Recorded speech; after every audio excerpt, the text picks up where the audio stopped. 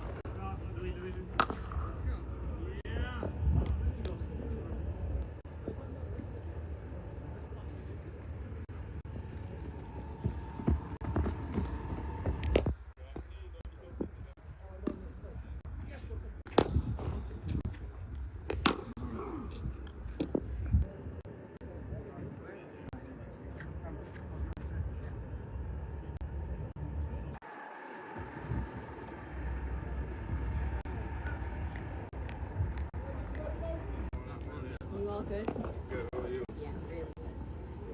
Another scan, another test? Yeah, he's free. He's free just to do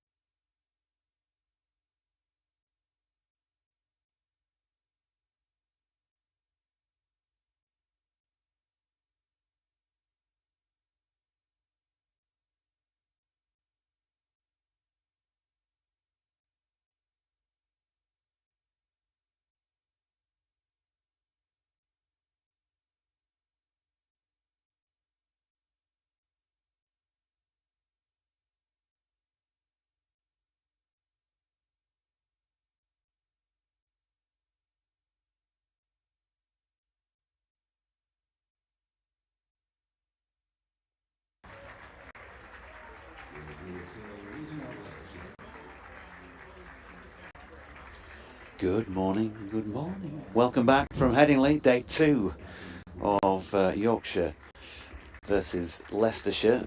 And Richard Ray alongside me on BBC Radio Leicester seems to have a ringing in his ears. Good morning, Richard. I know he's got to go off and do a bulletin, but just quickly give us Leicestershire's hopes for day 2. Yeah, good morning, JD. Good morning, everybody. Glorious morning here at Headingley, and Leicestershire will be hoping for a much better day than they had yesterday. 285 for 3, and that scoreboard, both an accurate reflection of the quality of the Yorkshire batting, but also, unfortunately, of the Leicestershire bowling, which by and large was extremely disappointing on the first day of the season. They can only improve, certainly in terms of accuracy and consistency. I accept Josh Hull from that, who picked up his first class wicket in his first over, and by and large did as much as could be expected of a teenage debutant.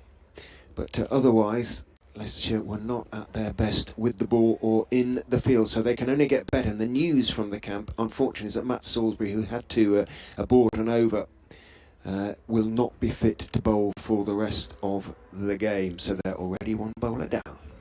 You missed your chance to wave at the camera, Richard Ray. But we'll let you go for a minute or two while you do your morning update. We've also got Lev alongside as well today. She'll be in 20 minutes or so's time for her first stint of the season, and she's been warming up well. All sorts of training sessions going on. Far more important to get it right for the commentary, of course, than it is for the Diamonds. But I'm sure she'll be letting us into all those trade secrets as the day goes on. But it's Chris Wright to bowl the first ball of the day. Right arm round the wicket to Dawid Malan, who of course resumes on 91 and has quickly made that into 92 with a little nudge down to fine leg. And he's out there with Matt Milnes, who ended yesterday after 21 deliveries with 5 not out to his name. Did a job as the night watchman. Regulars will know that I always query that. I'm not saying there's not a case for it ever, but a lot of the time I think they can be avoided, and trust in your batters. So of course we're into the 61st over of this Yorkshire first innings because of that break yesterday of just over 3 hours. That's a lovely shot by Milnes, who's got that away through extra cover off the bowling of Chris Wright, and it just has the legs to bobble over the boundary rope down on the northeast corner of the ground. So nice start to the day for Yorkshire, who've moved on to 290 for 3 as a result of that boundary. Conditions good here, blue skies, bit of fluffy white cloud around, but whatever moisture there was in the pitch when they resumed yesterday, will have helped it. Continuing to dry out in the sunshine. And here's Wright again. And Milnes solidly behind it. Did have a few runs against Yorkshire when playing for Kent, Matt Milnes, a few years ago down at Canterbury. Useful tail ender. Right, meanwhile, none for 68 off 15 and a half overs now. They've reset the playing hours for today as well. So stand by for info on that front in a moment, because Wright's coming in again. Gives this one a little bit of air. Well, there's probably a little bit of swing as well, but Milnes solidly behind it. So, well, we've started at 11. We're playing 2 hour and 10 minute sessions today. Theoretically, at least for the final session, that is. They are fixed for the first 2 sessions, so lunch will be taken at 1:10 through until 1:50. The afternoon session 1:50 until 4 o'clock. Right in again to Milnes, who drops that out to point, no run. And then the final session of the day is scheduled to be 4:20 till 6:30, but there are 106 overs to be bowled today, and given that Leicestershire are already -5, then I think we could be here till possibly about 9:30 tonight before they get all those overs in. Sarcastic comments aside, we're certainly not going to be finishing, I don't think, for 6:30. As Wright comes in, right arm over. That's dropped out backward of point once again by Milnes to complete the opening over of this morning session then, with Yorkshire on 290 for 3. Milan 92, made it look pretty easy yesterday, as you'd expect really, against a side who've been down towards the lower reaches of the second division. A man with 28 first-class tons to his name, but he was also out there standing and applauding when his teammate Finley Bean made the first of his career at this level. Had a chat with Finley last night, and as you can imagine, was a very happy man to have put that landmark against his name so early in his career, and certainly first game of the season. What more could you want in your first knock of the season to come up with a ton? Josh Hull is going to open the bowling on day 2 at the Howard stand end, and Richard Ray is back alongside. Yeah, that's a little bit of a vote of confidence in Josh Hull. The teenage debutant yesterday was as good as any of the Leicestershire bowlers, and that isn't necessarily saying a great deal, but hopefully he'll take a little bit more inspiration from picking up his first class wicket yesterday. In he comes and bowls outside off stump, little bit short, up on his toes as Malan, dabbing it carefully down towards third man. Takes the first one quickly in the hope that Finan will be slow to the ball. He isn't, so it is just the single to Malan. He moves on to 93, 291 for 3, and the fact that it's a bank holiday and a rather lovely day, the crowd is considerably increased on the numbers yesterday, rubbing their hands metaphorically, I suspect, the Yorkshire faithful. Fantastic foundation laid by the top order yesterday, and with the prospect of potentially a century for Malan, Shea Hope to come, well, a certain amount of satisfaction in the murmuring around Headingley already. Hull is in, bowls 2, Milnes goes past his outside edge with a, again, slightly short of a length delivery that just may have held its own a bit of bounce from the very tall young Josh Hull. Had a chat to him at the end of play yesterday. Big grin on his face. He looked about, in as much as somebody who's 6'9" can, he looked about 14, if you know what I mean. He looks very much the boy that he is, in a giant body. But he was, he said he very much would have taken former England opener Adam Lyth as his first class wicket, especially in his first over. In he comes over the wicket and bowls again short of a length. It bounces nicely as well. Milnes on the back foot looks to try and work it away, doesn't get anything on it, and Hanscom behind the stumps, who kept really nicely yesterday. One pops out of his glove so as well for Peter Hanscom and Leicestershire and Hull. But Matt Milnes didn't get anything on that.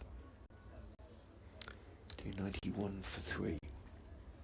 Few clouds around, but not many, and they're all of the light white fluffy variety.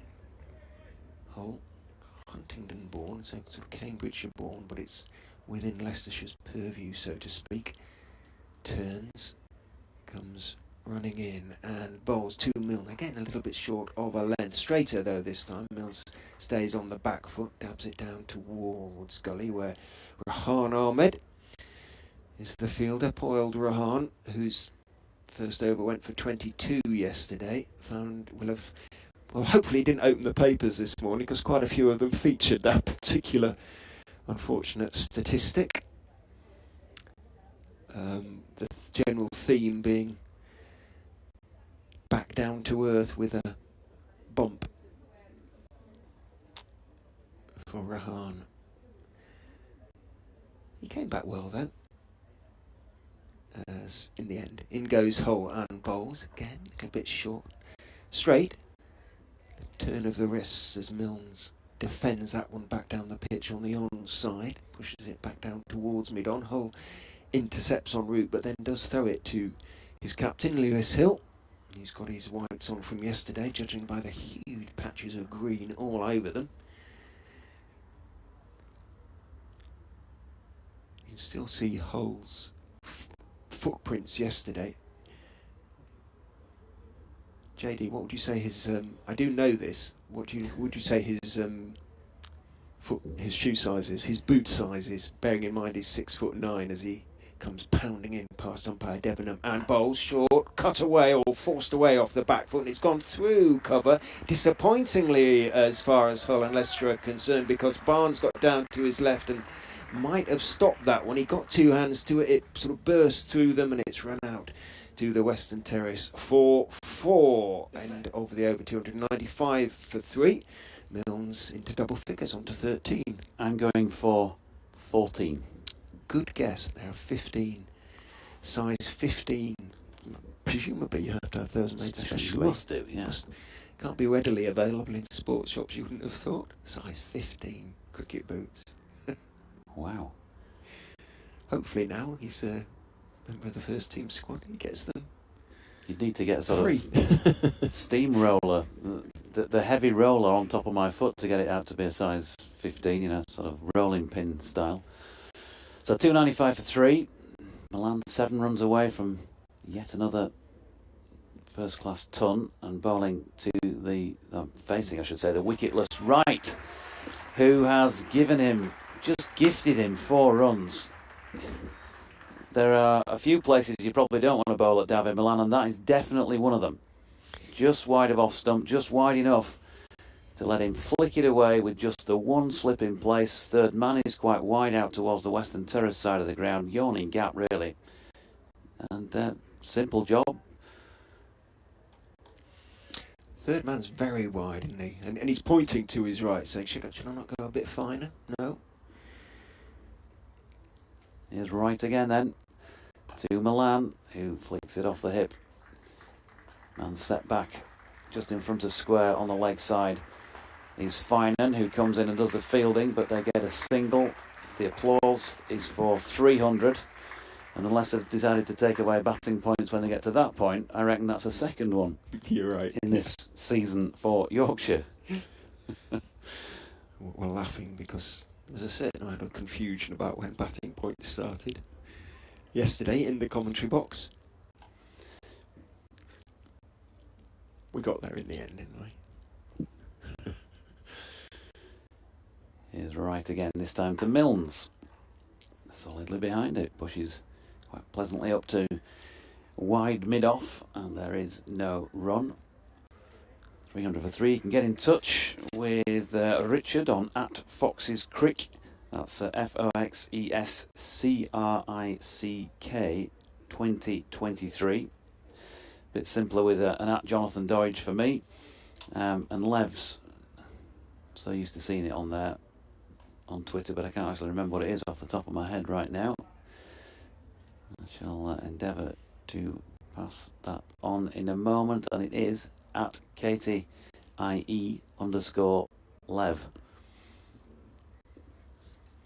Or of course on the emails, bbcwestyorkshiresport@gmail.com. Milnes on 13 weights as Wright comes in again, and this time flits it quite nicely in front of square. And if Dawid Malan's not looking particularly troubled, then the night watchman is much the same. Matt Milnes here, he's on to 14 now, 301 for 3. My colleague shakes his head dismissively from side to side. No, the concern really is a sort of lack of consistency in the bowling. I mean, yes, there's not too much in the wicket. The ball's old, probably a little bit soft after all the moisture on the ground yesterday as well. But in those circumstances, you just try and make it difficult, don't you? You just try and hit the top of off, hit the top of off. Yeah, here's Wright. Now then, that's a better delivery and has the measure of Malan, who ends up padding it away. Balloons out into the offside where Ahmed fields. It sounded very wooden, didn't it? Might have been inside edge, maybe, yeah. But that's where, that's the spot, isn't it? Top of off, good length. Top of off stump. Aye. Marvellous. You love to see it. Well, it's going to work for 150 years in cricket, hasn't it? Must be something in it. Here's Wright to Malan, who leans into this one and just drops it out into the offside to complete over number 63. With his own score on 98, Milnes on 14, 301 for 3. Good morning to you, David Coleman, who says, nice to update my honoured seat. with Finlay Bean's remarkable maiden Yorkshire first team century and his second in consecutive matches here at Headingley. And he signed my scorecard. He did, of course, make a 100 in the warm-up game. So Honours seat. Honours. So is that... did I say seat? Yeah, he's put seat. So is that as... Yes, it is. It's a seat pad. Ah, okay, so... I see. So he gets the people who've reached a landmark to sign Like an his honours seat ball pad. on his seat pad. Okay, I get it. So that's a celebration of how good they are because he puts his backside on them after they've done a really good job. Well, I'll start this over, but you might have to take over, given that Malan is on 98. But he's not facing at the moment. It's Milnes facing Hull, and he's going to pick up a single there and bring Malan on to strike because it's short and a little bit wide, and he can get up on his toes and just guide it calmly, carefully, through the vacant gully area down towards third man, where Rishi Patel is the fielder. And on the second day of the season, Jonathan Dawid may be about to describe the second Yorkshire century of the season. Yeah, Martin Rowe, thanks Martin. He obviously reminds me that I have the face for radio, having seen commentator Cam. That's a bit Some of us are not blessed in the looks department. So Malan on 98, and he's going to face debutant Josh Hull, who has just tied him up with this one. Malan dropping it down into no man's land at Scilly Point region, and there's no run. Forever Dormo, good morning to you, says the sun's shining, the Easter weekend beginning, and Yorkshire has made the sort of start to give us enthusiasm for the summer ahead. Can't wait. In a perfect world, Borough and Sheffield United go up. Level have something to say about that. Leeds stay up, and so say all of us. And Neil Warnock works his magic at Huddersfield too. It's Katie and Owl.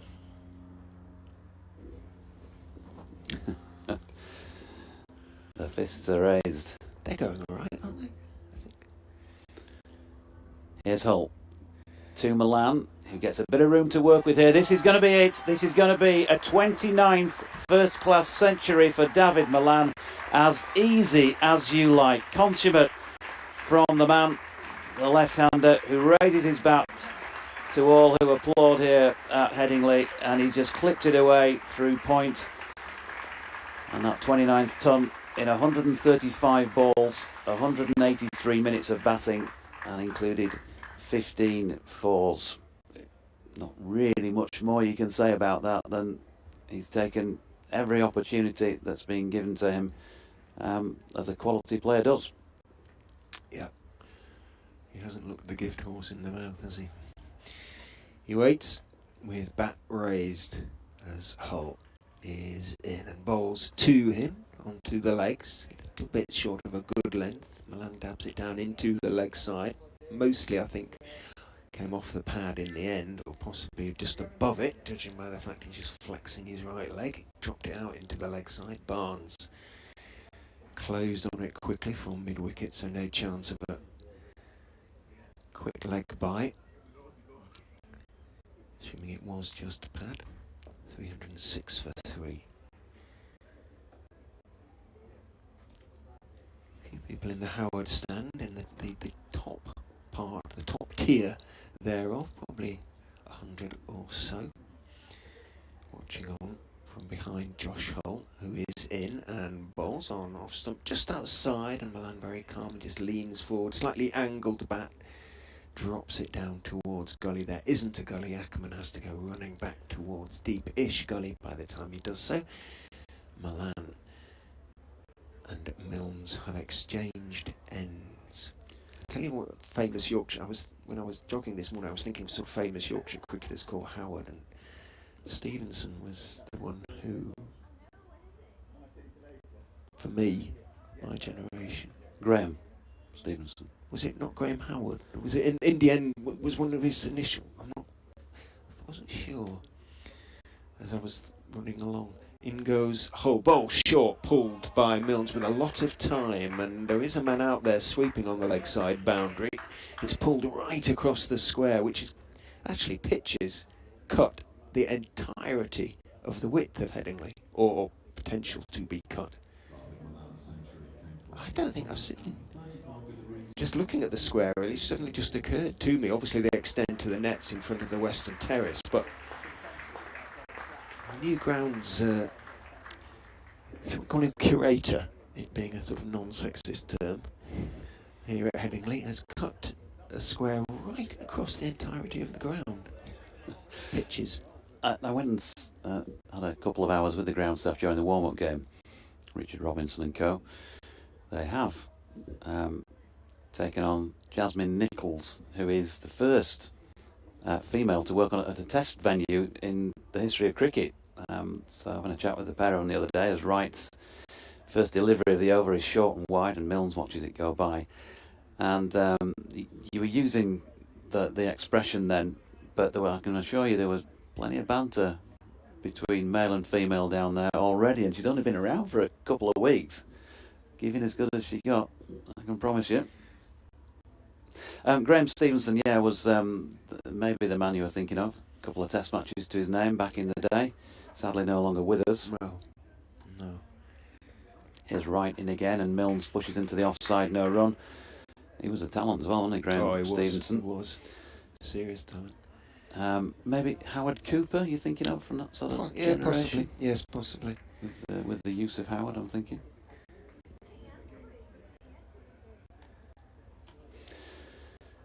So Milnes on 16, the partnership so far worth 39. Goalkeeper's going till the end of this over, and then Lev's going to step in for the first time. She's been virtually pulling me out of the chair already in the first 20 minutes or so of this broadcast as Milnes flicks that one out to mid-wicket and Rehan Ahmed does the fielding. He'll be hoping for a better day when he gets the ball in his hand again, and undoubtedly without Salisbury to bowl, he's going to have to take on some workload here, and he's going to have to step up a bit, isn't he, as well, on what he produced yesterday. Milnes' single takes him to 17, 309 for 3.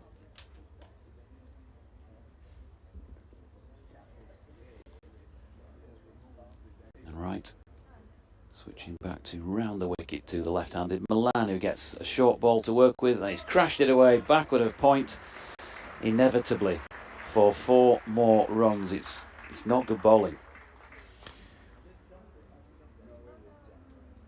No, it isn't. Just he's bowling at a man who's got 100 on the board effortlessly, really. Who's notoriously strong. And giving him width and outside, off stump. Length to work with. So Yorkshire cruising along. They resumed this morning on 285 for 3. Absolutely zero alarms in this first 20 minutes of the morning. And they are starting to pile on the runs, pile on the agony now for the Foxes as Malan just pushes an easy single out into the offside to take him on to 108, 314 for 3. Milnes beginning to rather look like he fancies it as well. His own quiet way. Bent Nielsen tweets, "Good morning. A small rules query. Had Salisbury been able to resume bowling later, how early would he be allowed to rejoin the attack after having had to abandon an over?"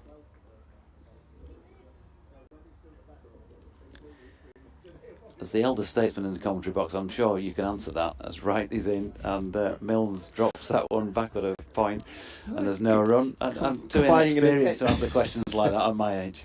I like that, combining an insult with a very difficult question in one sentence. I think it's probably time I stepped out of the box now, and we'll say good morning to Lev in a moment. Straight out that window. Unfortunately, what I can say is that Matt Salisbury actually won't be able to resume anyway. I take your point about if he had been able to. Just looking at Chris Wright's figures on the board: 18 overs, 1 maiden, none for 80.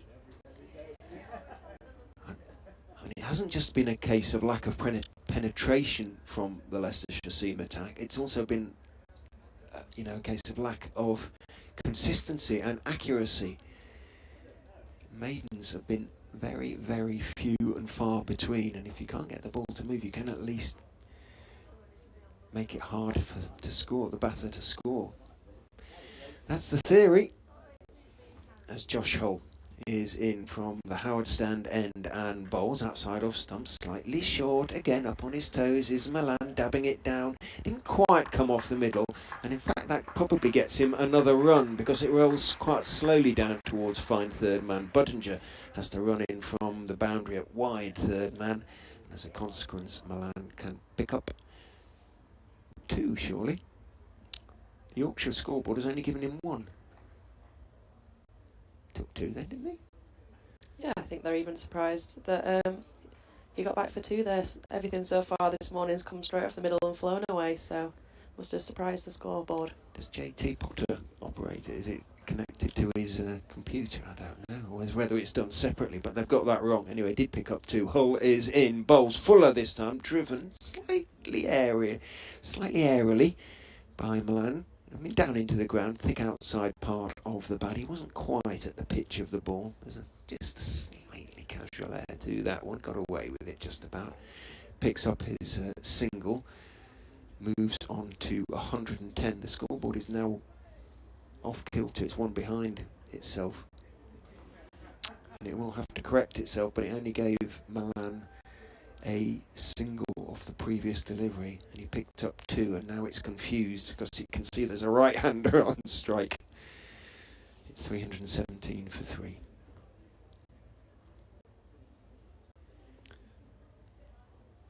Gully goes in for Hull bowling to Milnes. In he comes. Bowls, nice and straight, good line, good length. And studiously leaning forward is Matt Milnes, blocking it. Plenty of time. Pitch looks pretty placid, doesn't it? Has to be said. Yeah, it looks surprisingly batter friendly for this time of the season. Usually the April wickets have got a few demons in them, probably why the Leicesters chose to have a bowl first, and so far that's not proven in their favour, and Yorkshire really capitalised on this true wicket, prepared by the new ground staff as we mentioned earlier. They've done a pretty good job from a batting point of view, that is. The scoreboard has now corrected itself. Malan 111, Milnes 17. Hull is ready to go. Comes charging in, but Milnes isn't quite ready, so 3/4 of the way towards umpire Ben Debenham. Hull swings around and starts walking back to his mark. His footprints from yesterday still very visible. It was pretty damp at the start of play yesterday. The grass bruised beneath those size 15s. In he goes and bowls, and Milnes is waiting in his crease for that one. It wasn't too bad a length. Didn't do anything, so he was just able to lean forward rather than step forward and block it back down the pitch towards Josh Hull. Leicestershire's captain Lewis Hill, hands on hips, talking to his senior bowler, Chris Wright, at the other end. What really does the captain do in these circumstances? Bowl better, please. Have some optimism and lots of positives at the ready in your vocabulary to try and get your voice through this bit. His first match as first class captain, Lewis Hill, as Hull is in and bowls Fuller, but it swings in towards the legs a little bit of Milnes, who clips it nicely, waits for it, clips it away nicely through mid-wicket. Finan, who's out there on the sort of mid-wicketish boundary, has to run 20 yards or so to his left. Gets to the ball, gets it away, but Milnes picks up a couple, moves on to 19. Getting good applause from the faithful, and that is because that's 2 runs bring up the 50 partnership for the 4th wicket between Matt Milnes and Dawid Malan. Coming decent time as well, as all the partnerships have. What is the run rate at the moment? It's pretty close to 5 still. It's continued this morning. Hull in the shade now. Goes in and bowls to Milnes, who is working that one off stump, slightly angle bat out towards Rehan Ahmed, who's at backward sort of cover point, slightly square over the wicket. Not quite gully, not quite cover point, makes the stop. End of the over. 319 for 3. 4.83 the run rate at the moment. Gives the captain so many more options when the runs are coming quickly. The batting side, obviously. Yeah, I think the bowling captain would be wishing for a few more options at the moment. Unfortunately, like you mentioned earlier, they've already lost one of their key bowlers in Salisbury. And looking at the scoreboard, how it's motored along this morning, continued at the same rate as yesterday, you'll be looking to your bowlers just to try and find something for you and try and pull this match back in your favour already early on day 2. Well, a new ball, still 14 overs away. As Wright is in outside off stump, and Malan waits for it, and with the angle bat dabs it down towards third man. Has a bit of ground to make up to his right, but does so quickly, so Malan has to settle for 1. Apologies, Kate, do you prefer to commentate or summarise? I automatically assumed. Summariser in this early fledgling part of my career. Right, you are. Commentating's easy, you just say what's happening. I get too distracted in just watching, and then I realise that I've not actually said anything. Too much of a cricket fan still. Right. 31 on his back over the wicket to the right hand Milnes, short of a length. Milnes gets up on his toes, tries to steer it away through the offside, doesn't quite time it as well as he would have liked, and ends up picking out the fielder at extra cover. I think as he turns away, yes, it's Budinger, formerly of Notts, of course, Saul Budinger. Hard hitting batsman, getting his chance against the red ball this season. We'll be hoping, well, he'll be looking at the wicket and thinking, if I can get through the opening overs, I've got a chance to make runs on this. In goes right and bowls, just outside off stump. No big stride again from Milnes, but able to play it really just using his eyes, just waiting for the ball, dabbing it down towards backward point. Yeah, that's something that both of these batters have been able to do this morning, playing everything really late and under their eyes and just make it look so simple out there. You wouldn't think that Matt Milnes is out there as a night watchman, how he's gone about it this morning. Seems to have that extra second that Malan has also. Wright is in, bowls to him. He is edging past first slip, and it's going to run down to find third man for 4. Well, Ackermann took a brilliant catch yesterday, and it went between keeper and Ackermann. Just where it pitched, where it bounced. Waiting to see if we can see a replay on that one.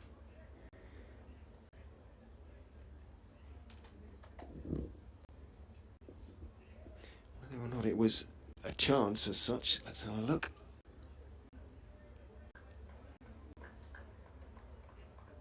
And follow the line of the ball. As Wright is in and bowls, driven hard back to him. It's Fuller this time, but he feels in the follow through. Do you think it was a chance, Katie? Yeah, it looked like it was a chance. It's absolutely flown through, and absolutely it's similar. bisected them, didn't it? He's standing a little bit wide there, Ackermann. Yeah. Yeah, keeper's not moved at all for it, and if it had taken it, it'd have been similar to the one that he dismissed Finlay Bean with yesterday, Ackermann in the slips, but I think it surprised everyone at the speed it's raced off. I just said he had an extra second to play, and then he plays that incredibly late. Well, Leicestershire probably aren't going to create too many chances. He's got to take those that they do, as Wright is in. Thick inside edge as he rather strokes an attempted defensive push at that one. Milnes gets away with it as it goes out into the leg side end of the over. 3:24 for 3. Doidge's going to come back as I have to go and do an update. To say we've been talking about how Yorkshire have been dominant this morning. Leicestershire bowler there did manage to string together a couple of balls, trouble Matt Milnes, the night watchman, find that outside edge. Unfortunately, dissected his keeper and slip, and for no reward, but it shows the need to keep Milnes on strike, try and build some pressure against that night watchman and force the wicket. Oof. It's not good to see a dissection on the field, is it? I remember having to do that with a rat when we were at school in the science lesson. I think health and safety rules had changed by the time I did science. So we have a... Is that a reference to my advancing years again, Levick? You're straight away, this is for the first exchange on air of the 2023 season, and you're off. I said I'd be better this year as well. I've showed some respect on Twitter. I referred to you as a gent, that I think you are, Doidge, and then couldn't help it there. Just curb it, lady. Lady. Lady! All the platitudes on the way back. What's going on? 11 dodgy back on together again, and it's going to be Colin Ackermann to try and break a partnership that is so far worth 55 for the fourth wicket here. And without any exaggeration, really, it's been pretty much a breeze for the pair of them. Dawid Malan is on strike on 112. Matt Milnes, who really just came in last night to see things through to the end of play, has hung around for the first half hour this morning as well. He's done more than hung around because he's looked relatively comfortable. There was that edge that you were both referring to in the previous over, as Malan works 2 backward of square on the leg side. Yeah, we said Milnes is not looking every part of the night watchman that he's gone out and the role to do. He'll be eyeing up a score for himself here. He's already moved on to 23 this morning, and Malan with that first ball for Ackermann has shown that he's probably looking to get a bit more creative now with his run scoring. It's coming a bit too easy for him just to keep rocking back and dabbing through those areas that he's so strong in usually. Yeah, and again, steps away, loads of time, although doesn't manage to get it either side of the man in at short extra cover. Picks him out, or short mid-off, I suppose. 3 men in that general area. There's a long off, slightly wider short mid-off, and then an short extra cover as well, both on the one. But he's still finding ways to find runs, and Ackermann strays a little bit too straight, and again, Malan easily just picks him off and runs it down to fine for a couple. There's a reasonably healthy crowd in today, Good Friday, bank holiday. Spectators scattered around, maybe a few in today that weren't here yesterday as a result of a bit of optimism from Yorkshire putting some runs on the board, and they're continuing to pile them on here, and Malan has just pulled 6 through mid-wicket, so the change of bowling has very firmly not worked in this first over by Ackermann, because he's now gone for, I make that 10, I think, off the first 4 deliveries, a couple of 2s, and now a 6. Step back and just dismissive, and although the fielder out there was interested for a moment or two, always looked like it was going to clear him. Yeah, not often you see them sailing into the stands in 4-day cricket, but he's making it look easy, Malan. And here he is again, just flicking one out to the sweeper at cover, and that single takes him on to 123, top scorer in the match so far. He's now eclipsed, of course, Finlay Bean's 118 yesterday. 335 for 3, just 1 left in the over, and then we'll put Richard back into bat. And just a reminder, if you're joining us, 285 for 3 this morning, so Yorkshire have already added 50 in just 35 minutes of play, and 7 overs and 5 balls. The run rate, well, it's dipped below 5, but it's there or thereabouts, isn't it? 4.94. Ackermann just makes a little adjustment to the field because Milnes, right-handed, is on strike for the first time to him in this over. Flicks the first ball he faces from Ackermann. 2 short mid-on. End of the over then, 68 complete. Yorkshire 335 for 3. A few more words from Lev, and then back with Richard.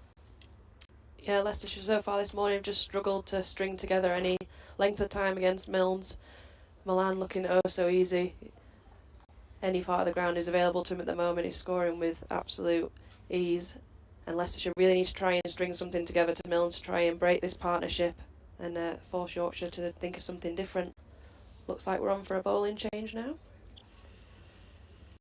Alan Ahmed will be hoping his first over is rather more impressive than his first over yesterday.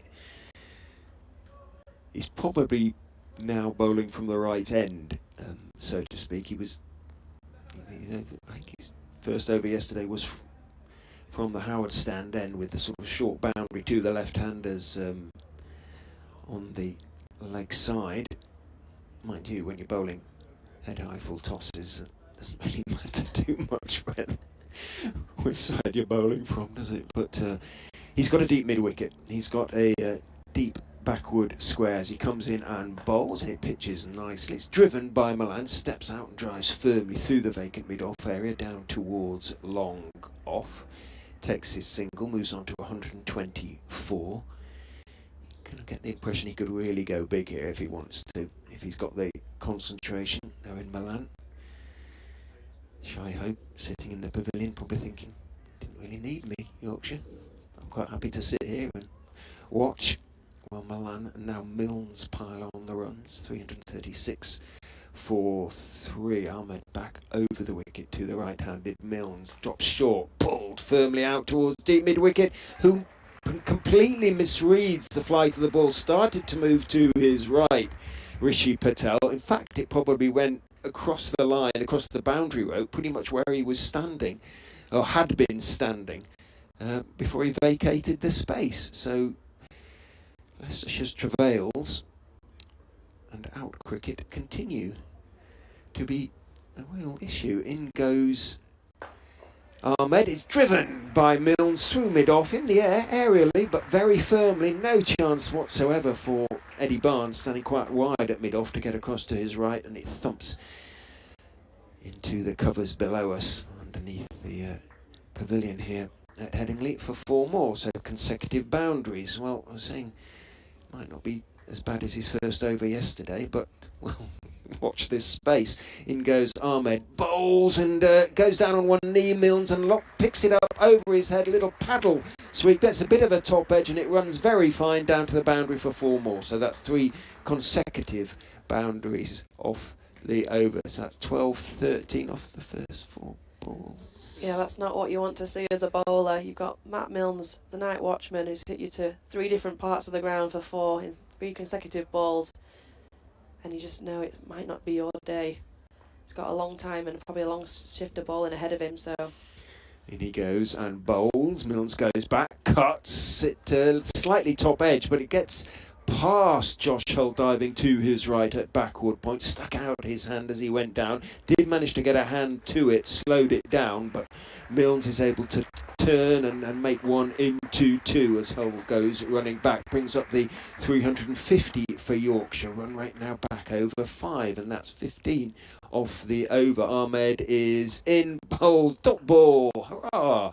From Leicestershire's point of view and Ahmed's point of view, that was a good delivery. At least it was an accurate delivery, and Milnes leant forward and defended it. So his first over yesterday went for 22, and that one, I suppose, relative triumph, isn't it? 15. It's an improvement, that's all you can hope for. It's not been the most you might have hoped bowler-friendly. for a bit more than that.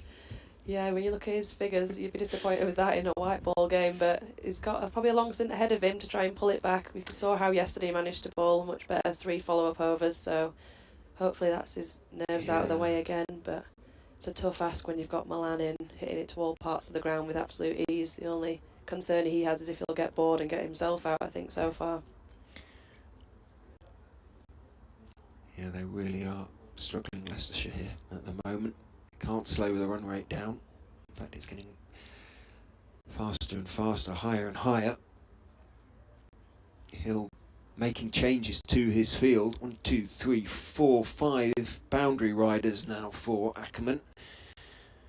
As he looks around him, happy with his field, comes in and bowls to Malan, who's just dabbing out into the gap in the covers. Barnes, who's a sort of slightly deepish extra cover, goes running across, doesn't get there however before Finan running in from this sweeping position on the offside boundary gets to the ball. Malan happy to take 1. See what Milnes is now doing, and he's leaning on his bat. He's going to sit back and watch, see what the night watchman can do.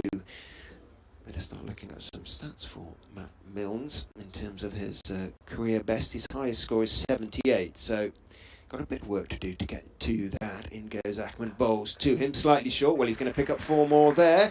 Milnes went back and in some style punched it away through the offside. Patel, who's in at extra cover, couldn't get there, and it crosses the ropes in front of the electronic scoreboard, which is on one side of the western terrace as we look out from, I'm not sure what the pavilion is called these days. It was the Carnegie Pavilion for a while, I think, which he'll tell me no doubt when he comes back. whether it has a sponsor at the moment. It's the Sure. Clean Slate Pavilion. I The believe, Clean at the Slate moment. Pavilion. Okay.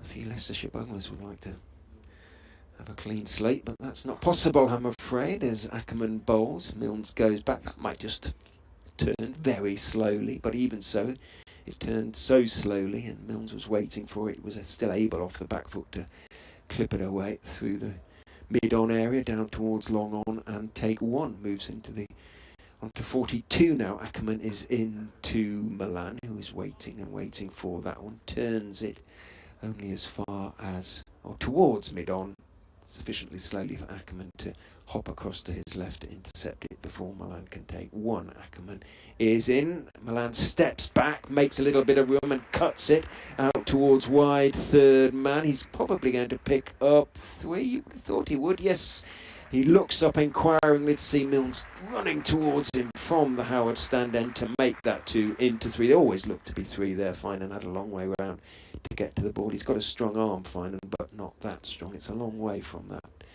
third man boundary.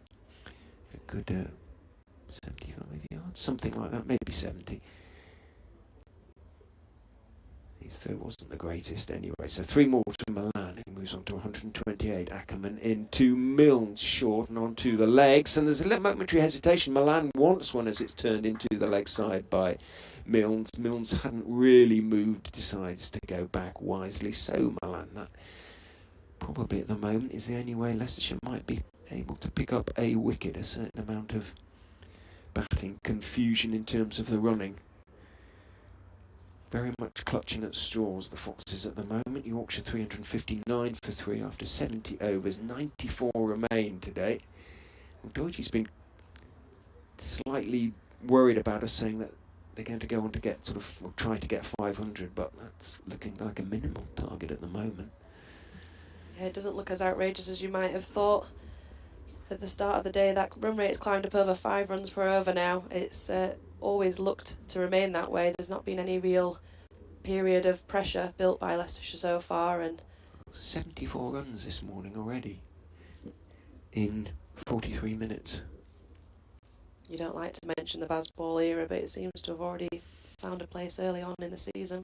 Ahmed round the wicket, tosses it up, made into a full toss by Malan, and then a reverse sweep. Full toss for the left-hander, and he dabs it beautifully, times it beautifully down through third man, or the third man area, sort of through the slips, third man being very wide down there, to the boundary for four more. Looks as though he's rather beginning to enjoy himself here, Dawid Malan. Yeah, often a textbook player is getting all of his stroke play out at the moment now. I've had a few going behind that square area over his head for little reverse paddles, and now he can hit it where he wants this morning, and the runs are his for the taking. Ahmed is in, bowls, almost goes through Malan, who stepped back, tried to cut it away, might just have turned back in towards him a little bit. He did try to chop it away, came off a bottom edge, went past the leg stump by a good few inches in fairness, but certainly was a false shot.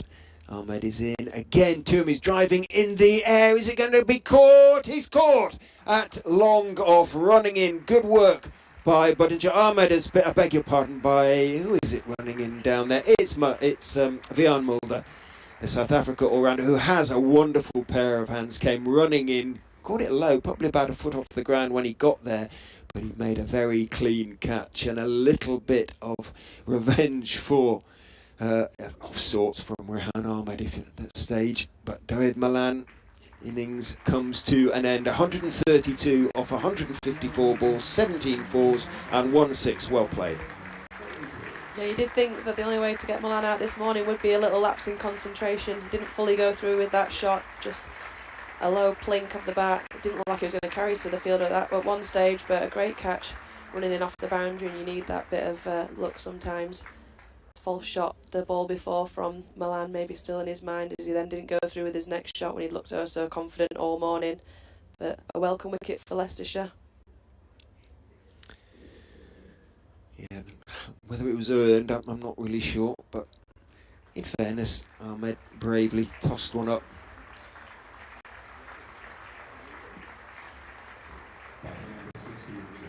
Shay Hope. Shy Hope. I don't call him Shay, but Shy. A-S-H-A-I. Shy Hope comes to the wicket to replace Dawid Malan. Well, he couldn't have asked for a better position to come in, you wouldn't have thought, really. The circumstances against a depleted, tired, dispirited attack. Against the old ball on a good wicket. With a huge score already on the board, 363 for 4. Yeah, it's the welcome of dreams, really. A last-minute replacement overseas player for Yorkshire. He'll be thankful to have a full day off yesterday, basically, with his feet up. See Matt Milnes go in to take that difficult last couple of hours in the evening and then come out with a handy scoreboard of 363 for 4. Nice run rate over 5 and what looks like quite friendly batting conditions. Perfect, isn't it, really? All the dressing room message of being, go and fill your boots. He'll still be a little bit nervous on debut for Yorkshire, that is. Oh, and that one stays very low from Ahmed outside off stump, and Hope, having jabbed unconvincingly at the ball, holds his pose and looks quizzically back down the wicket at Rehan Ahmed. Maybe just from a foothold outside off stump, just absolutely squatted. In goes Ahmed, bowls again, driven by Hope. That's his first run because it's gone slightly wide of Ed Barnes at mid-off, but decent-ish delivery, inviting the drive, but he had to reach for it a little bit. So he's got his single. Rehan Ahmed will be lifted by that. 5.5 overs, 1 for 48. His figures now. And he's telling his mid-on and mid-off to come in a little bit. Mulder and Barnes, they're both about halfway between the pitch and the boundary as Ahmed is in. 2 Milnes, a flatter, quicker delivery outside off stump, a little bit short of a length. Milnes, who's very much in touch now, can go back and cut it away through the offside to the sweeper Finan on the offside boundary and take 1 and keep the strike. So Ahmed, a successful over, at least in wicket-taking terms. 1 for 49 from 6 for him. Yorkshire 365 now for 4. Yeah, they'll be happy to see the back of Malan, but another pedigree batter in Shy Hope strides to the crease. You've got to try and keep the pressure up now. There was just a little hint of a early April pitch there in the last over with a low bounce, followed by some bounce outside off stump, so you've got to try and build a little period of pressure here with Milnes, the batter, on strike currently. Ackermann is in, bowls to him. He's going to pick up a single there as he goes back, forces through a very straight mid-on out towards long on and takes 1. I don't think Yorkshire will be too unhappy at seeing that bounce, given the position that they're in. Dominic Bess will be thinking, oh, that's fine. Put a little bit of doubt in the batsman's minds, doesn't it? Yeah, there's always the feeling of when you're sat looking smug watching your team back like this, you think, I've got to go out and bowl on that. So they'll be happy to see some promise, some wear and tear on that pitch. Absolutely. Ackermann over the wicket. Bowls. Hope pulls him for 4. It was short and it sat up nicely and Hope just rocked back. And I think many a club batsman might have put that one away as well. But Shy Hope didn't need a second invitation. Whacked it away through the mid-wicket boundary for 4. Yeah, that got what it deserved, really. Hope showed his class and rightfully put it away, even though he is only a couple of balls into his innings. And that's not the way we said they need to build some pressure, unfortunately. Bajan, 29 years old, as Ackermann is in, bowls to him again. It's a little bit short.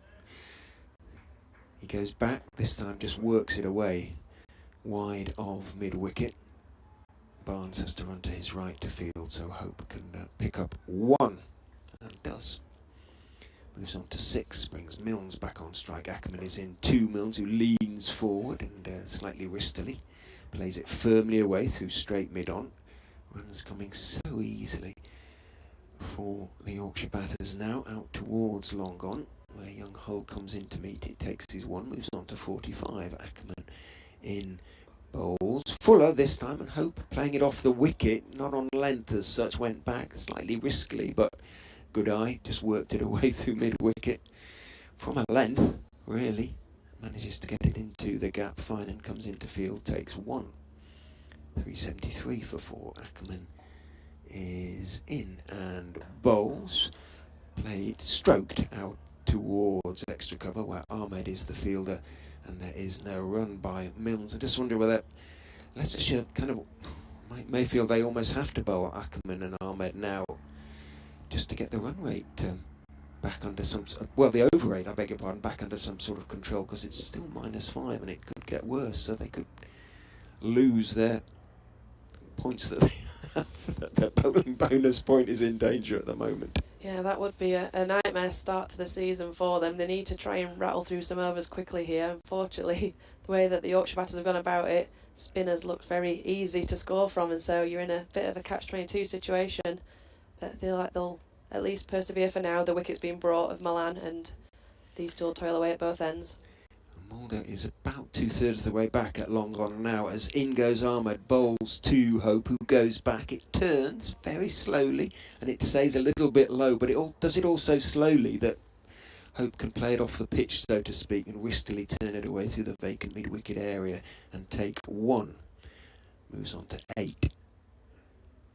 Milnes waits as Ahmed is in, tosses up a nice one, and Milnes is forward, slightly beaten in the flight, I suspect, there, and comes off a thick outside part of his bat, runs out in towards the sort of cover area. Buttinger runs across the field from extra cover, and there is no run.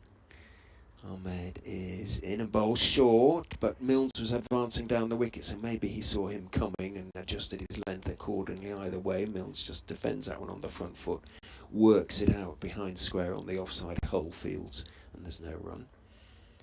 Ahmed is in and bowls, tosses it up nicely. Milnes leans forward, clips it away through straightish mid-on out towards Mulder, who's at that 2/3 of the way back towards long on position.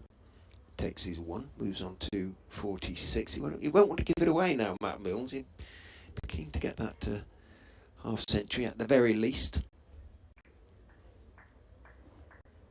Ahmed past umpire Pollard, bowls bit short. Again, it stays a little bit low, but Hope goes back and plays it off the back foot firmly out towards Finan on the extra cover boundary.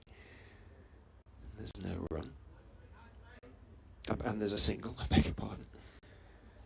Yorkshire on to 376 now for 4. Hope on to 9. Ahmed is in 2 Milnes, line and length on off stump. Doesn't really do anything too much. Milnes leans forward and blocks it out into the offside off a slightly angled bat. Hull comes into field, and there is no run on that occasion. So in terms of line and length, slightly better over from Ahmed. Yeah, it looks like it's the sort of pitch where anything short is just sticking and looks incredibly slow, allowing the batters to choose how they want to play it and go back and have all the time in the world. You need to get it fuller up there to try and cause a bit of shot confusion, but obviously with how Ahmed started yesterday, those full tosses will be in the back of his mind. He'll be worried about going too full, so he's in a difficult position, but it was a much better, more promising over that one. Ackermann to continue from the Howard stand end is in, bowls to Hope, who looks full of intention as though he wants to get after the bowling, but that one was a bit too straight and a bit too of a good length, and all he can do is work it back down the pitch to Ackermann, who is in again. Forward goes Hope, thick outside edge there, along the ground all the way towards the gully area. Mulder, who's in a sort of deepish gully position, has to run away to his right to field, and so a single is taken. Ackermann into Milnes, who's forward playing firmly down the pitch on the onside. Ackermann hops across and fields on the bounce to his right, makes the stop, and there's no run. Milnes on 46. Waits. Ackermann in bowls. Milnes is forward again, playing carefully. As I say, I think that half century's on his mind, working it into the leg side, out towards Hill, who's at short-ish, straight-ish mid-wicket. Ackermann in, gives it a bit more air this time, looking to work it past Hill, who tumbles to his right and makes sure that Milnes can't pick up a single. 377 for 4. Ackermann none for 47 as he comes towards the end of his 9th over. Bowls outside off stump, so Milnes can go back and work it safely enough. There was no turn there. from away outside off stump, out past Ahmed in the covers, out towards the fielder on the offside boundary, and take one and keep the strike. In so doing, he moves on to 47, 378 now for 4. Yeah, Milnes has played with such ease so far this morning. You can certainly tell he's just honing in on that personal milestone. He'll be thinking he doesn't want to throw it away now. He's got a great opportunity to get that half century, and even, as we mentioned earlier, his highest first-class score to date was in the 70s, and that's also well in target if there's ever an opportunity to get it. It's a pitch like this and a setting like this. Ahmed is in, clipped away off his legs by Matt Milnes, and Ahmed's hands started to go into the air, but he got plenty of it, so much so in fact that he's beaten the man, the sweeper, on the leg side boundary and picked up the boundary he needs for that 50. Matt Milnes moves on to 51. Another Yorkshire batter reaches his landmark. It's come in 80 minutes at the crease of 70 balls and includes 8 fours. Yeah, he really deserved that, and an appreciative round of applause from the players on the balcony. It's his first game for Yorkshire, and what a way to introduce himself to the Headingley crowd with a lovely 50 as night watchman. Ahmed is in, bowls to him. He just leans forward and plays it firmly. Gets almost to the pitch of it, through the sort of straight mid-on area, out towards Mulder, who's at that halfway back position towards long gone. Takes his 1, moves on to 52. Hope on 10. Waits, Ahmed is in, bowls to him, he reaches for it and slaps it away through the offside. Finan runs around the offside boundary, tumbles as he makes the stop, but he does make the stop, which means that Hope has to settle for a couple. Moves on to 12. Had to really reach for that one, but he got there. Yeah, not the prettiest runs of the day so far, but still effective. It's a big old boundary out there, and it shows there's not much in this pitch that you can trust. Ahmed is in. Hope goes back, works it away off stump, through straight mid-on, down towards Mulder. Takes his 1, moves on to 13, 386 now for 4. Run rate creeps ever upwards to 5.17. Ahmed is in, drifts on towards leg stump. Milnes, who's really enjoying himself out there, can just lean forward and clip it firmly away through the vacant mid-wicket area down towards the sweeper Patel and take his single. Moves on to 53. There's no stemming the flow for Leicestershire at the moment. Back goes Hope to that one that skids onto him a little bit.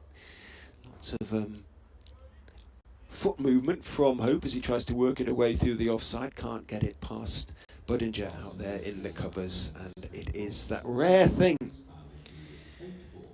today, this morning, that rare thing, Doiji, a dot ball. 387 for 4 after 75 overs. Yeah, there haven't been too many to join, have there? By the Leicestershire Foxes bowling attack, and they are a man down, of course, in that respect, because Matt Salisbury, who got injured yesterday, a calf injury, is not going to be able to bowl again in the match. Ackermann's first delivery of the over sees Milnes flick it to the man who's been posting in at short straight mid-wicket, and this time he steps into one and works it wide of that man down to long on. So the field in-out at the moment. Single for Milnes after that very nicely played first half century in Yorkshire kit. Takes him on to 54, 388 for 4. Lev's still alongside. Richard's just got to go and do an update, and we'll be back shortly. In fact, no, he won't. He's having a breather, isn't he? For the next half hour or so. I can't even read my own rota. As Hope has gone. He's opened the face and he's chipped one backward of point, and he has been caught by by Wian Mulder. In fact, down there at short third man, and so Yorkshire have lost a 5th wicket, and Shy Hope's first stay at the crease for Yorkshire is a relatively short one. Yeah, impatient shot there, came down the wicket, big waft and a top edge to short third. You do wonder if he got told to get on with it a little bit there with his innings, or if that's just his natural playing style. But another wicket falls for Leicestershire. Matt Milnes, the guy that's built an innings overnight and is looking so easy this morning. still there at the crease. And they'll be joined by George Hill, who had a breakthrough season last year for Yorkshire. Looked ever so confident at the crease, to say he's so young in his career, and it's a welcome sight for the Yorkshire fans to see him striding out. I think the batting was certainly a concern for Yorkshire fans over the winter period, but I think this will be hopefully a welcome sight for them this season, with already 388 on the board and a competent young batter in George Hill striding to the crease to join Matt Milnes. Yeah, he's certainly faced more difficult situations walking out in his relatively short career, George Hill, but we already know what sort of stuff he can produce.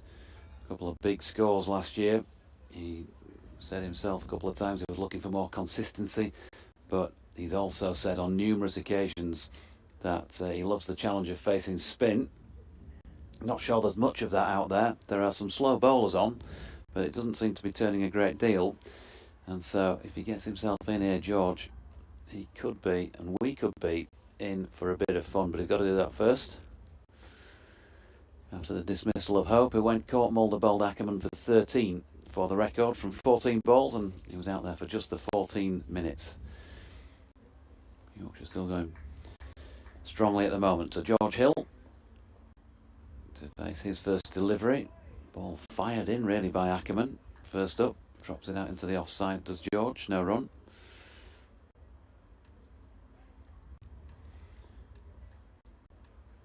And here's Ackermann again. Right arm over the wicket, and immediately, well, second ball, Hill off the mark with easing a single out to the man sweeping on the cover boundary. Feel a little bit better about life. Let's just take a look at George Hill's record for you as well. 22 years of age now. Of course, another product of Sedbergh School. This is 24th first class match, so certainly gaining experience. And he's now got over 1,000 first class runs as well, at highest of 151 not out, averaging 29.28, but you would expect that to be on the rise during this 2023 season. Yeah, got any nerves out in that first season last year and looked completely at ease in the first team, scoring 8 over 800 runs. Here's Rehan Ahmed from the Kirkstall Lane end to Hill, who gets a full bunger first ball and pushes it to mid-on, where Mulder is round to field. So 390 for 5. 2 first-class tons to his name, George Hill, as well as a couple of 50s to go with him. Milnes pushing one to man coming round from straight mid-wicket, Lewis Hill. No sun just at the moment at Headingley, but conditions are decent for the time of year, I think you'd have to say. Matt Milnes cloths one really right on the toe end of the bat. Unfortunately, I know all about what that feels like. I'd have definitely missed that, so I can't relate. Ahmed again struggling to find any sort of line and length with consistency here. Milnes arguably misses out there really. He's flicked one to Lewis Hill, who wanders across, well, returning the ball to the bowler and has a quick word, but Ahmed's not for hanging around for a chat, and he's quickly back in. Milnes pushing this one out to the man set back at a deepish mid-off, I should say, for a single. Yeah, you'd like to think with how the wicket's played so far, the only way you're going to get any rewards as a slow spin bowler on this wicket is some discipline and some consistency in your lines and length, and that's what they've lacked so far. Here's Ahmed again, and stepping away this time George Hill eases it, but straight to the man at backward point. The tall figure of Josh Hull, as Richard was alluding to earlier on. So 77 overs now complete. That means 17 have been bowled in the first hour and 5 minutes of the day's play, and Yorkshire have already added over 100 in this morning session in 65 minutes, 106 to be precise, for the loss of 2 further wickets, 3 down overnight. Those of Malan, who went for 132, and more recently Shy Hope for 13. Milnes pushing Ackermann's first delivery up to long on for another single. It just feels Ever so very easy. comfortable. Yeah. Yeah, there's no real trouble these two spinners look like they're going to have to bowl for quite some time to try and pull that over rate back, but they don't look troubling at all. Yeah, still -5 on the over rate. So George Hill looks like he's going to get his wish of facing the spinners. Ackermann's latest delivery just pushed back down the pitch by the Yorkshire right-hander. He's right over the top of this next one as well and dropping it out to Rehan Ahmed in the offside.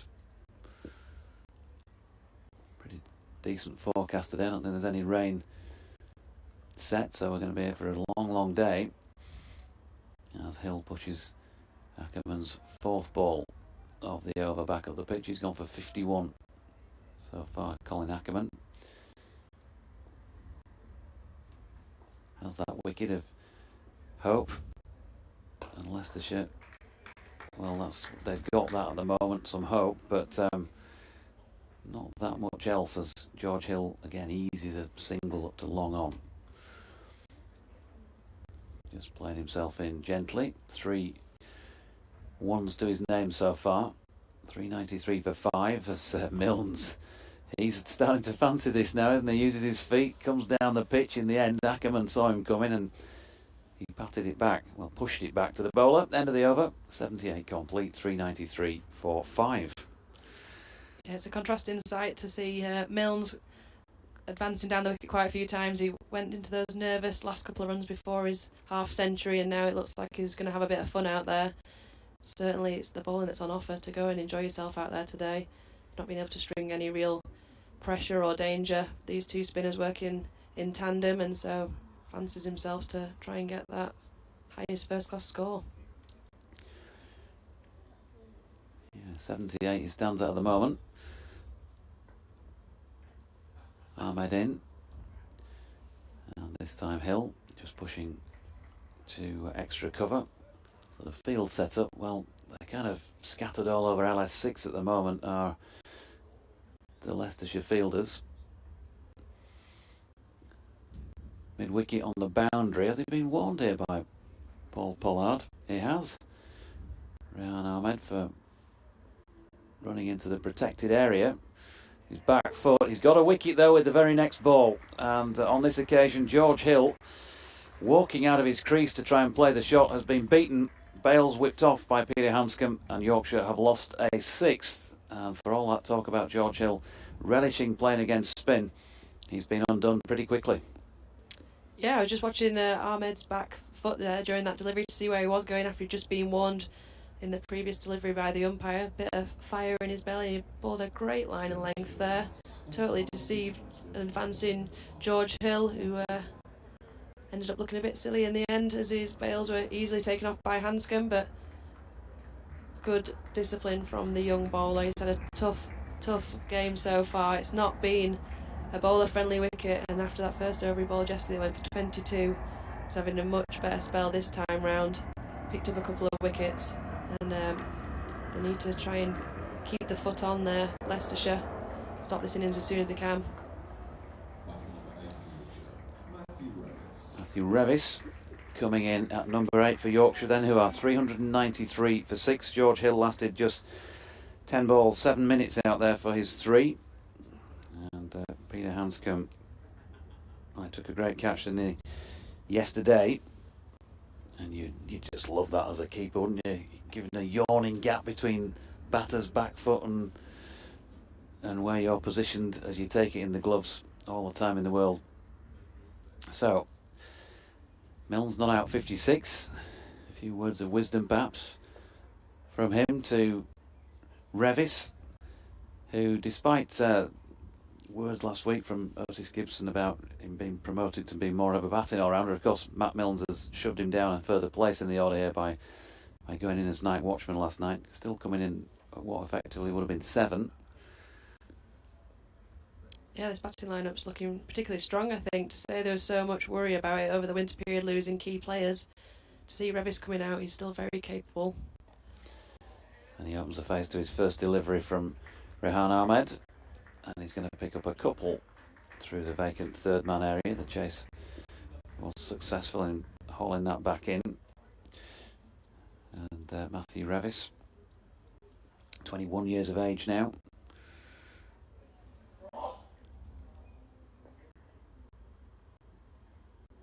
On strike again. And watches this latest Ahmed delivery go through wide of off stump. He's got a couple of first class 50s to his name as Rev. 310 runs in total so far, so still very much in its formative stages, his first class career. This is his 11th match. And of course he's been used more as a bowling all-rounder so far. Punches that delivery backward of point for a couple, but did start off, of course, at the top of the order a few years ago when he was very, very young. In a match here against Kent back in September of 2019. The notorious one where Darren Stevens and Sam Billings went berserk. Ahmed kicks at the turf here because Revis is going to pick up his first boundary and bowls it with a bit of pace, doesn't he? But he's given Revis just a little bit too much room there, and he can play through that area very nicely. And he's picked up his first boundary. 400 on the board now for Yorkshire. So I make that 1, 2, 3, 4 batting points.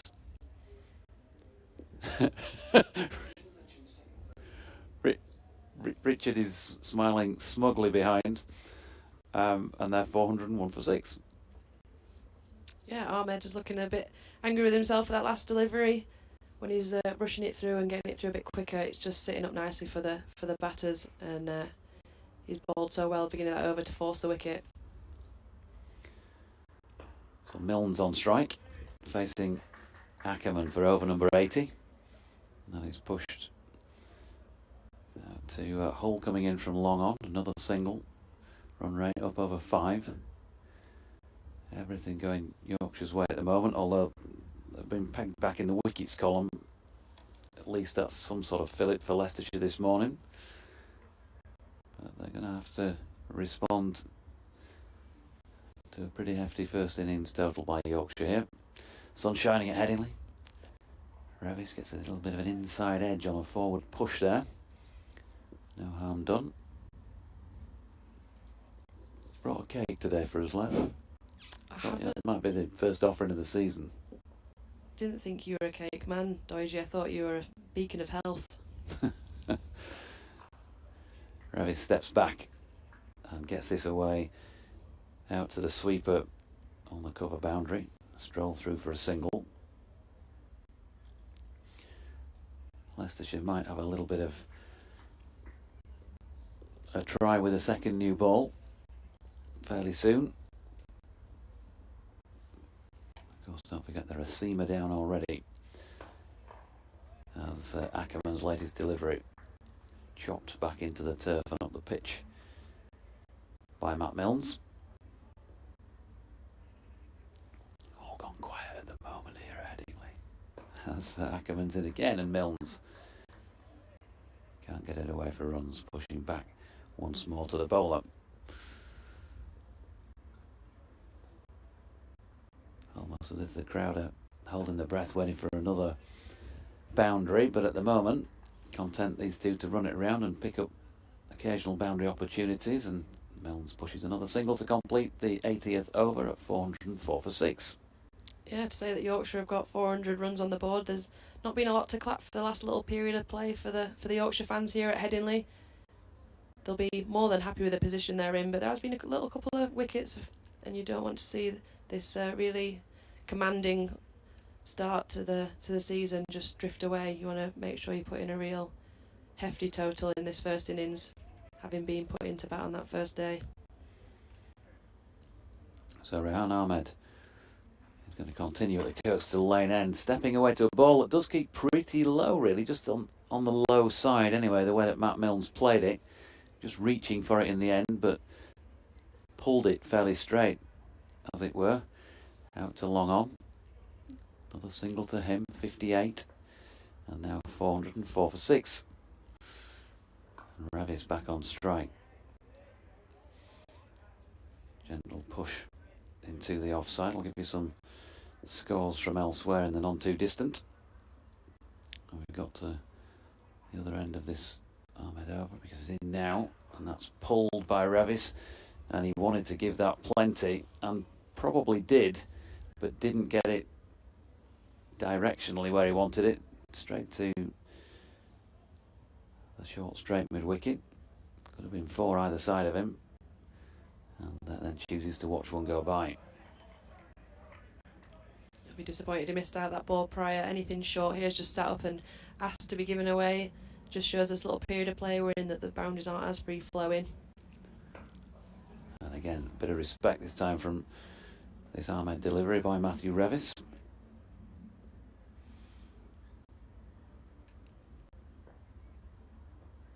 Two to come in the over. There he is once more, right arm over the wicket, but again, loose delivery, just a bit too straight, and Revis picks him off in front of square for 4. Yeah, there's that slightly short ball again that Revis missed out on earlier in the over, but he gave it what it deserved this time, and that woke that Headingley crowd up to a boundary that they'd not had for a couple of overs. There was, by the looks of things, just the one left in the over. I think maybe the scoreboard on time to update.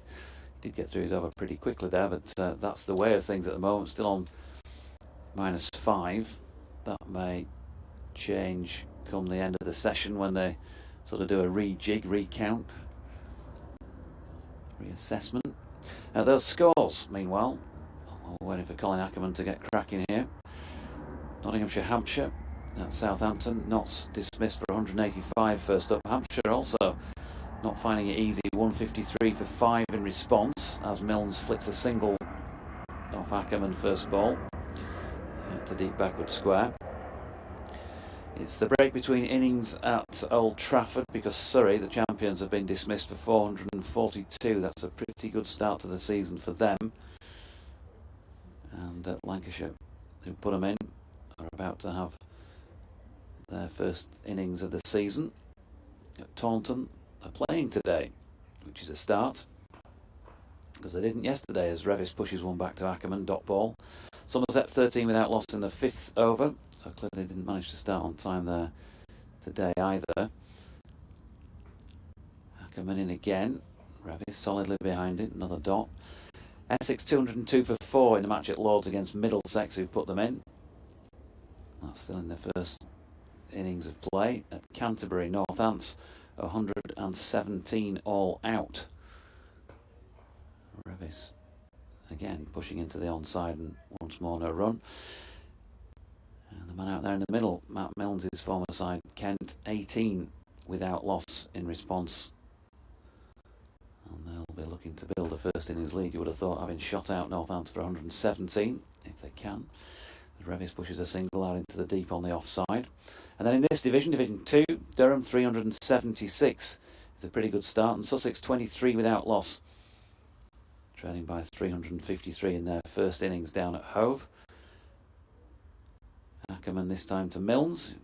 He was able to make a bit of room and again find the sweeper. Rishi Patel coming in from the Western Terrace boundary. And we'll pick up one more end of that over, 412 for 6. At Cardiff, Gloucestershire all out for 165 first up. Never easy down there though, is it? Glamorgan 55 for 3 in response. At Derby, Derbyshire 321 in their first innings, all out.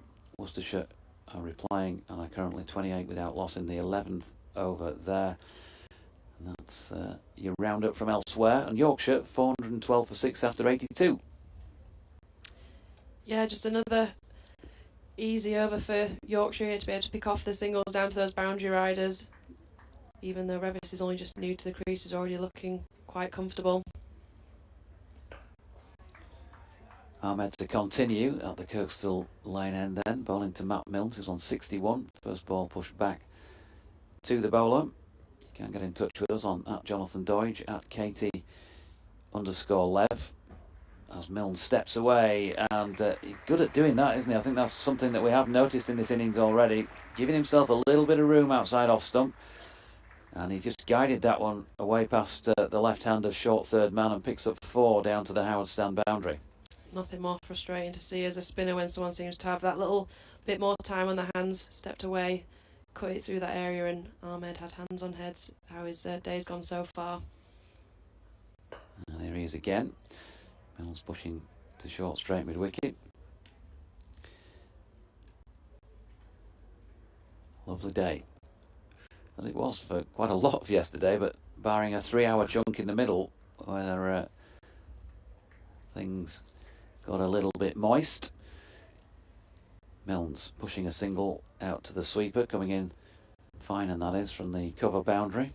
66 to Milnes, and he might have had his mind on that half century from 35, 40 or so onwards. He's now starting to get 2/3 of the way towards the ton here, and he ain't had one of those before in first class cricket. Revis pushes the ball into the onside for another dot. Last ball of Ahmed's over is placed more firmly into the offside, but can't beat the field. End of the over then. 417 for 6. Joe Watson says, "Hi Jonathan, great to have Championship cricket back.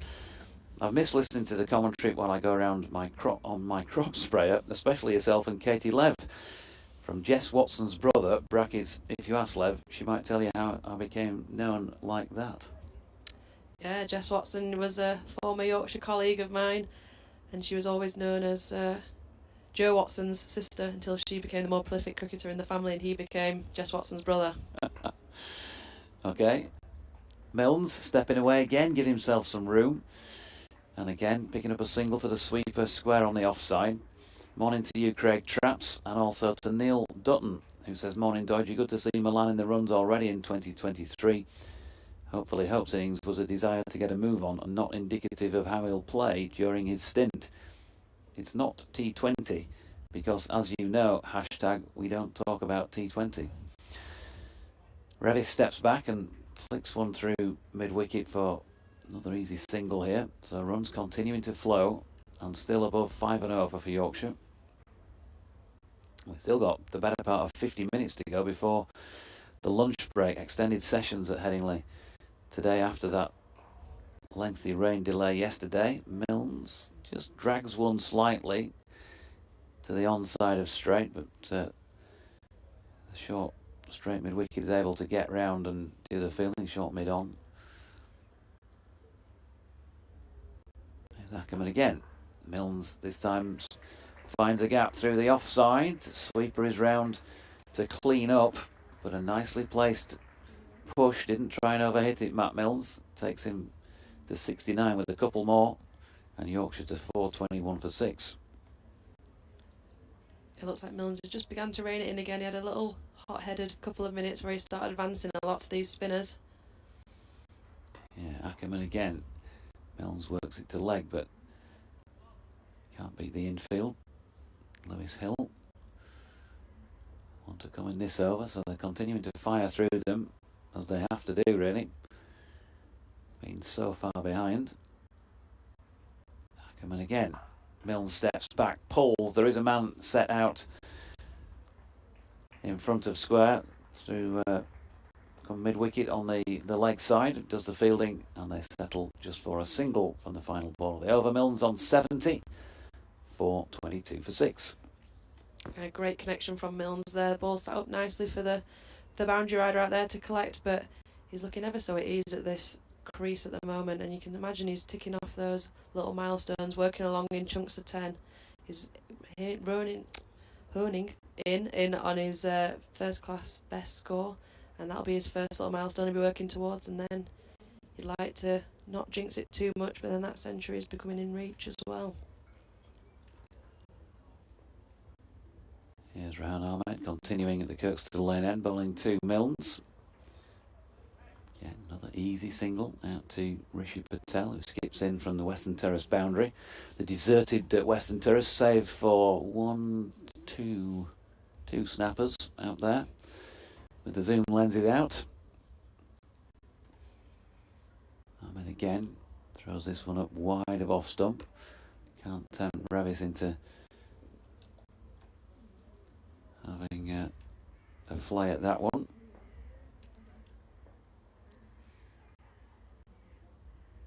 And in comes a leg spinner once more. Revis over the top of it, drops into the offside. I don't think those snappers were positioned there when Malan was at the crease. They'd have been in danger. Managed to hit a 6 into that vacant Western Terrace. Ahmed again drops it slightly short of length, which sees Revis just pivot on the back foot, push it out into the covers for another one. And he's accumulated 16 very quickly again without seeming to break sweat here. Meanwhile, Matt Milnes, Yorkshire's latest all-rounder with 72 to his name, with a single he's just pushed up to Ed Barnes, who's out there as a substitute fielder at long off in place of Matt Salisbury, as he was for quite a lot of yesterday.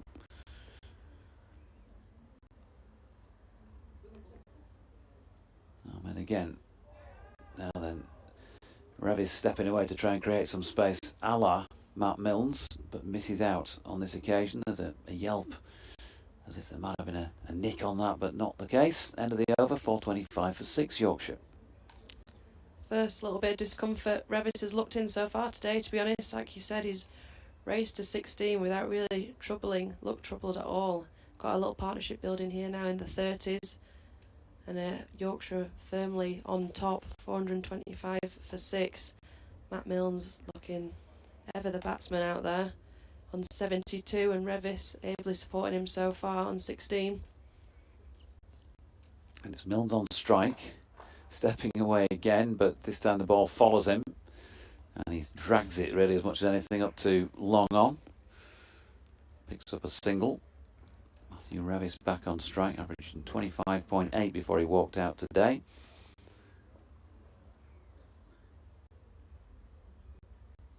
And steps away and cuts this one, and he's going to pick up 4 more, as he did from the other end off Rehan Ahmed a little earlier. Big gaps through that offside, and if he's given any width, if either of these players really are given any width, they can both play strongly through square on the offside. That boundary takes him to 20. Partnership already for this 7th wicket is worth 37. They've only been out there together for the last 18 minutes of play,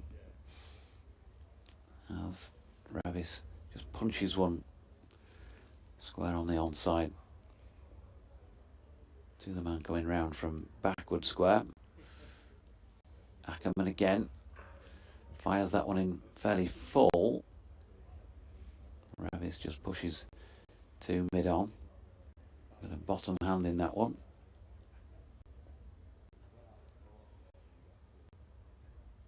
Ackermann again in, and Revis pushing into the offside. Well, there's a diving stop.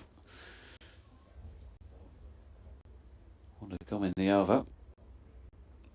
A sprightly over it is once again by Ackermann, who has Revis stepping back and opening up the offside once more. Patel fielding a few yards in from the boundary rope and the covers, and another single takes Revis to 21 and Yorkshire to 431 for 6, and it just feels routine again, love.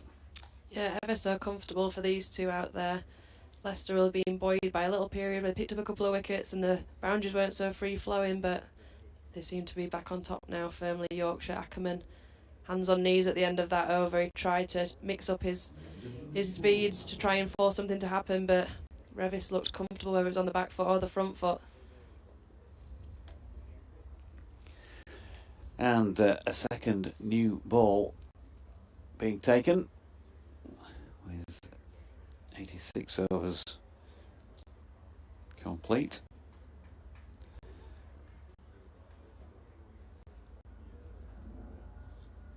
At 431 for 6, which means inevitably a change at the Kirkstall Lane end. Chris Wright.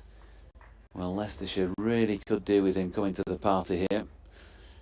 He's bowled 19 overs, just the one maiden, and has 0 for 85 against his name. They need 4 further Yorkshire wickets if they're going to bowl them out here. Or we'll be at the stage where Yorkshire decide to pull up stumps at some point. We shall see. Here is Wright, right arm over. First delivery to Revis. He's happy to just stay static at the crease and shoulder arms. Yeah, the two spinners did their job, got them through to this period of the new ball, but they really need Wright to try and force something here. Seeing that first ball sail outside the off stump, Revis will be happy to see that all day, but Needs to really try and challenge them, get their slips in play, and make use of this new ball. Right again. This time he asked Revis to play, pushed out to point, and there is no run.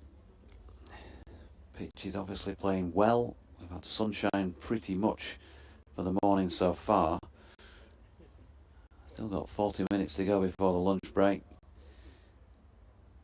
And there could still be some fun for the White Rose spectators here. Unless the Foxes can use this cherry better than they used the first one. Here's right again. Bit of width offered this time to Revis. But he picks out the man at cover. A couple of yards either side. That would have been boundary bound. Timed it pretty well. Bit of a bat twiddle going on. Has a wander off.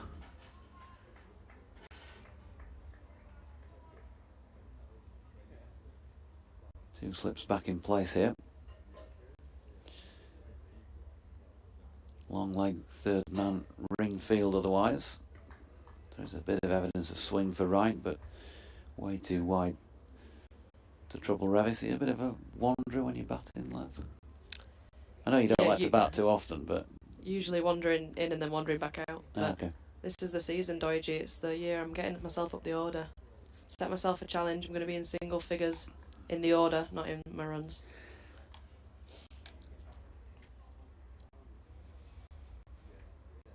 Right, coming in again.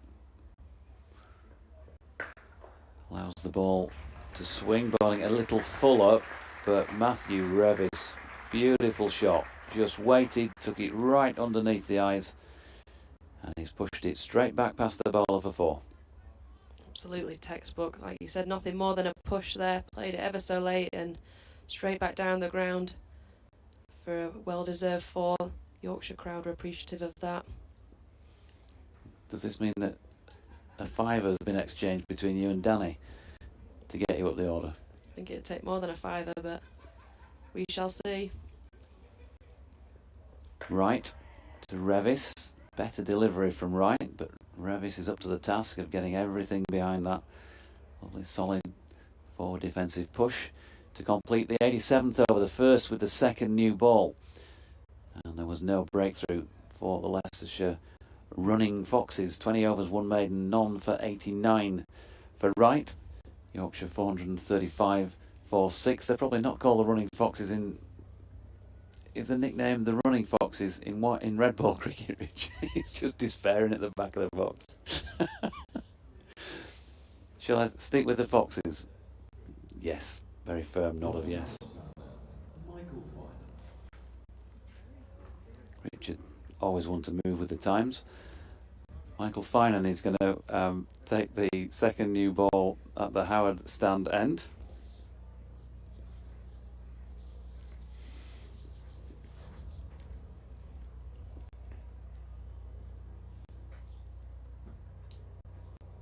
Double change for Leicestershire. Trying to force something to happen with this new ball. They need to make sure they get some use of it. Try and end this innings as soon as they can. So Finan, left arm over the wickets. Oh, swings in, and there's an appeal for LBW against Matthew Milnes. So that was a much more interesting happening if you're a Leicestershire supporter. A much better start than the previous over from right. Managed to cause a false shot from Milnes. Asked the question. Looks promising to the slips as well. Needs to keep up this pressure and try and make something happen. But it's a promising start from the Howard stand end for Finan. Who just checks at the top end of his run. Starting it just beyond the shadow of the Howard stand and coming in now. Left arm over again. Evidence a bit of in-duck, but probably about leg stumpish, and Milnes picks it off around the corner for 2 more. Again, playing it comfortably. 75 against his name for Matt Milnes. 437 for 6. That highest first-class score by Milnes, very much coming into view now. he said, trying to remind himself what it was. 80... I believe 78. If my memory is working correctly this morning. You are. Spot on. As ever. In comes Finan once again now then. That's a Beamer. He apologises to Milnes. Just one of those. Maybe a bit of sweat on the hand, something like that. Varnish on the ball. But that came out all wrong.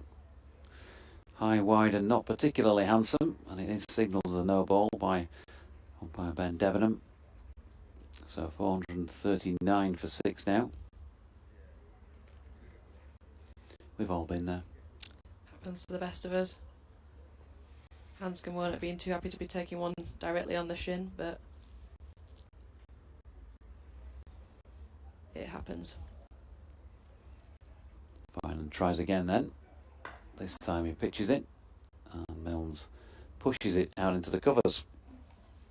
And again, no run. So just to recap on the morning so far, Yorkshire 285 for 3 on resumption. Malan was on 91 and Milnes on 5. Dawid Malan, when he made it to 100 in 135 balls, including 15 fours before having got to 132, he was finally caught at long off. Really good catch as well by Wian Mulder off the bowling of Rehan Ahmed. 154 balls for that 132 for Malan. As Finan's latest delivery is fired too wide to interest Milnes in playing at it. Shy Ho, well, his stay at the crease was shorter than Yorkshire would have wanted. 14 balls for 13 runs before he was caught by Wian Mulder off Colin Ackermann. And then the most recent Yorkshire wicket to have fallen, that of George Hill, stumped by Peter Hanscom off the bowling of Ahmed for 3. That just short of half an hour ago. This pair have put on 46 in that 28 minutes. Finan in here, and a big appeal for LBW. Milnes is beaten, and he won't get his highest first-class score because Ben Debenham raises the finger, and Matt Milnes has gone for a very good, very, very useful 75 runs from the night watchman. 439 for 7. Yeah, Milnes will be bitterly disappointed there, but Finan had looked troubling as he returned with the new ball. Had an appeal earlier on in the over, and Milnes has to depart for 75, but I think, as you can hear from the Headingley crowd, a very appreciative round of applause for him now. It was a fantastic innings. Did more than his job coming in overnight to see out that tricky couple of hours, and it's a very well made 75. He can be happy with that in his first innings here in the White Rose in front of the Yorkshire crowd. Yep, super stuff from him. 9 boundaries included, 105 balls, 121 minutes. So 2 hours of batting from Matt Milnes. And 75 runs against his name. And Dominic Bess, who also made 100 in one of the warm-up games recently. He's walking out to bat here at number 9. Still Jordan Thompson and Ben Coad to come after that. So if the tail does wag, and you wouldn't call Dom Bess a tail ender, then there could still be a fair few more runs out there for Yorkshire. Yeah, it's a very pleasing sight for the Yorkshire fans watching along here to see Dom Bess striding out to the crease now, with still, as you said, Jordan Thompson to come. Bess, as you already mentioned, with a century in the pre-season friendly against the Leeds Unis, hoping he can follow Finn Bean, who backed up his century in that game as well, with a century here, with a handy contribution. Revis set nicely on 25 at the other end, and if he can just ably assist him for the rest of the innings and keep piling on these runs for Yorkshire. So a bit of a sort of mixed bag of an over so far from Finan. We had that one that flew way wide earlier in the over. We've had him take a wicket now as well. The ball looks to be swinging for him, although we're not straight on behind. And of course, an element of damage limitation if Leicestershire could wrap up Yorkshire's tail pretty quickly here. But as I said when he walked out, you'd hardly call Don Bess a tail ender. The 25-year-old who receives a pretty good delivery first up from Finan that anchors him to the crease, and he drops it down by his feet and successfully negotiates it. So Matthew Revis not out at 25. Bess, well, he's played 14 tests, Don Bess, and has a test half century to his name, plus a first class ton and 12 first class 50s to boot. He's got an opportunity here, and I know he's been working hard on his batting as well this winter. He's another one of the school that have been going to work a little bit with Martin Spate up at Sedbergh. So we'll see what effect that has had out there in the middle. Yeah, tricky little period of play for him to be coming out here. New ball, managing to get a bit of swing from this pitch that's not seen that much so far. Let's see how he negotiates it. Here's right then to Revis, shoulder in arms. I mean, when you've got 4.39 for 7 on the board, it's a good opportunity for this pair. Got a bit of work to do, obviously, with a second new ball here. But countering that is the fact that Leicestershire have been out there a long time in the field now. I know there was a gap yesterday, but it probably still feels like they played it all, given the score on the board. And they're a man down in the seam bowling department. Right in again, wide of Revis' off stump. And he ain't going to play at that. Might do if you bowl it straight at him. Yeah, Wright's radar's not been as on it as Finan's in the previous over. He's not troubled the batters, making him play so far, and that's what you need to do with this new ball.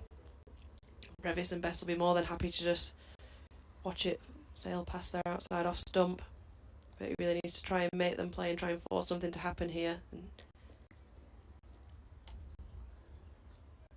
Here once again is Wright.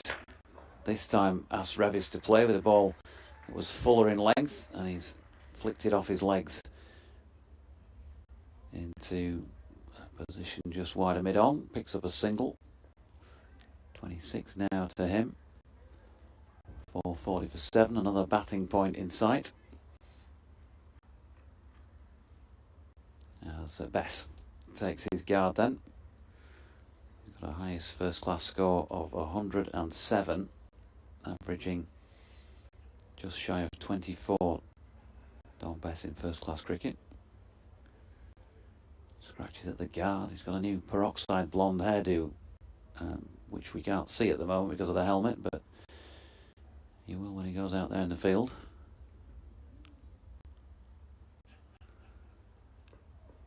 Right to Bess. Flicks it into the leg side, no run. Bess ended up quite a bit of a way down the pitch there. Looks like he's trying to make the length something of his own, force the bowler to do something. Revis had a long old chat with him as he took his guard. Maybe they're trying to get on top of this bowler whose radar's not been quite so consistent so far.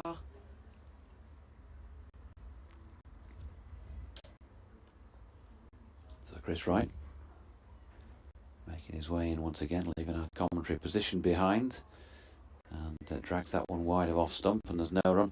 Maybe a little bit of swing for Wright, possibly. It's hard. It doesn't look as obvious as it did for Finan in the previous over, but it's the general ball by ball consistency that's not quite there.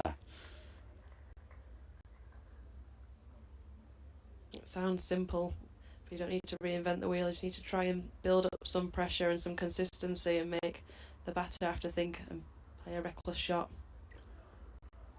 Good delivery this time from Wright. That's better. There is an appeal. Felt like height-wise it was an issue. Difficult to say in terms of direction, apart from it hitting somewhere near in front. But from this angle, not easy to be precise. You've got a slightly better one, a yard or so to my right. Yeah, well, I feel like Wright, it was sort of a muted appeal. He didn't really fancy it until he saw his slips going off. I was going to say height would look an issue, but when a batter of Bess's stature sounds a surprising thing to say. Just looking at it once again, just like you, we have got replays this year, which is good to see. If you're watching on the streaming service, yeah, he's back on his crease. Still feels like height might have been a concern. Also, direction. It's probably in front of middle and leg, something like that. Yeah, without being right behind, difficult to be a little bit more precise than that, but if you are watching, you'll have your own views. Finan in and bowling here to Revis, who flicks the first ball of the over backward of square leg for another single. 441 for 7. Seen Matthew Fisher out there again this morning having a bowl. Hopefully he's still on track to play against Bristol next week. That's pending his hand being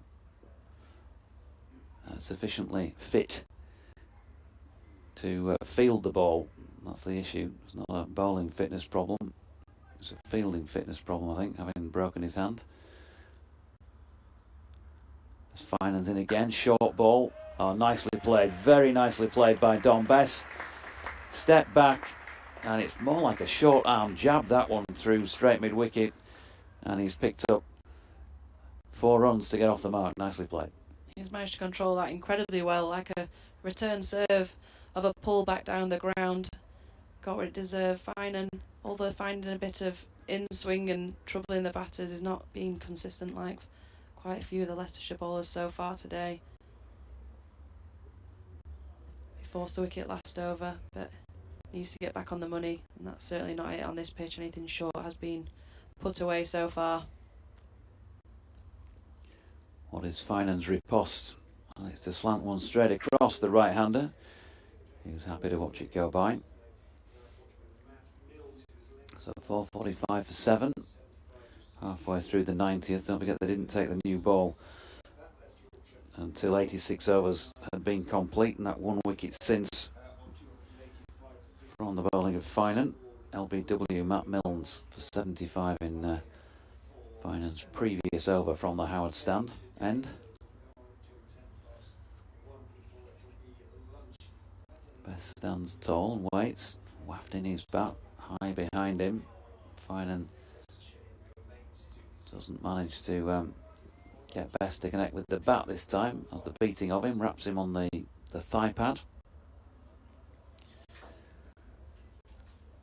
Yeah, although he's not been the most consistent in this return spell, Finan, he has managed to find a little bit of something off the pitch when he's got it where he wanted, which will be promising signs for the Yorkshire bowlers that have sat on this balcony and watched the runs be piled on. I think there is a little something out there if you can find the right lines and lengths.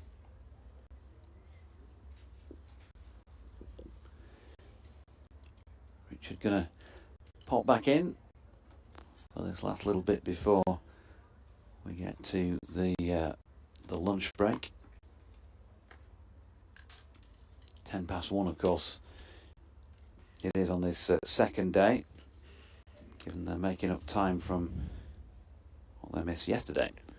So 160 runs this morning, 4 wickets, exciting morning's play. Or frenetic, anyway. Is it me? Fire away. In goes Finan and bowls. It swings back in, thick inside edge, I think as much of as pad. And although Peter Hanscom's hands go into the air behind the stumps, no real appeal from Michael Finan. Bess with that one scoring shot. Short-armed pull through straight mid-wicket. Remains on 4. 445 for 7. I think they would like to go through maybe half an hour after lunch, and by which time they'd be past 500 before pulling out. If they get to that stage, might just bat on and on as Finan is in and hits Bess on the pad as he looks to work it away through the leg side. Pitched well outside leg stump, so absolutely no appeal. It's probably going on down the leg side as well. End of Finan's over. He's sitting on reasonably respectable figures of 3 for 80 from 18.4 overs, Michael Finan. I'm not certain that he's been the pick of the Leicestershire bowlers, although he does have the best figures. But he's certainly been better today than he was yesterday. That's how it goes sometimes. 4:45 for 7. Yep, you'll take it when it's maybe not been quite the best you can produce.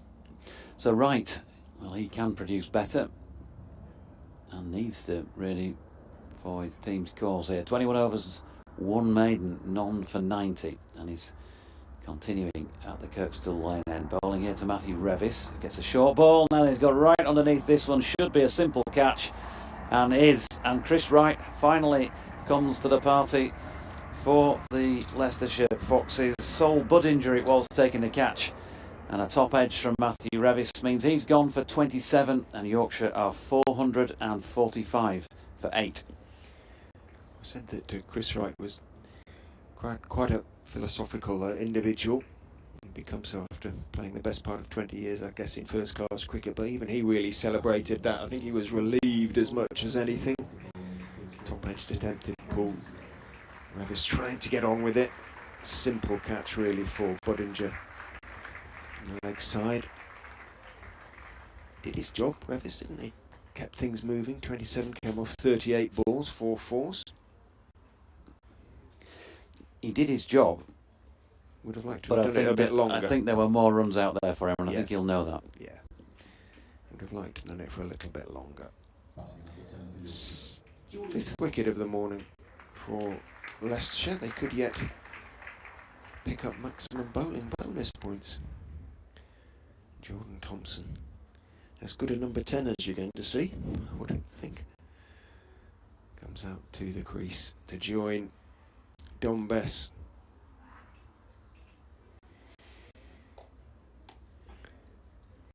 Right, his first wicket, 1 for 90 from 21.1 overs. See what Jordan can produce then. Left-handed, of course, so there's a left-hand, right-hand combi to deal with here for the Leicestershire bowlers, in particular for Chris Wright, first of all. What's going on with these subtitles from an AI subtitle bot, which apparently is having a very hard time with Katie's Yorkshire accent? Really? Apparently. It's not that broad, is it? No, that's what I was surprised about that. 445 for 8. Right to Thompson, who opens the face and runs it to point. No run. Jordan Thompson playing his 35th first-class match now. Remember him making his debut. It feels like a long time ago now, down at Guildford in 2019. He's got a little landmark in sight batting-wise, because he has 958 first-class runs to his name, 4 half-centuries, and averaging just short of 21. As Wright comes into bowl to him here, just gets an outside edge on that. Probably didn't want to be playing it to point by the looks of things, but that's where it went. Vango Fox, we can't possibly still be 5 overs down. No, they haven't changed it, the scorers. Some grounds, they sort of do it fairly regularly after sort of 4 or 5 overs spells, but I'm not sure who's in charge of the, I suppose JT, the Yorkshire scorer. Very, very long standing. Prefers to do it at the end of the session. Right to Thompson, who's got underneath one and smashed it for 6 over mid-wicket. That's a fair old interesting way to get yourself off the mark for the season. That was a serious pick-up, wasn't it? Just short-arm pull over the longest boundary. And it takes Yorkshire past the 450 mark. What a hit from Thompson. He rehearses it. Stand and delivered. Stood and delivered, I should say.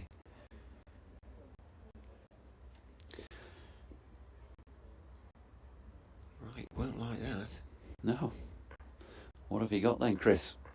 1 for 96 against your name at the moment, in and bowling to Thompson, who's shouldering arms to this fifth delivery of the over. Jordan Thompson's season-by-season record with the bat in first-class cricket is like this. He played 2 matches in that 2019 season, made 34 in one of his innings, a total of 36 and averaged 12. 2020 batted 6 times, scoring 234 runs with a highest of 98 at Trent Bridge.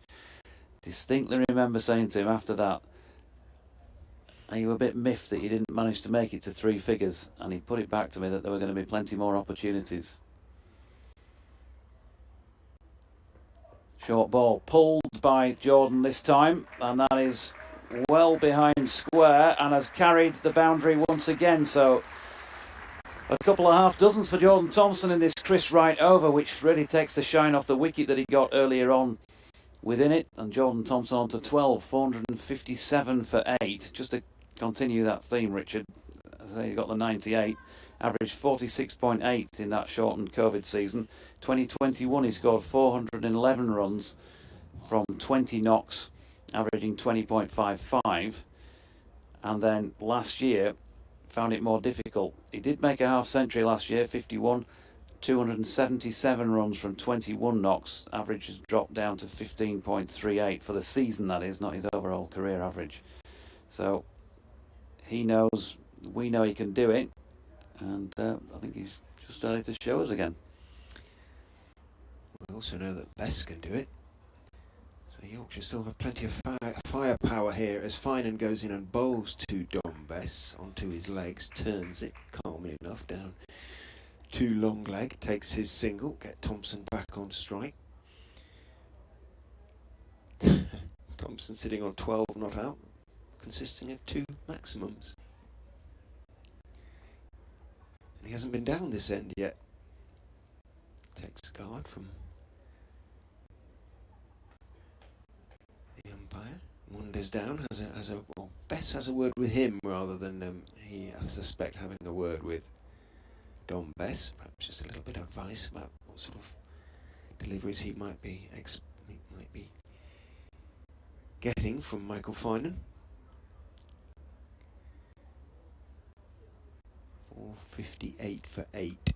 Finan taking his time with Lewis Hill to set the field, and that is going to include, given what he's seen at the other end, a deep square right on the boundary. Rahan Ahmed, I say right on the boundary as though that's a long way away from the bat. It isn't particularly. It's probably about 55, 58 yards. In goes Finan and bowls shortish down the leg side. Thompson does indeed try to whack it away into the western terrace. There is a wide long leg as well, so not much distance between Rishi Patel there at wide long leg and Rahan Ahmed, but he didn't get anything on it, Jordan Thompson. Finan is probably slightly quicker than Wright. Did try to whack it around the corner, but as I say, nothing on it. Now Barnes is being taken out of a sort of conventional mid-wicket to go into extra cover, and the man who was at extra cover, Josh Hull, has been sent down to third man. Finan is in, bowls, gets a slower ball, Thompson, but he adjusts and waits for it and carefully pushes it back down the pitch towards Michael Finan. Good thinking by Finan. She's back in the box, Richard. Well, she might have. Just had a call from the World Subtitles Organisation, who are she might know taking out a lawsuit against you. The tweeter there, something McOatface, which I suspect isn't his real name. Something about subtitles. In goes Finan and bowls outside off stump, swing and a miss from Jordan Thompson. Yeah, the sort of shot that you might see a little bit later on today at the Augusta National. Well, the way he's playing rather implies to me that he's been told, well, we're going to pull out at lunch. I may be wrong, I may be taking too much from the way he's playing, but he's almost going for it every ball at the moment. 12 minutes until lunch. Perhaps he's been said, well, actually, we've got enough, we're going to have a bowl. Well, we've decided we've got enough. Finan is in. Bowles, full edged, thick down towards third man, bounces a couple of times. Hull feels at the second attempt. Again, another big swing. Could have gone anywhere, went in the air, but only down towards third man and bounced well short of him. So Thompson has to settle for one on that occasion. Rehearses the shot. Yeah, it's the way he likes to play.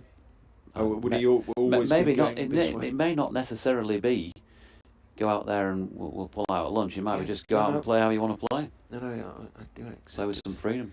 Entirely my own interpretation of the way he's playing. Finan into Bess, looking to turn it off his body down the leg side. Doesn't get anything on it. It pops into the air off the pad and drops down to short leg. Had there been a short leg there. End of the over. 4.59 for 8. The run rate almost exactly 5. 4.99. It is now 1 o'clock. It is. I'll have an update to do for BBC Radio Humberside before we finish this session, sometime in the next 5 minutes or so. I'll have one in the next couple of minutes as well, so as you're going to be taking this over, I'll desert you just for a couple of minutes, if I may. Aye, lad. Get you sent off. 4.59 for 8 then. So, Jordan Thompson has the strike again. You can email BBC West Yorkshire Sport at gmail.com if you'd like to get in touch that way. At Jonathan Doidge on Twitter. As Jordan Thompson shoulders arms to this first Chris Wright delivery. Malcolm Palmer, good afternoon to you. Says great knock from Milan, made batting look easy. Hope we can go on and make 500. Thanks for the comms and hello to Lev. Lindsay O'Regan says, Mr. Doidge, what's going on? Fred wouldn't be the only person not to understand it. Milan, after a wonderfully dominant innings, gives it away, and then Hope does the same. We should be turning the screw, not just having a slap.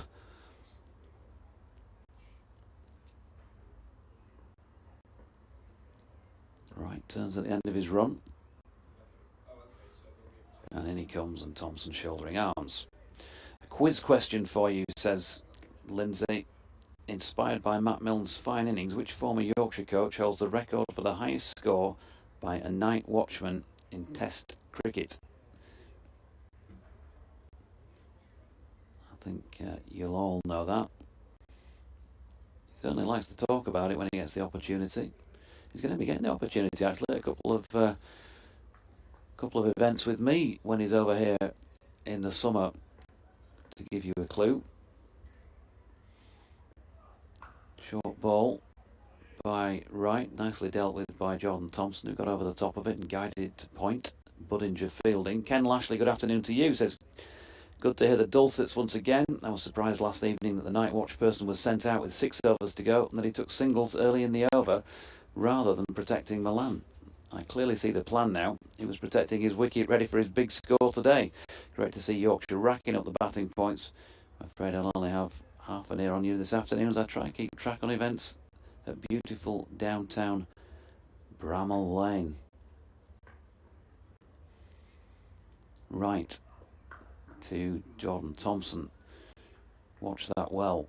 And has deflected away down to third, where he'll pick up a single, taking him off the unlucky for some, and on to 14. 460 for 8.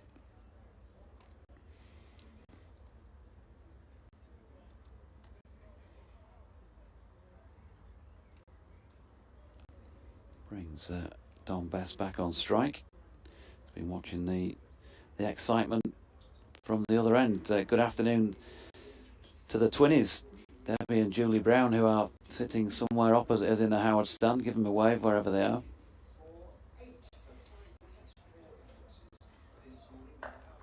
As Bess gets in behind this delivery from Chris Wright. Debbie and Julie, I might add, are former school classmates of mine, and they've sent me a message saying, good morning, I'm sure that a science lesson we had with Mrs. de Domble back in the day, that was our primary school teacher, about the different cloud formations. I don't remember her telling us about white fluffy ones that I think mentioned earlier on today. Well, they are. I'm sure she'd have been all right with that. She was lovely, Mrs. Todonple. Good delivery here from Chris Wright, and just playing inside that on this occasion, Dom Bess to complete the 93rd over. 6 minutes before the lunch break then. It's been a very good morning for Yorkshire. There's been something in it for Leicestershire because they have picked up 5 wickets this morning, but Yorkshire have gone from 285 for 3 to 460 for 8. So 175 runs in a session with 6 minutes to go. Even Yorkshire folk can't complain about getting value for money this morning, I don't think. Oh, Like I said, that being one myself. Highest score for Yorkshire against Leicestershire. Well, they've got a bit to go to get to that. They're still 200 short. 660 all out. In goes Finan and bowls outside off stump. Can't reach that one, Thompson, though he does his very best. Tries to whack it away. Not signal wide. I thought, well, that must be very close, but Ben Debenham, either in generous mood or ready for his lunch, decides not to signal wide. That 660 was made at Grace Road in 1896. were you there? J.T. Brown, 131. G. Hurst, 107. In goes Finan and bowls, and just calmly, relatively calmly, just pushed out into the offside by Jordan Thompson. Barnes fields, and there is no run. 460 for 8 remains the score. Will tweets, loving the stream while getting my schoolwork done.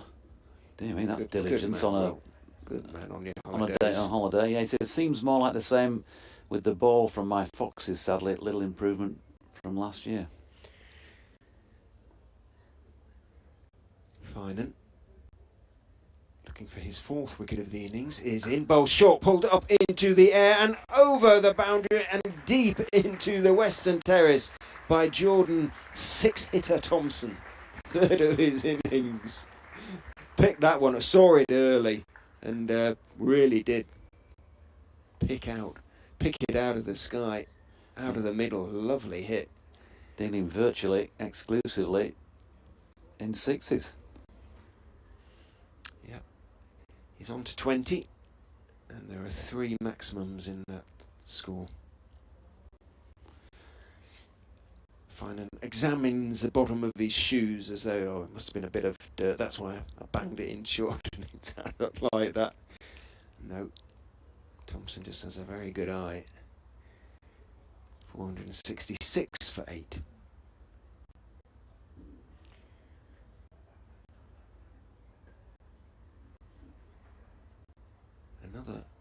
Well, they'll do well to score another 19 runs in the last 3 minutes of the session. This might be the last over before lunch. If we get a few more maximums though, he could get 200 in the session. Finan is in, bowls, Thompson leaves outside off stump. It's quite a wide one again from Finan. Thompson this time decides discretion is a better part of valor and lets it go through.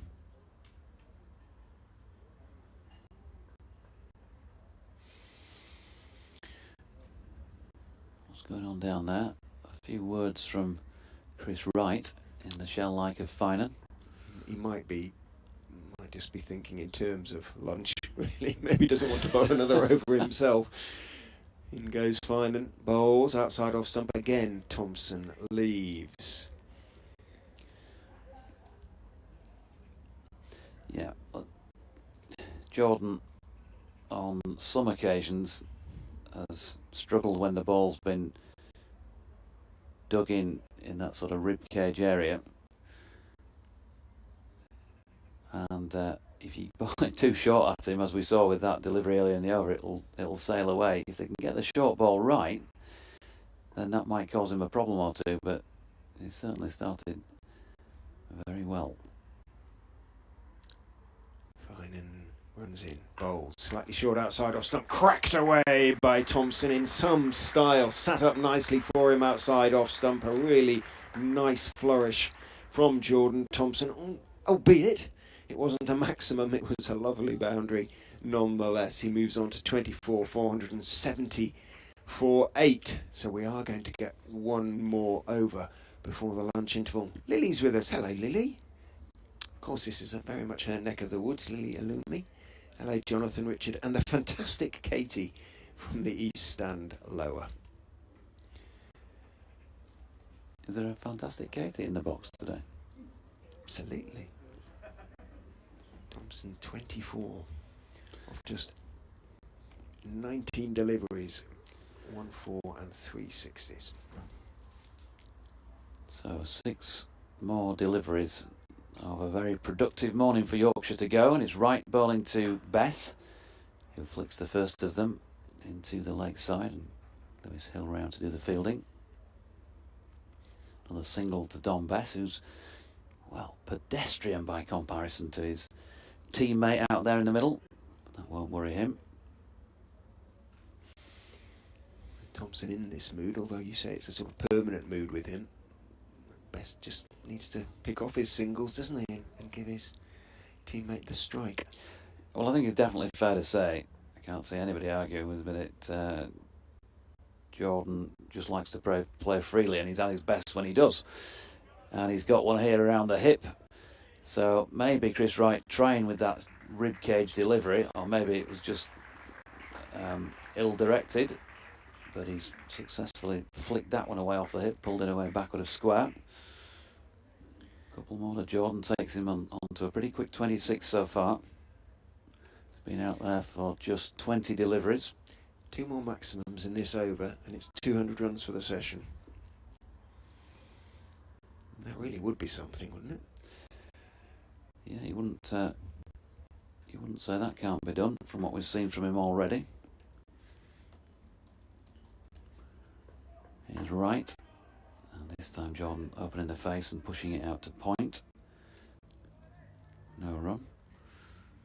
But he had a bit of miserable time last season, as I think I was alluding to earlier on, and he'll be really happy to have started 2023 with not only a few runs to his name, but also playing the sort of shots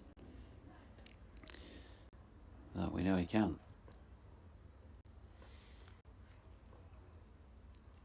3 to come in the session, right to Thompson. Shouldering arms this time. What would you do here? Would you be thinking in terms of declaring at lunch, or just keep going, really? I think I'd keep going, to be going. honest. Yeah. There's loads of time left in the game. In the forecast, it's not like we've got... No, it's a very good forecast. For interrupted a couple of days left or anything. 8 sessions left.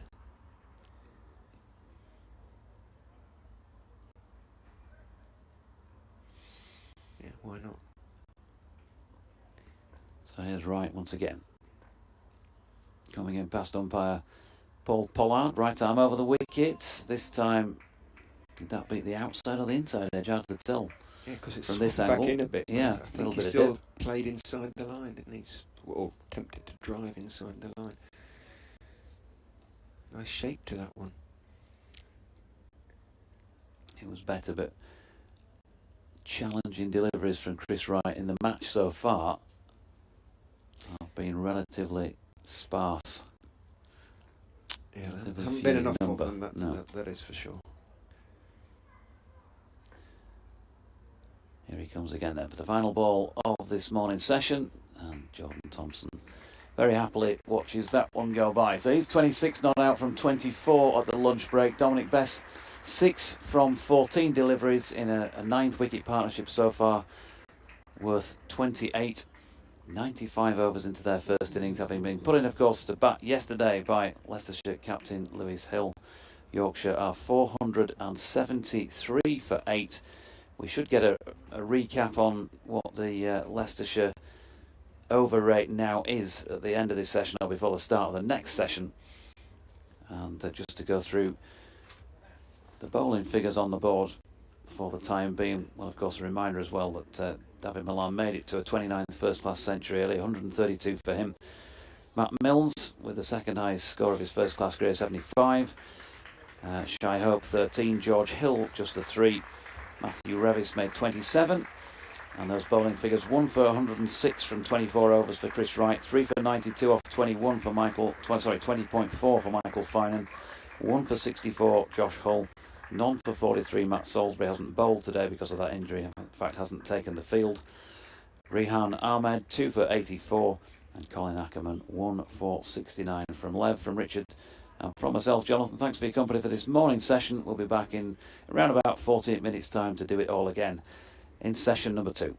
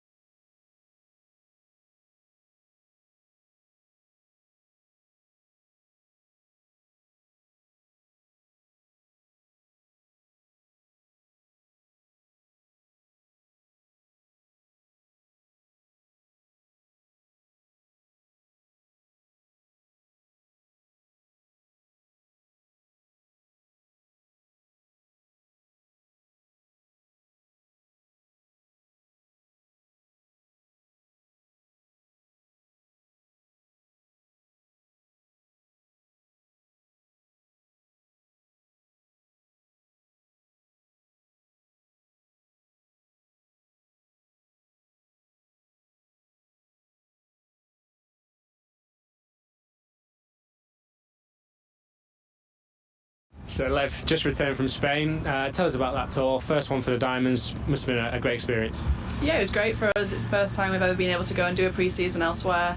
It was just massive for us as a team to spend that time together off the pitch. It can be a long old winter when you're indoors for that many months, and so it was important to get out on some grass, practice all our new skills, but most importantly just bond as a team, and it was a really valuable 5 days. And obviously, it was a really successful 2022, trophy win in 2022. How have you all sort of taken this winter in terms of having had that success and go on to another level now? Yeah, we've sort of categorised it as a block of that was 3 years in the building, and we got there and finally did it. We've had a few squad changes, people moving on, and youngsters stepping up, so we see this now as, although we are the trophy holders, it's sort of a new generation, and we're blooding in a lot of new players, so it's an exciting prospect to see a lot of these girls make that step up to the first team, but hopefully it'll be a good year for us, and we're certainly challenging want to do back-to-back. And obviously for you now, this has been the second full pre-season as a professional cricketer. A real big change for you when you started that. Does that just feel normal to you now? Are you really enjoying it? Yeah, I'm getting used to the fact now my job is just to play bat and ball, which seems bizarre. But it's really nice that I get the opportunity to work on stuff. You know, you're never too old to try and add something new to your bow. This year I'm making a real push to try and go up that order. And it's just nice to have that time, that luxury, and not worry about juggling work, and being able to fully focus towards Diamonds. It's just been another great winter. And in terms of, we've still got a little bit of time to that first game. What are the plans in terms of preparing for that optimally now? Yeah, hopefully the weather's on our side and we can have a couple more games. We've got a few 50-over games lined up. Obviously get outside at Wheatwood, get back on some grass, and come April we should hopefully be ready. And just finally, number of games here at Headingley, really exciting for you, I'm sure, as a player, but how much does it mean when you do get some crowds come out, and what would you say to people who are thinking about coming this year? Yeah, it's huge for us. You love that home support, people get behind it. The things I remember as a kid growing up is coming to watch Yorkshire at Headingley, and we'd love the same to be for the Diamonds now. We're around. We've got a Friday night game, we've got a couple of Sunday games, so hopefully get some families involved and give us some support. We're a friendly bunch to do fresh.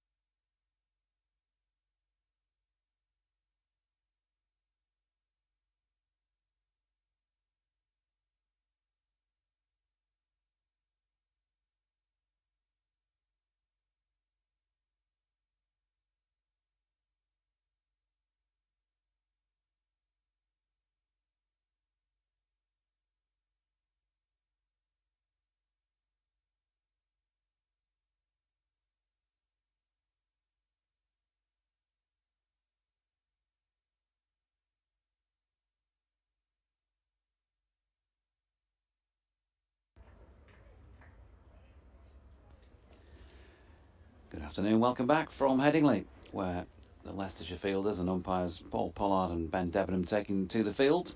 And Yorkshire will have Jordan Thompson not out on 26 and Dominic Bess not out on 6 to resume shortly, having got themselves to 473 for 8 by lunch. A very, very good morning in terms of runs added to that 285 for 3 that they had on the board first thing. Second new ball has already been taken. That was at the 86 over point. So they've had 9 overs with that at Leicestershire and taken a couple of wickets with it. Those are Matt Milnes for 75 and Matthew Revis for 27. Richard Ray of BBC Radio Leicester, myself Jonathan Doidge of BBC Radio Leeds, and of course the Diamonds, Katie Levick herself, sitting alongside for the first few minutes of this one before we do our first reshuffle of the afternoon.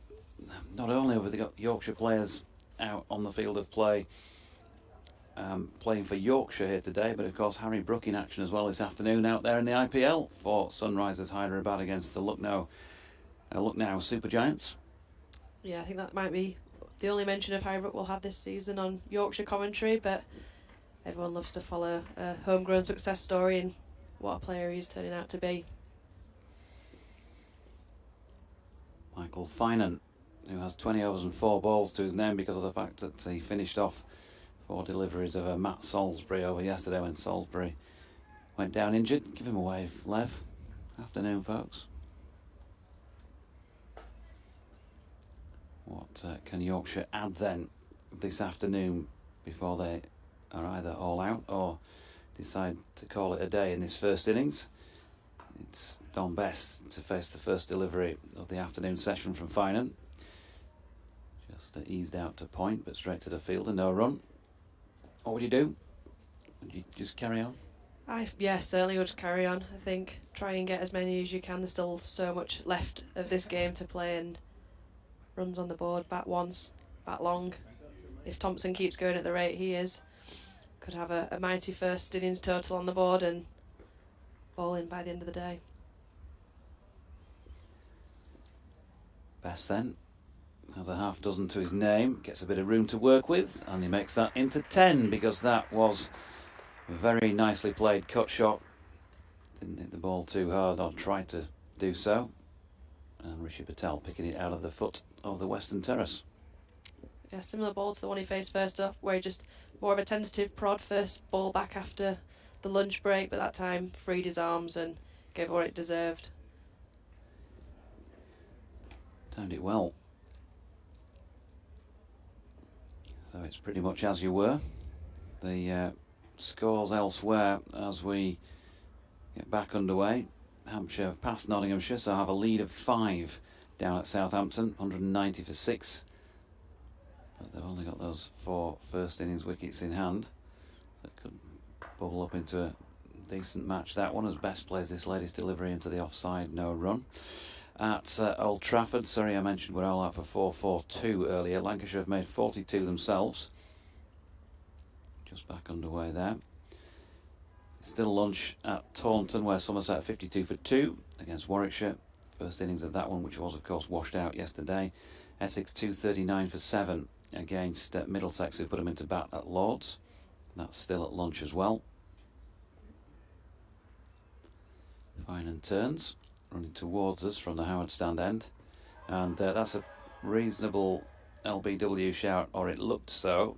But the appeal didn't have the ring of confidence I thought it might.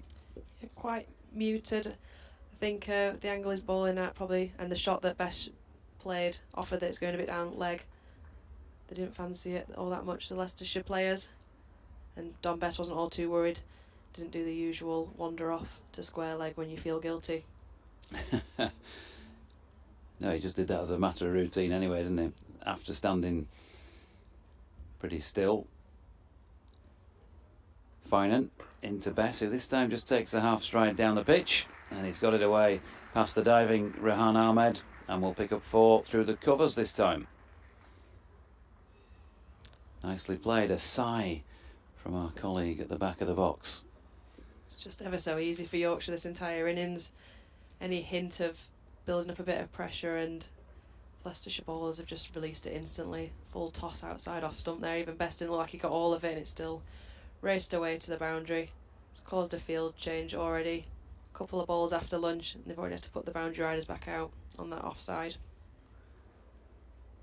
2 to come in this left armer's over, and he's going to pick up 4 more here. That's a very, very, very loose delivery from Michael Finan, who's on his knees at the end of it, and well he might be, because Bess has crashed it away through point for 4.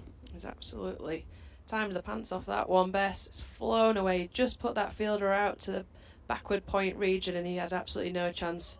Only a couple of yards to his left, but it's raced away, and Finan on his knees, metaphorically and physically, at the end of that over.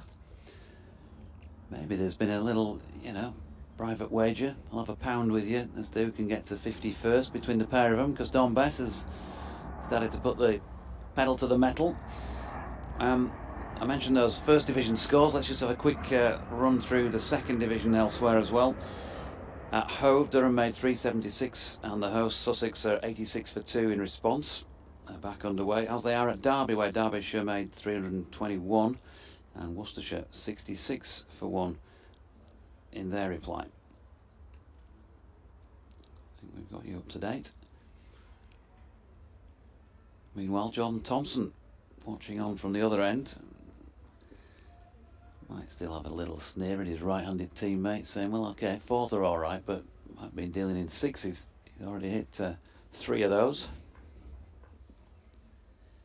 Flexes at the knee, the left-hander, as Wright comes in then for the first ball of the over. And Jordan Thompson solidly behind it. You can get in touch at Katie_Lev for the lady to my right. We've got one for Richard as well, which is at Fox's Crick, CRICK 2023, or of course at Jonathan Doidge. News of course coming through that Saud Shakeel signing has been confirmed by Yorkshire. That was just on lunch as Thompson pushes out into the offside. So the visa situation, which I think they were waiting to be sorted, sounds like it has been, and I can tell you that he is due to arrive on Sunday, ready to play down at Bristol against Gloucestershire next week.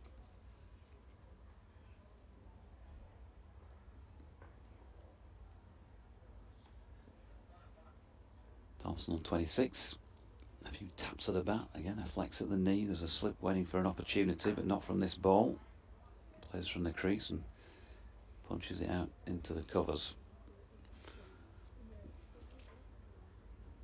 Chris Wright, 1 for 106, first century of the season by a Leicestershire player. Maybe not one that he really would have wanted. Yeah, it doesn't really read for happy reading, does it, if you're a Leicestershire bowler or Leicestershire fan indeed, but a lot of it's of their own doing. They've just not been consistent at all. Thompson again shouldering arms. Hanscom doesn't take it cleanly from this latest right delivery, but no harm done. There's a dot. Your first game of the season for the Diamonds, the Western Storm here at Headingley, Saturday the 22nd of April. Not long to go now. Excitement seems like it's at fever pitch as always from you, Lev. Oh, always raring to go. It's actually quite an early start for us usually. We're in a May competition, but we've got double the fixtures this year, so hoping for some friendly April conditions and hopefully pitch that plays like this so we can put the runs on. Extra jumper, I think. As Jordan Thompson's got underneath this one, he's hit it high in the air beyond Chris Wright, and that is another very good catch indeed by Lewis Hill on this occasion, and Thompson has gone for 26, and Yorkshire are 485 for the loss of 9 wickets. They're not the ones you want to be underneath, especially early on in April, like we just mentioned. It is a bit chilly out there, the sun is shining, but great catch over his shoulder. Thompson, after a reserve couple of balls, looked to go up and over the top, got completely underneath it, toe of the bat, and gives his little bat a punch as he exits the ground now. But a useful cameo from Thompson. It brings Ben Code to the crease to see what they can add on with Dom Bess. think they'll be looking to get over that 500 mark, just for a imposing first innings total over the Leicestershire bowlers, although I think they'll already be feeling it more than enough, these Leicestershire bowlers that have been in the field for a long day and a half despite the rain break yesterday. So Chris Wright with the second wicket, then Jordan Thompson made 26 from 29 deliveries, half an hour of batting, 3 sixes and a 4. It was a typically entertaining little cameo from Yorkshire's number 10 as he was today, and Yorkshire's number 10 himself, Ben Code, is walking out at number 11, as you do. As you do. As you do. Yeah, it obviously shows that we're wanting to put on as many runs as possible. Yorkshire sent out Ben Code. Wondered if they might try and save him. Got a bowling stint ahead of himself, but no, the early season where he seems to get as many runs as possible on the board, and hopefully only have to bat long once. Well, of course, Yorkshire were fighting for survival, which ultimately proved beyond them last year when Ben Code walked out to bat here and smashed 69, his highest first-class score. His only first-class 50 from 72 attempts. And he might fancy chances of a few runs here. We'll see, because Wright is bowling at him now. Right-handed, of course, Ben Code just drops that out into the offside where Budinger fields, and that is the completion of over number 97 then. Yorkshire 485 for 9. I don't think we'll be dying wondering, if you like, with this last pair at the crease now. Yeah, Bess started to free his arms in that last over he faced. You can imagine it'll be much of the same. Try and get as many runs as quickly as possible now. Don't hang around and make these tired Leicestershire bodies go out and bat as soon as possible. Finan's going to continue at the Howard stand end. Bowling to Dom Bess. Ben Code's career stats, by the way, I mentioned his highest score of 69, 749 first class runs at 15.6. But he's watching on as Bess plays a lovely improvised shot, just falling away to the offside of a ball that Finan bowled pretty straight at him, and he scooped it over the top of Peter Hanscom and picks up 4 more. Great creativity there. The ball just seemed to keep following him towards his lid. He managed to improvise wonderfully, get it up and over Peter Hanscom, and that's the sort of blows you don't need as a Leicestershire bowler when you've been toiling away for a couple of days. Does not seem to be going your way, and Bess, like we said, don't think he's going to hang around and see how many he can accumulate. It'll be how many he can get as quick as possible. 22 from 21 so far for the former Somerset man. And he waits again, this time Finan coming round the wicket to him, changing the angle of attack, and that thuds into the thigh pad of Bess. No run, just gives it a little bit of a rub. One slip in place, third man. Deep backward point, extra cover, mid-off, mid-on, straight mid-wicket, sweeper out on the mid-wicket boundary, not so far in front of square, and also a fine leg. That's the setup for this Yorkshire last wicket. Bess just pecks at a ball that was wide of off stump, gets it towards the inside of the bat and diverts it back to Finan. The over rate, by the way, we talked about that quite a bit in the morning session, had been -5. There was a flurry of activity, if you recall, from Colin Ackermann and Rehan Ahmed in the sort of back half of that session to try and make up some of that deficit, and they're back to -2 Leicestershire. But they are, of course, back to a couple of seamers now bowling. And a good delivery from Finan here as Bess just falls over one. That hits him somewhere around the ankle. Dot ball. A couple left in this over, and we'll bring Richard back in. A little bit frantic this over so far from Bess. That innovative 4 over the top of Hanscom to start us off, and then a couple that have just pinned him in uncomfortable positions on his body. Finding his radar a bit more consistently here and troubling. He'll be keen to try and get this final wicket and put an end to this innings. Here he comes round the wicket again, and this time gives Bess still a bit of room to work with outside off stump, drops it out into the point region and picks up another one. 23 to him, and that should mean that 490 goes up on the board. With one ball to come in the over. Passing air traffic. Somebody coming back from the jollies, perhaps. It feels tropical here. I've got to wear my sunglasses in the comms box because that sunshine is glorious. And I'm a bit of a diva. Well, there is that. Well done you for remembering though. I'd forgotten to bring the shades in there in the car. Finan bowling here to Code. He gets a, I think it might have been a low full toss in the end. Pushes it to mid-on. End of the over then, 98 complete. 489 at 4-9. Few words from Lev. And then Richard will be back with you. Yeah, job done from Ben Code there. Sees out the last ball. Keeps Bess on strike. Bess has looked quite comfortable so far in his innings. Managed to pick up 22 off just 26 balls. Since we resumed after the lunch break, picked up a couple of fours. He's enjoying facing this seam attack so far, which looks set to continue. We'll see how many Yorkshire can try and compile as quickly as possible here, whilst ideally keeping Ben Code off strike and safe for him to bowl a big spell this afternoon. He'll be a vital part of this bowling attack, spearheading it. Does look glorious out there, doesn't it?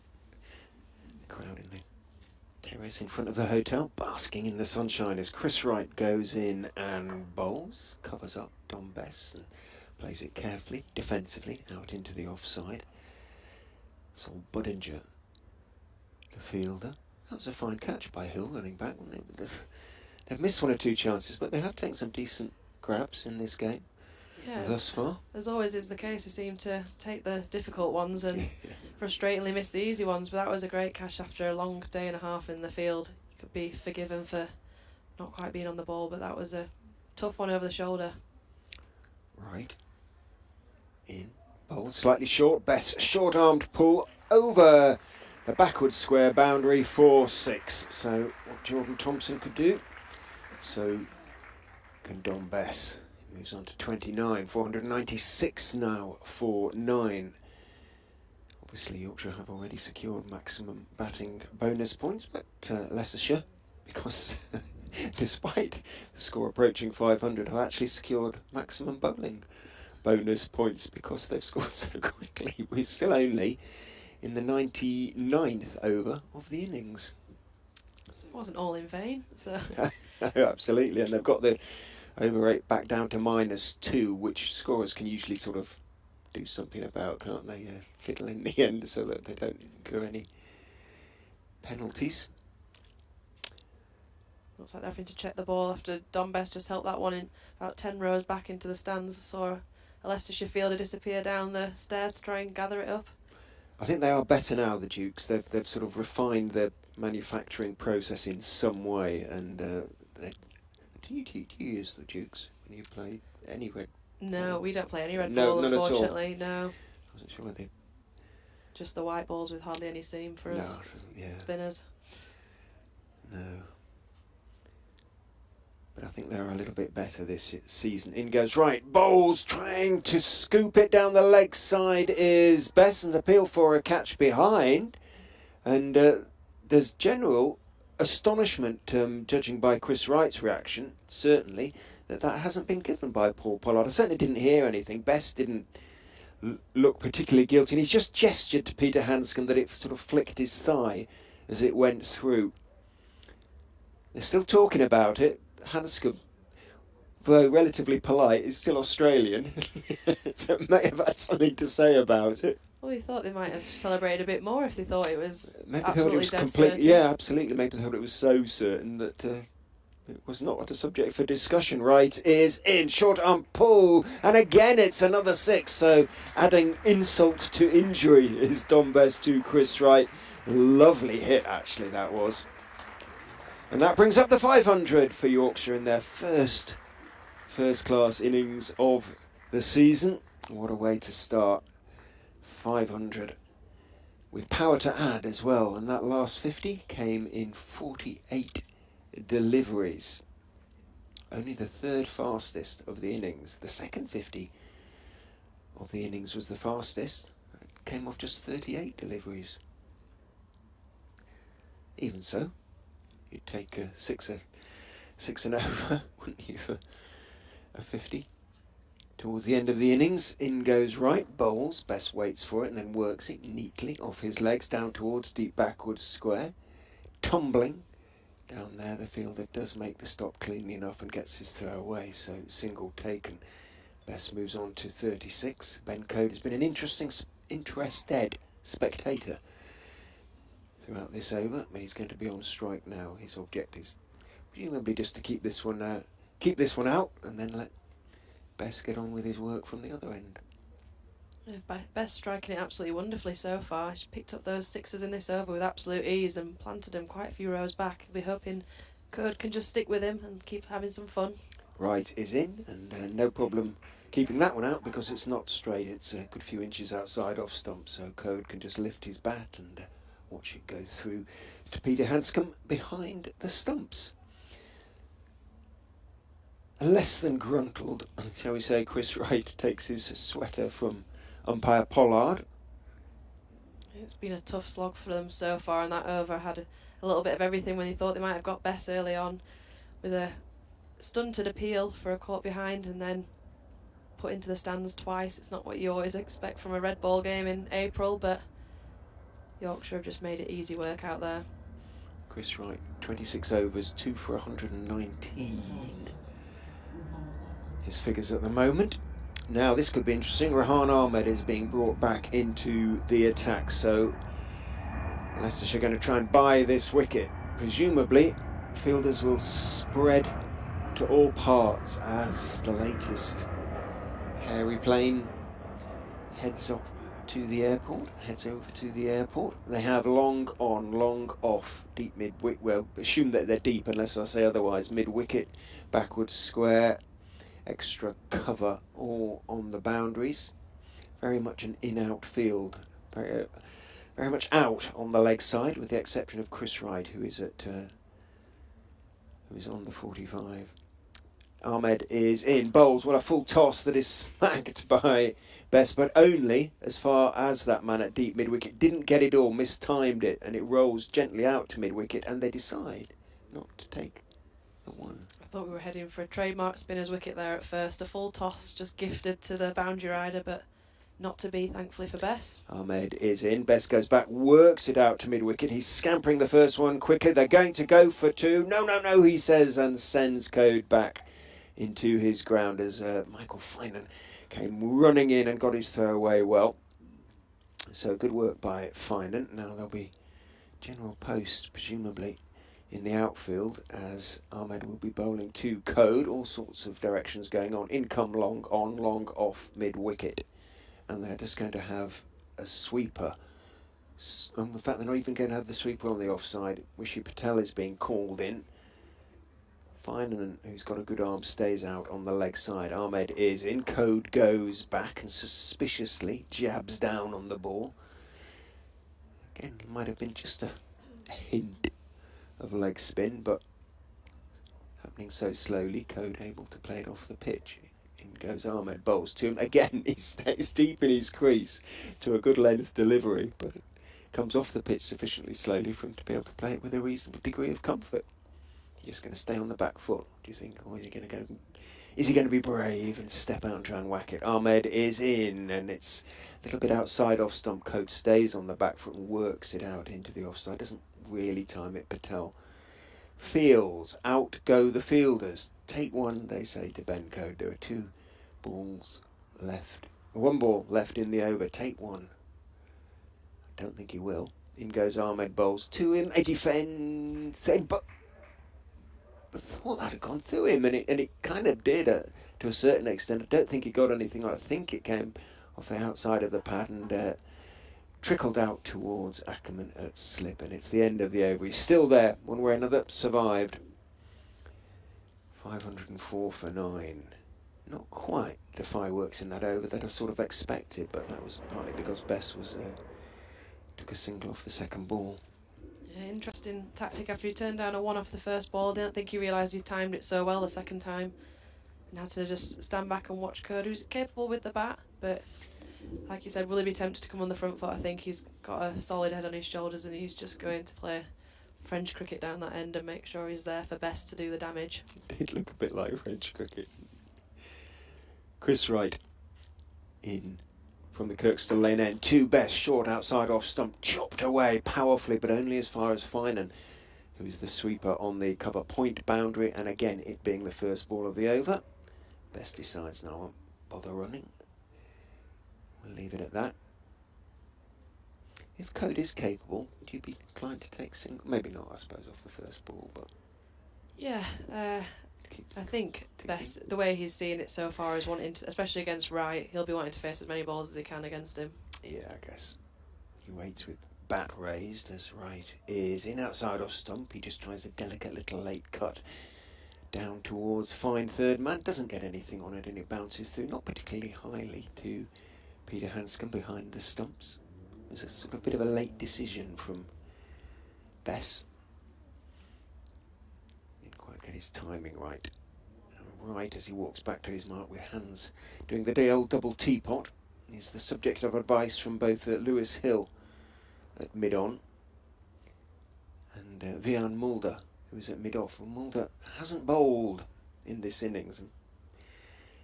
Right is in, short, pulled down towards mid-wicket, didn't get it, and it trickles out across the square to the net pitches in front of the Western Terrace, jogging in.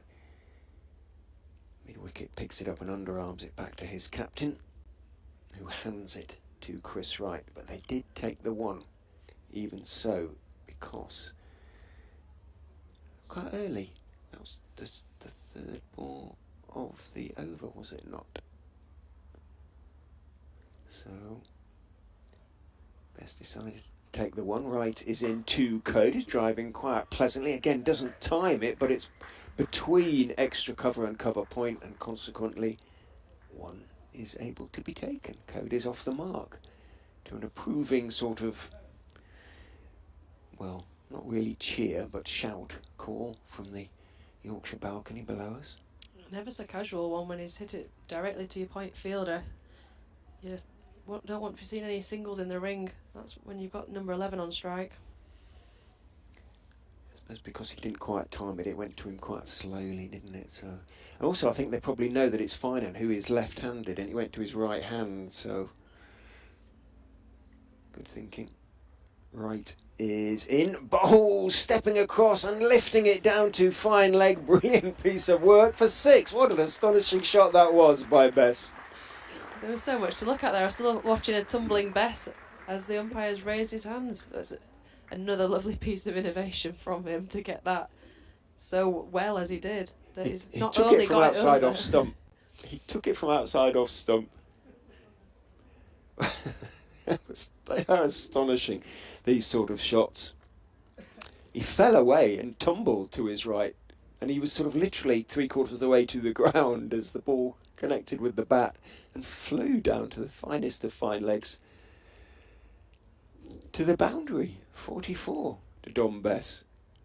Where do you bowl now? Chris Wright, in he goes, bowls, and he's looking for a Yorker. It was a little bit wide, so Bess is able to dig it out and play it out towards extra cover, who's very much on the back foot. Budinger there, despite, well, he'd be on the edge of the ring, if you like, if it was a one-day game. So Bess able to take one and keep the strike. He's moved on to 45, 513 for 9. Chris Wright's woes continue in that over.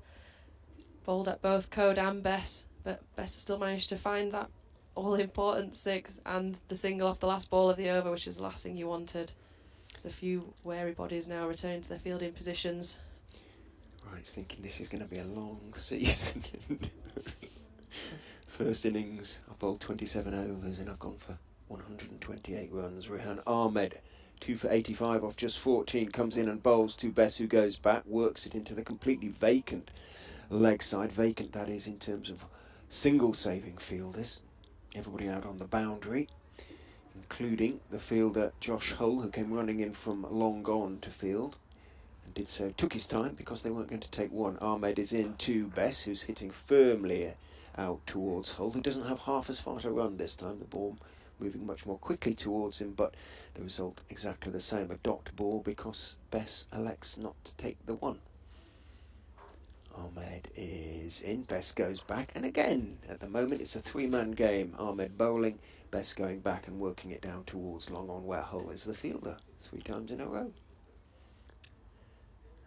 And on none of those 3 occasions has Dom Bess taken a run. Ahmed is in, bowls to him, he goes back, this time forces out into the offside, but he can't get it past the fielder, who is Hill out there, Leicestershire skipper, moving to his left smartly. Didn't quite time it as well as he would have liked. Dom Bess eyeing a first 50 of the season to go with his century, you said, in pre-season game. Yeah, against the Leeds Unis earlier in the week. Was that here or up at Wheatwood? Yeah, it was here, and he'll be looking to follow that up, that's for sure, with a half century.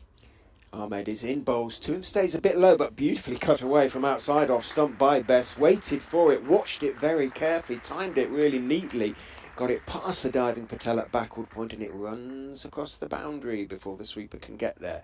Bess on to 49, 517 for 9. Yeah, that's a shot of a man in form with the bat at the moment, managed to find a little bit of width and pierce that backward point region and race away for 4, which isn't easy at all.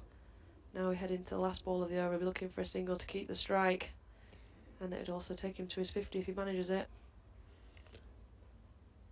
Well, Leicester are aware of that. They've brought the field in as in goes Ahmed. Bowls, drops short, but it goes through Bess as he tries to pull it away and bowls him. Off stump is out of the ground, so Dom Bess is bowled by Rehan Ahmed for 49, and Yorkshire's innings has finally come to an end. They are 517 all out off exactly 102 overs at a run rate of 5.07. Rehan Ahmed finishes with 3-4-89, and if you ignore the run rate in terms of the runs he's conceded, he'd probably be thinking, kind of got away with that really, as the spinners go.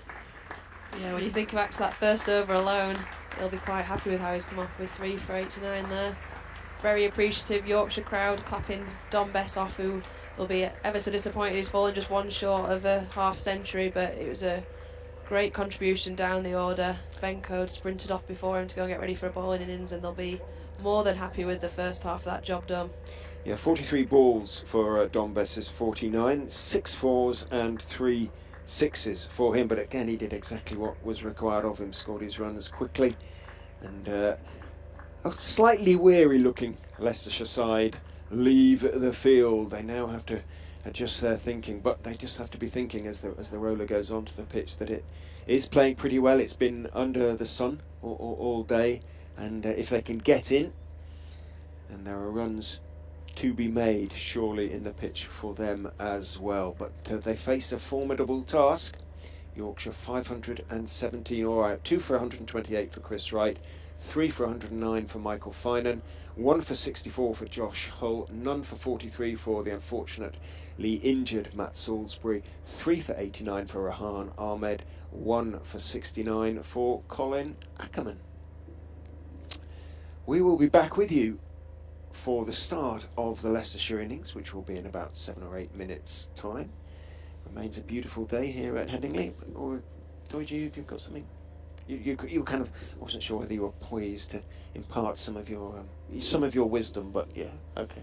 Well, I got nothing, says Dorothy. So we'll be back with you here on the stream and on the commentary, BBC Radio's Leeds, York, Humberside, Sheffield, all points north, and of course BBC Radio Leicester.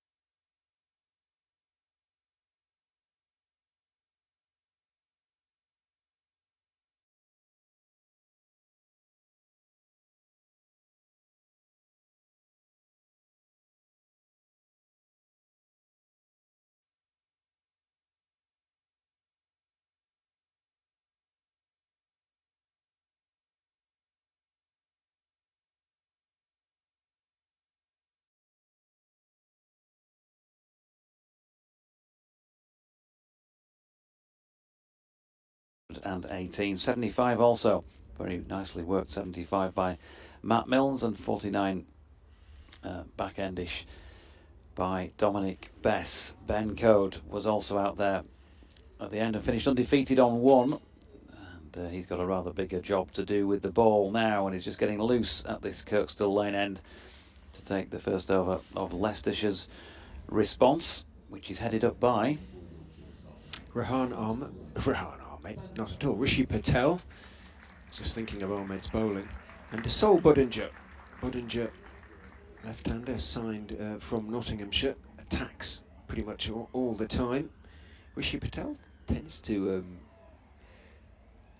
try to be positive as well. So, as I was saying to you earlier, the entertainment, which has been rich so far today, may continue, especially with 4 slips crouched in predatory fashion behind Rishi Patel. Well, they can go at it pretty hard here, Yorkshire, with the ball attacking wise. As you say, 4 slips. George Hill has got the first slip spot for the season, of course following the departure of TKC down to Somerset. So let's see what Ben Code can produce here. Right arm over the wicket, and in and bowling to Patel. First ball fended out really from around the midriff area, dropped into the pitch. Code looked in good nick in the warm-up games, caused the University side plenty of problems, took the first 5 wickets in the first innings of the Leeds Bradford University team. I've got to say the skies were leaden on that occasion, completely different bowling conditions to what they are now, but he's fresh and he's certainly looking fit. It's his second delivery, draws a yelp from who else but Adam Lyth. He likes a good yelp, does Lythy from slip. Everything's close as far as he's concerned. Getting a little bit excited. That one went by wide of off stump. Roller went on the pitch, obviously, between innings, and it's looking increasingly pale under this bright sun. Going in again, and thickish inside contact from Rishi Patel will get him a single to Matthew Revis, who's posted at deep backward square, come long leg. So Leicestershire are up and running. We reckon they need 368 to avoid the follow-on at the outset, so knock off 1 now. Didn't, by the way, tidy up the bowling figures, I don't think, for Leicestershire at the end of that innings, did we? But either way, I'll give you a refresher course anyway. Right, 27 overs, 2 maidens, 2 for 128. Michael Finan, 22.4 overs, 3 maidens, 3 for 109. Josh Hull, 15 overs, 1 maiden, 1 for 64. Matt Salisbury, 7.2 overs, no maidens, none for 43.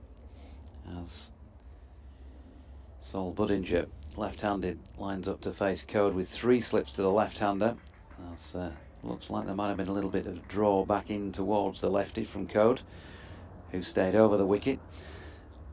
Other bowling figures, Rehan Ahmed, 15 overs, no maidens, 3 for 89, which was something of a recovery from that first over that went for 22. And Colin Ackermann, 1 for 69 from 15 overs and 1 maiden.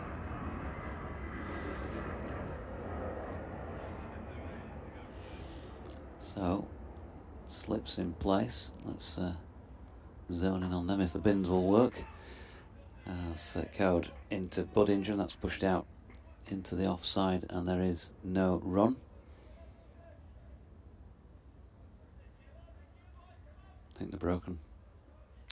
Have you taken the covers off?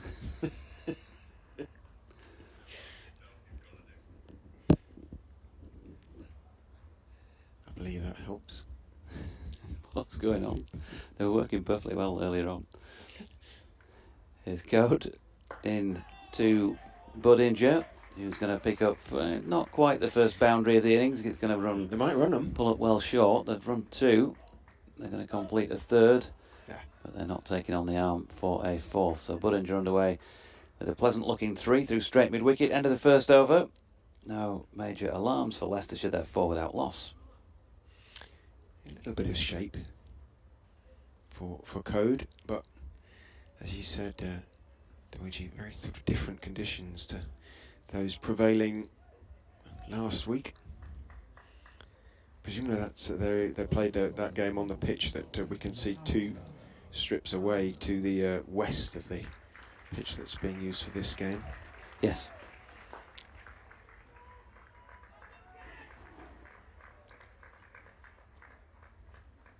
Now we're going to have Mr. Milnes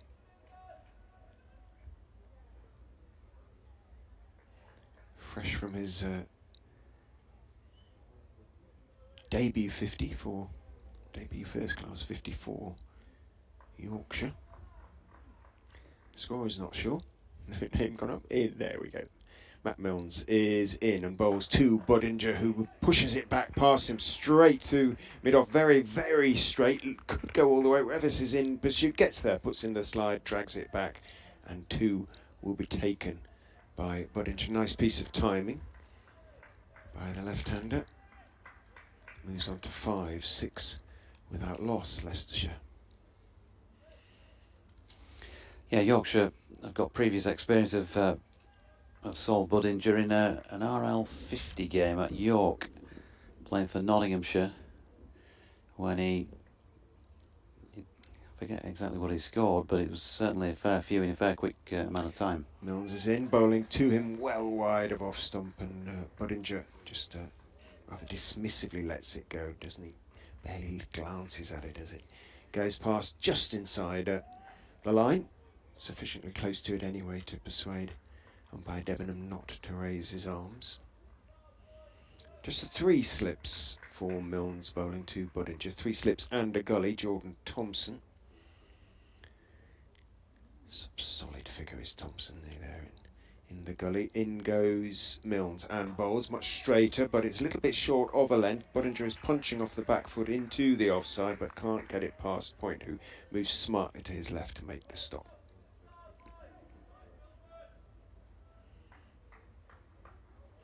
Noise levels, as you'd expect at this very early stage of the innings from the slip cordon.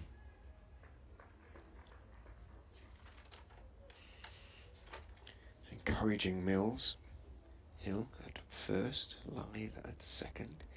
As Milnes is in, bowls, Budinger drives. It was in the air for a few minutes, and it wasn't so for a few moments, and it wasn't so very far from the right hand. In fact, he might just have got a hand to it, might just have brushed the fingers of Point diving away to his right. It was very, very low on the ground. Might have been a sort of on the half volley as it dived to his right, and all he could do was slow it slightly as it disappears on its way to the backward Point boundary. Dominic Bess it was diving across to his right there. He's wringing his right hand slightly ruefully.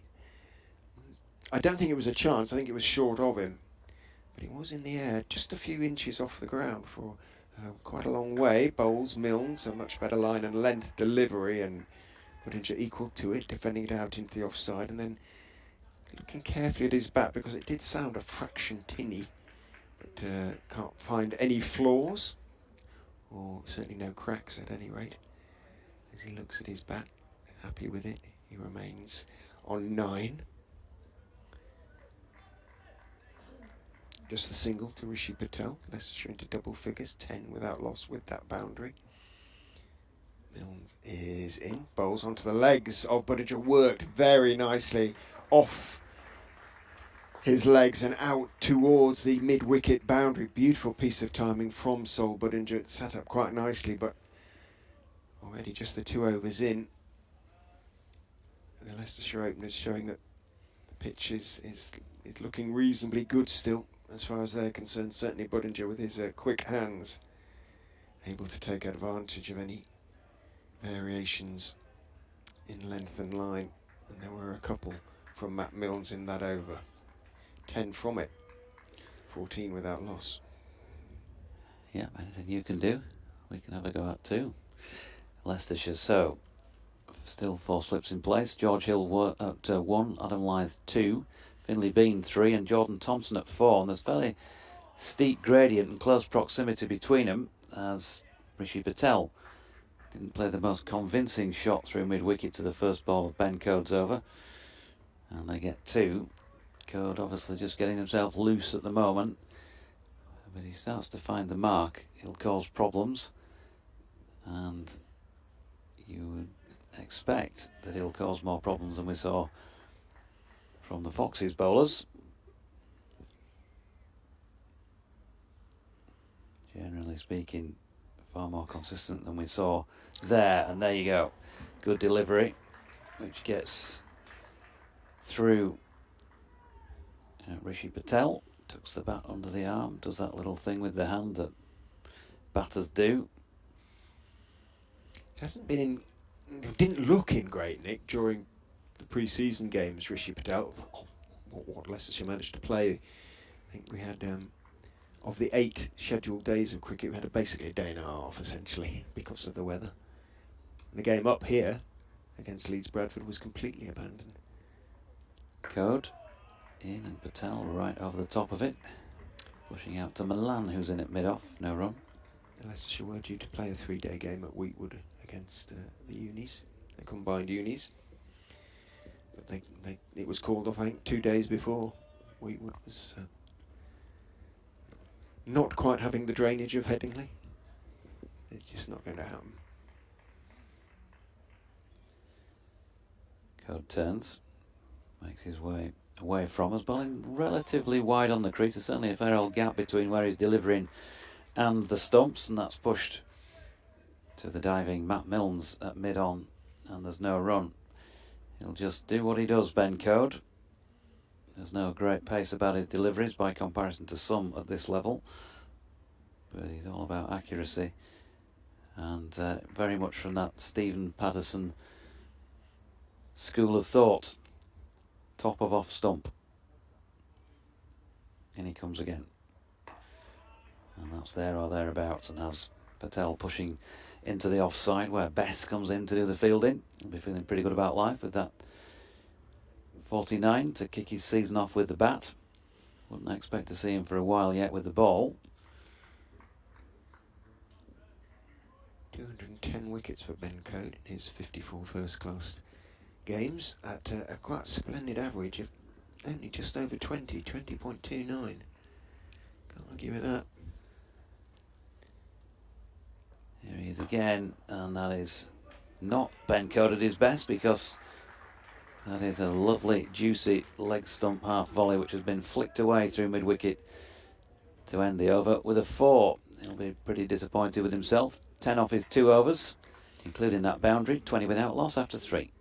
If Rishi Patel has a favourite shot, as you could probably gauge from the flourish with which he hit that, that was it. The whip away into the leg side. And he tucked in there.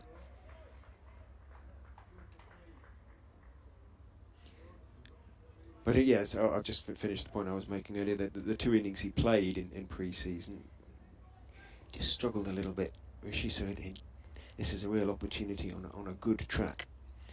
Milnes is in to Budinger. In length, maybe just short of the perfect length, so Budinger stays on the back foot, plays it off the pitch, pushes firmly out into the offside, and there's no run. Just wondering why. Whoever says, yeah, he's already put in a slide, hasn't he? So that's why he's got green all over his whites.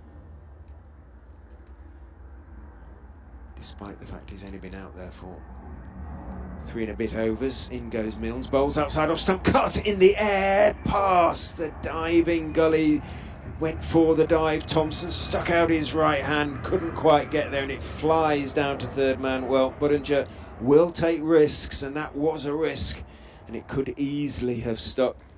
Thompson gave it his best, leapt to his right like Elan Mellier. I don't know who the Sheffield Wednesday goalkeeper is, I'm afraid. We'll have to get Katie to tell us it in due course. Couldn't get there though. Mellier, who's a bit taller than Thompson, might have done, might he, with his big glove on. Milne is in, bowls much straighter, but blocked back, beautifully timed again by Budinger, through very straight mid-off. Revis is in pursuit, puts in the slide, and this time it's unsuccessful. He can't drag it back. Consecutive boundaries, very differently played by Sol Budinger, but the run's coming quickly for the former Nottsman, and he's moved on to 21 already, out of 28 without loss. we're still just into halfway through the fourth over of the innings. I'm not sure who does the washing for Matthew Revis, but they're going to have a fair old job on there. He's 3/4 green trousers already, isn't it? In goes Milnes and bowls. Back foot defensive push from Budinger, who has looked in form in pre-season. He made 66 against Northants in good time, and then a quick 40 against Notts before being retired out. So, yeah, he looked in good nick in both those games. He's got a very thick, wide stripe from pretty much the hip right down to well down his shin, almost his ankle, almost all the way down his right leg, Matthew Revis. Be pretty soft still and wet down there in the shadow of the Howard stand.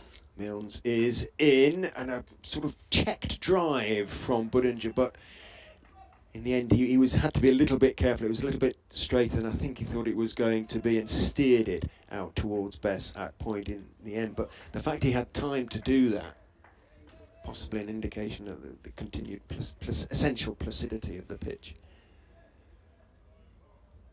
especially with the roller having been on it. The runs continue to flow.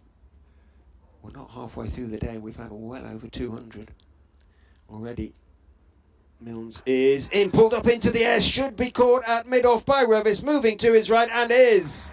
Went for the pull, didn't time it, top edge. We've seen a few of those in this game. Flew high to Revis, and in the end it was a fairly straightforward catch for the youngster moving away to his right. So the breakthrough has come. Budinger sparkled, but sparkled briefly. He's gone for 21, caught Revis. Bowled Milnes. Milnes is having a good day. He's got his first wicket for Yorkshire as well, and Leicestershire are 28 for 1.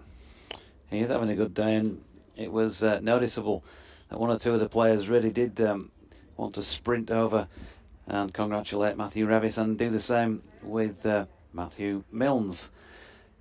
So one ball to come in the fourth over, and he'll be feeling pretty good about life, only with 75 to his name, and now, as you say, a first wicket. He had gone for a few before that, but that's just going to get the mood back in the positive.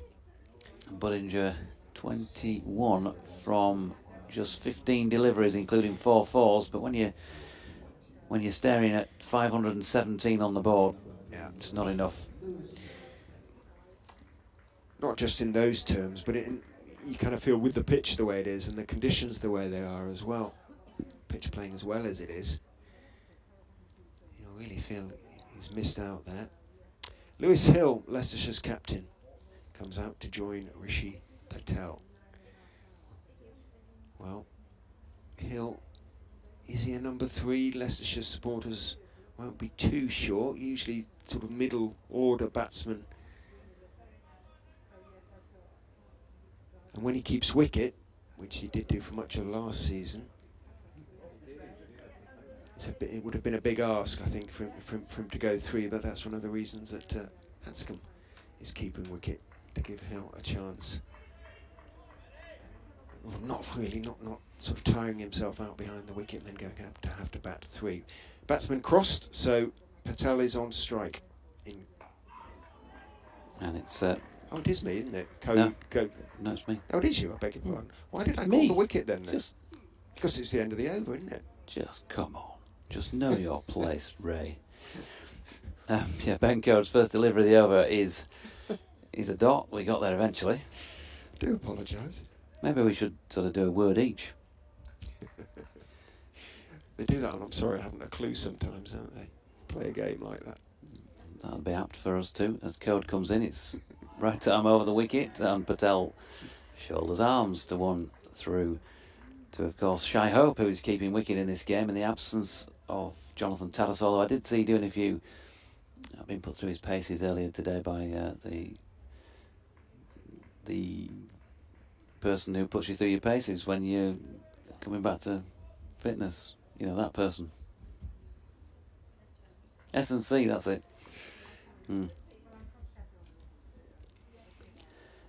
Code coming in again, passed on by Pollard, and Patel right over the top of that.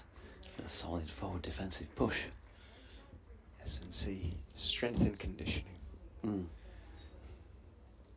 Looked like he did have something on the hand as he was doing the running. Ben Code, well, as Richard said, over 200 first-class wickets, an average just over 20. He was trying to get to 200 with an average of under 20 last year, and he was a bit miffed that he didn't quite, I think, manage to make it. But it's certainly a very, very good record, largely in Division 1 cricket, of course. Patel just angling his bat to one out to Jordan Thompson at fourth slip. Now Ben Code has taken 143 wickets against right-handers, averaging 18.2. That's a lovely line, though, isn't it, that he's bowling there to Patel. Yeah. Not Just quite as shaving successful off against stump. lefties. No? 25.9, 58 wickets, an average of 25.9. He's in again, and once more roundabout off stump. Patel can do no more than just pat that one out into the offside. Brunty's been in touch. Before this season goes any further, he says, has anyone got Darren Stevens' phone number? Stevens is available, as Foxy Phil points out. But he's saying they need to be, if anybody's in for him, it's got to be kind of close enough to commute, and he lives in Kent these days. Of course. Here's Code once again to Patel. Good delivery, which he's just feeling for. Outside off stump, leaves him just nipping slightly off the pitch, away from the outside edge of the right-hander. And so 28 for 1 at the end of the fifth. Scoring rate, by comparison to Yorkshire's, is right up there, but you feel like there's probably going to be a few more questions asked by the bowlers. Yeah, that was a lovely over, really, from Code. Pretty much there or thereabouts. Trying to identify the airline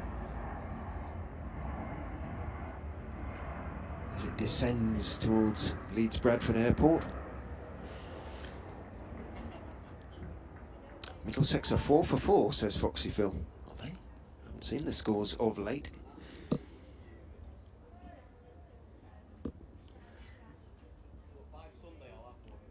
And none of those 4 runs are off the bat, apparently, so in fact, almost none for 4. Milnes is in bowl, slightly short of a length, Hill right behind it. Slightly cross-batted as he tucks it off the stumps and off his left pad down towards short leg. There is a short leg, it's gone in there. Yeah, I can tell you that it's Jamie Porter who's done the damage. 3 for 2 halfway through his third over, and 1 for 2 for Sam Cook. Good opening partnership, that pair. There must be runs off the bat then, mustn't there, if they've gone down against them? The 4 no balls. Ah, okay. In goes Mills, bowls very wide outside off stump, does swing away. So Sam Robson, LBW Porter, 0. Mark Stoneman caught Sir A.N. Cook, bowled S.J. Cook, 0 off 10. Peter Milan bowled Porter, 0 off 2. And Stephen Eskenazi caught Rossington, bowled Porter, 0 off 8. Wow. There were 4 wickets taken in the first 21 deliveries of the innings. Milnes charges in, bowls to Hill, who is forward, dropping it out into the offside, calls Patel through for the quick single and makes his ground comfortably enough as a running in from sort of wide-ish mid-off. Dawid Malan, probably not quite the quickest over the ground. Picked it up cleanly enough but didn't bother throwing, seeing that Patel and Hill had comfortably enough made their ground. 29 for 1, Hill off the mark with that smartly taken single. Let Patel do a bit of batting for a while. 7 not out to Rishi Patel. Pronounced preparation for Patel. Waits with bat raise as Milnes is in. Bowls to him, trying to play it off the back foot.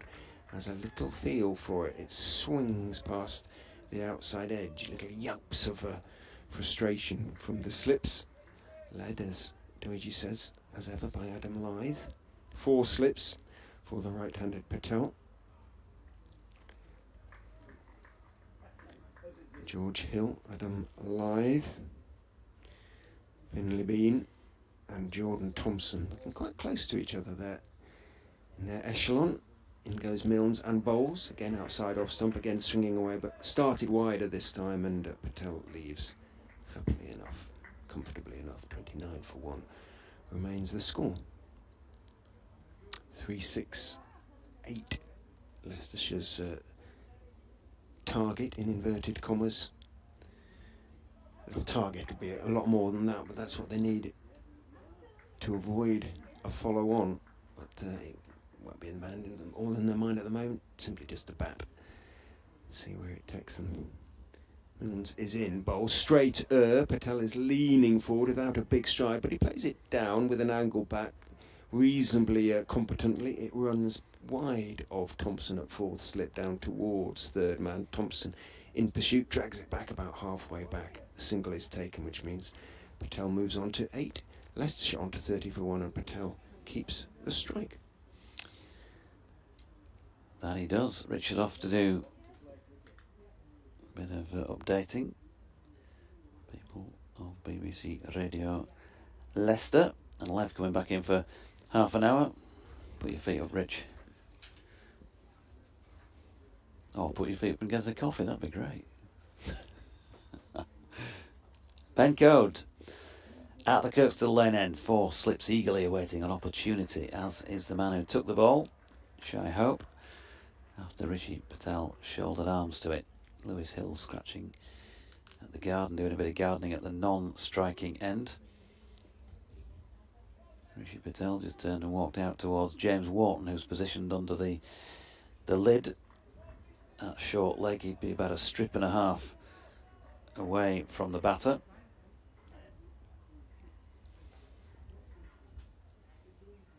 In comes Code, and that's hauled away through mid-wicket by Rishi Patel, and it's gone all the way 4-6. I must admit I lost that as soon as he struck it, but you could just tell he tried to put a bit of bottom hand into it by the way he played it, and it's carried the boundary.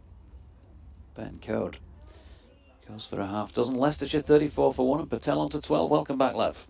Yeah, welcome back with a meaty blow into the stands there. Sound off the bat sounded impressive, but like you, I lost it in the sunshine at Headingley.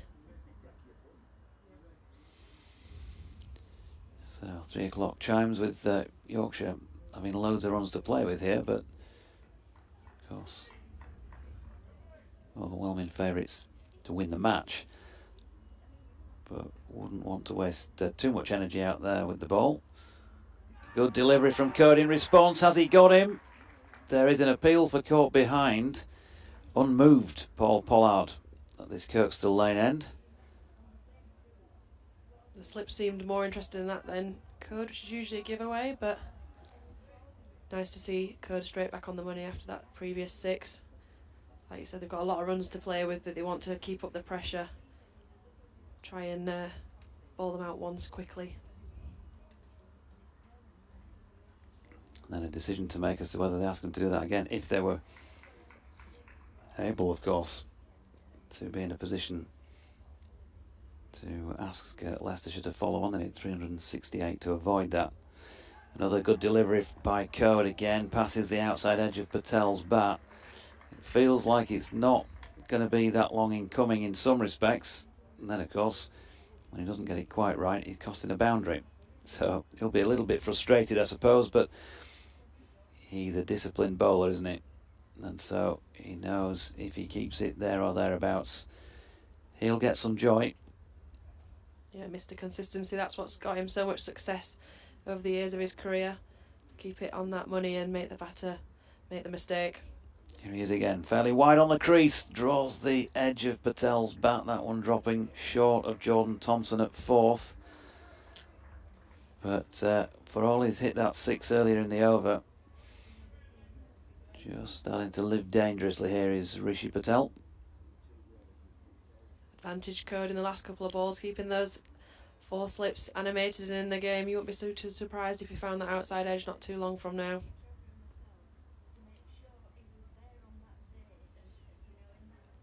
Code in again. Just a little bit closer to the stumps this time without being particularly close to them. And Patel pushing out into the offside to complete over number 7 then. Ben Code, 4 overs, 1 maiden, none for 16.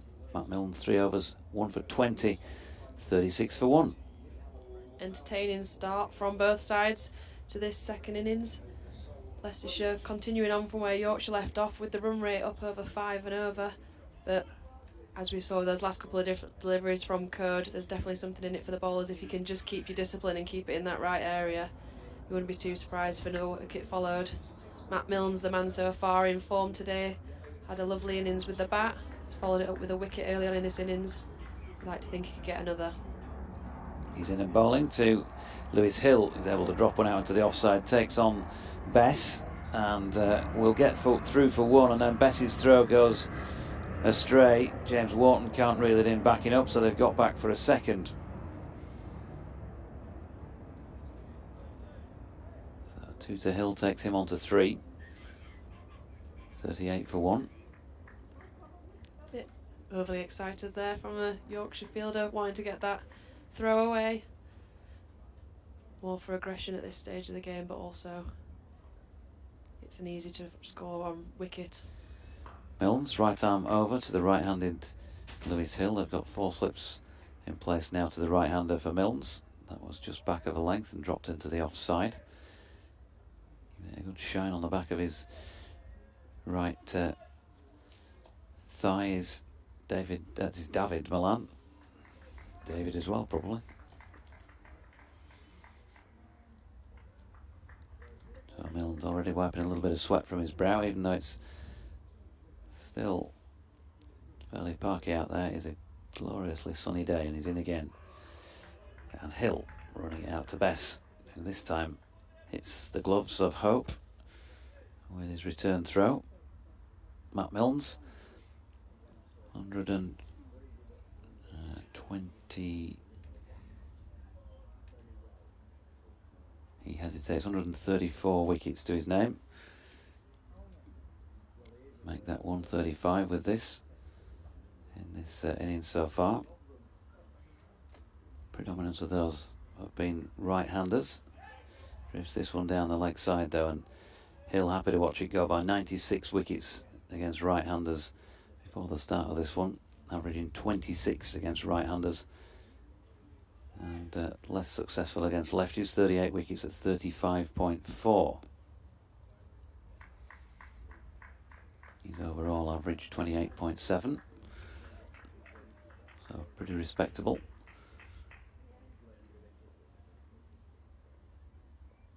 Turns and makes his way in towards us again then, the former Kent man. It's straight and draws a respectful forward defensive push from Lewis Hill.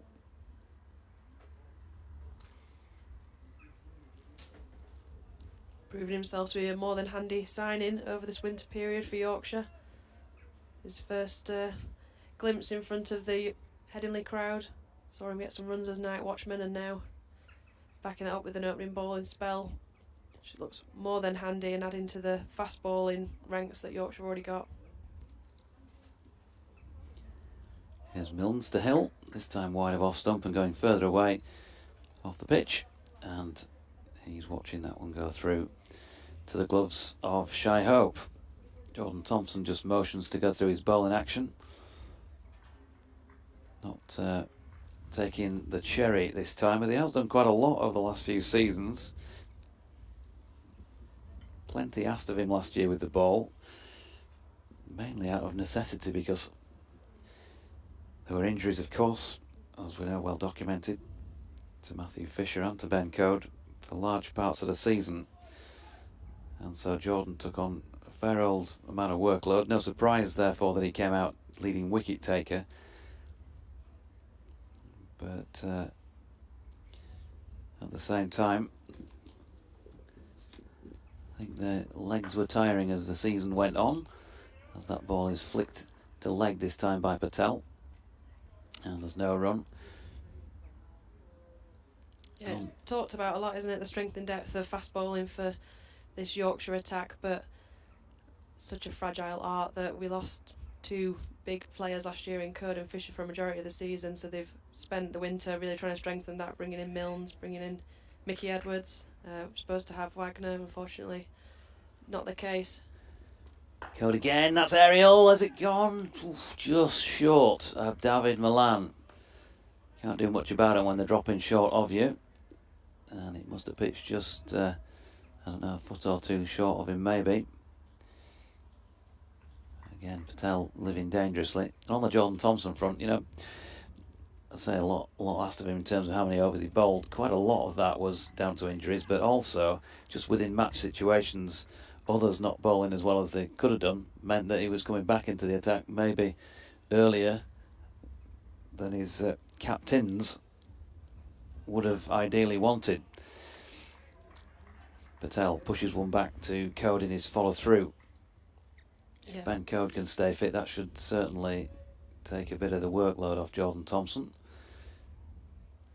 Certainly, Thompson's usually that player that Yorkshire have turned to in the past to try and make something happen, but too often last year is also having to try and lead from the front and then come on again and make something happen, and it can be a tough old ask on some of these pitches. Code then, with Thompson at fourth slip, bowling that one full enough to get Rishi Patel to just push through it into the leg side. So straight delivery this time from Code. Fielded at mid-on.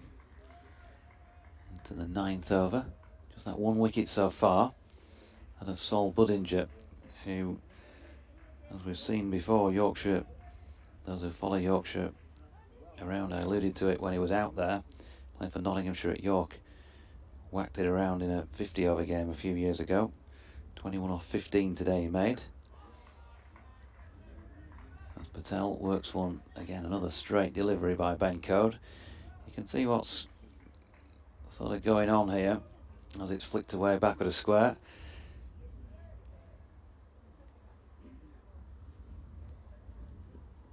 Code thinking about some sort of setup for Rishi Patel. Might be thinking the same as well for Lewis Hill. There'll have been a few videos watched, no doubt, of the opposition. Strengths and weaknesses. Absolutely, and with Yorkshire having a few years away from Division 2, it'll be a lot of cricketers. Some of these haven't come across all that much, so they've had to have done the research beforehand. Here's Code to Hill. Again, just a little bit too straight, but once more, it's 3 deliveries in a row where he's certainly targeting the stumps. He's been flicked away in front of square for 4 runs, and he hasn't yet got among the wickets, but on another day, he might have picked up a couple by now, some of the deliveries he has sent down. Yeah, certainly one of those spells so far that the scorecard looks quite different to watching it live here in the ground. You wouldn't be surprised if he had picked up a couple of wickets. He certainly looked dangerous, but with the attacking nature of Yorkshire's field, due to having so many runs on the board, when you're not quite on the money, you're going away for a boundary because they have got those 4 slips in and the short leg. You can get in touch at Jonathan Doidge, at Katie_Lev, at Fox's Crick, CRICK 2023 for Richard, or BBC West Yorkshire Sport at gmail.com. Here's Matt Milnes, bowling to number 26, Rishi Patel, who is pushing out into the covers. No run. Middlesex have recovered to 15 for 4 now, and there have been some runs off the bat. Hampshire, meanwhile, have been bowled out by Nottinghamshire 231.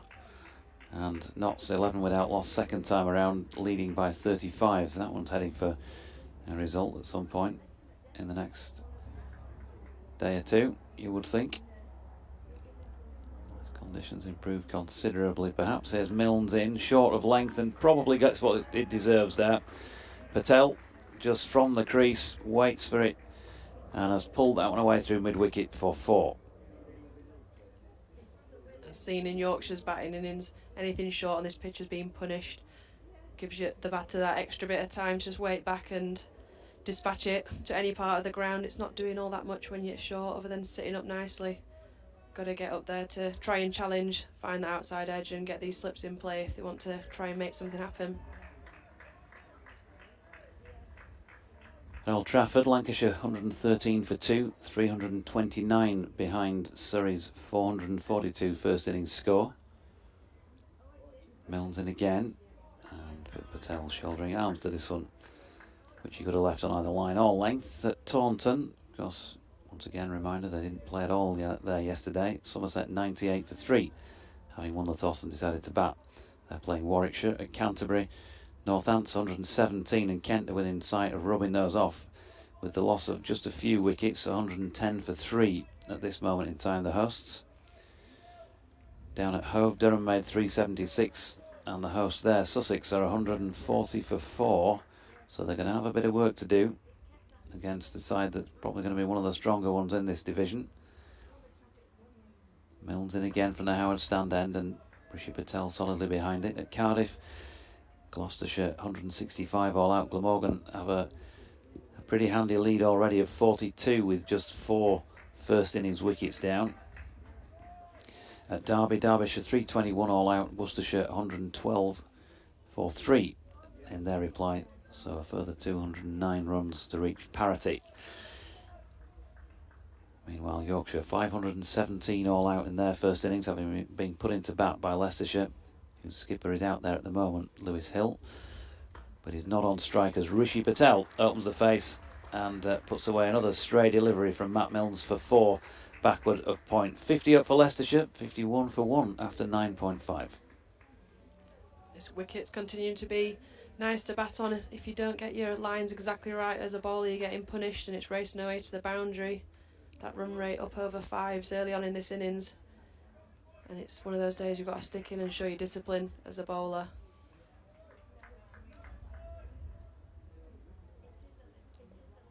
Milnes just about reaching the shadow of the Howard stand, making his way towards us again, right arm over. Patel with discipline, shoulders arms once more. He's picked up his couple of boundaries in the over.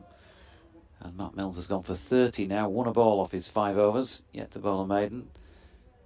But he'll point to that wicket that he's taken, that of Sol Budinger, caught Revis, nicely caught as well, after getting under a skyer at extra cover. And Budinger gone for 21 off 15. Yeah, these figures so far for the 2 opening bowlers don't always tell the full story. They've been allowed to have that attacking field with plenty of slips in due to the amount of runs they've got on the board, so anything that is slightly off the line is getting punished, unfortunately, but they have been, for the most part, quite disciplined in their areas they've bowled so far.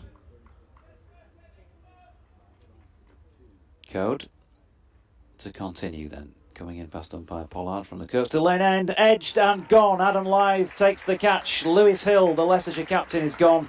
Caught by the Yorkshire counterpart, Adam Lyth. And it's Leicestershire 51 for 2 after 10.1. And they're already getting in and among here, the Tykes. You've got to feel that Code deserved that wicket. He has been toiling away just outside that off stump against Patel in particular and caused him quite a few issues. He's not bowled all that much to Hill, the captain. But as soon as he does, he finds that sweet spot and finds the outside edge, and it goes straight to the capable hands of Adam Lyth. And Code deserved that for his spell so far. 7 to Lewis Hill from 11 deliveries. 25 minutes he was out there and struck the 1 boundary. And Ben Code strikes for the first time this season.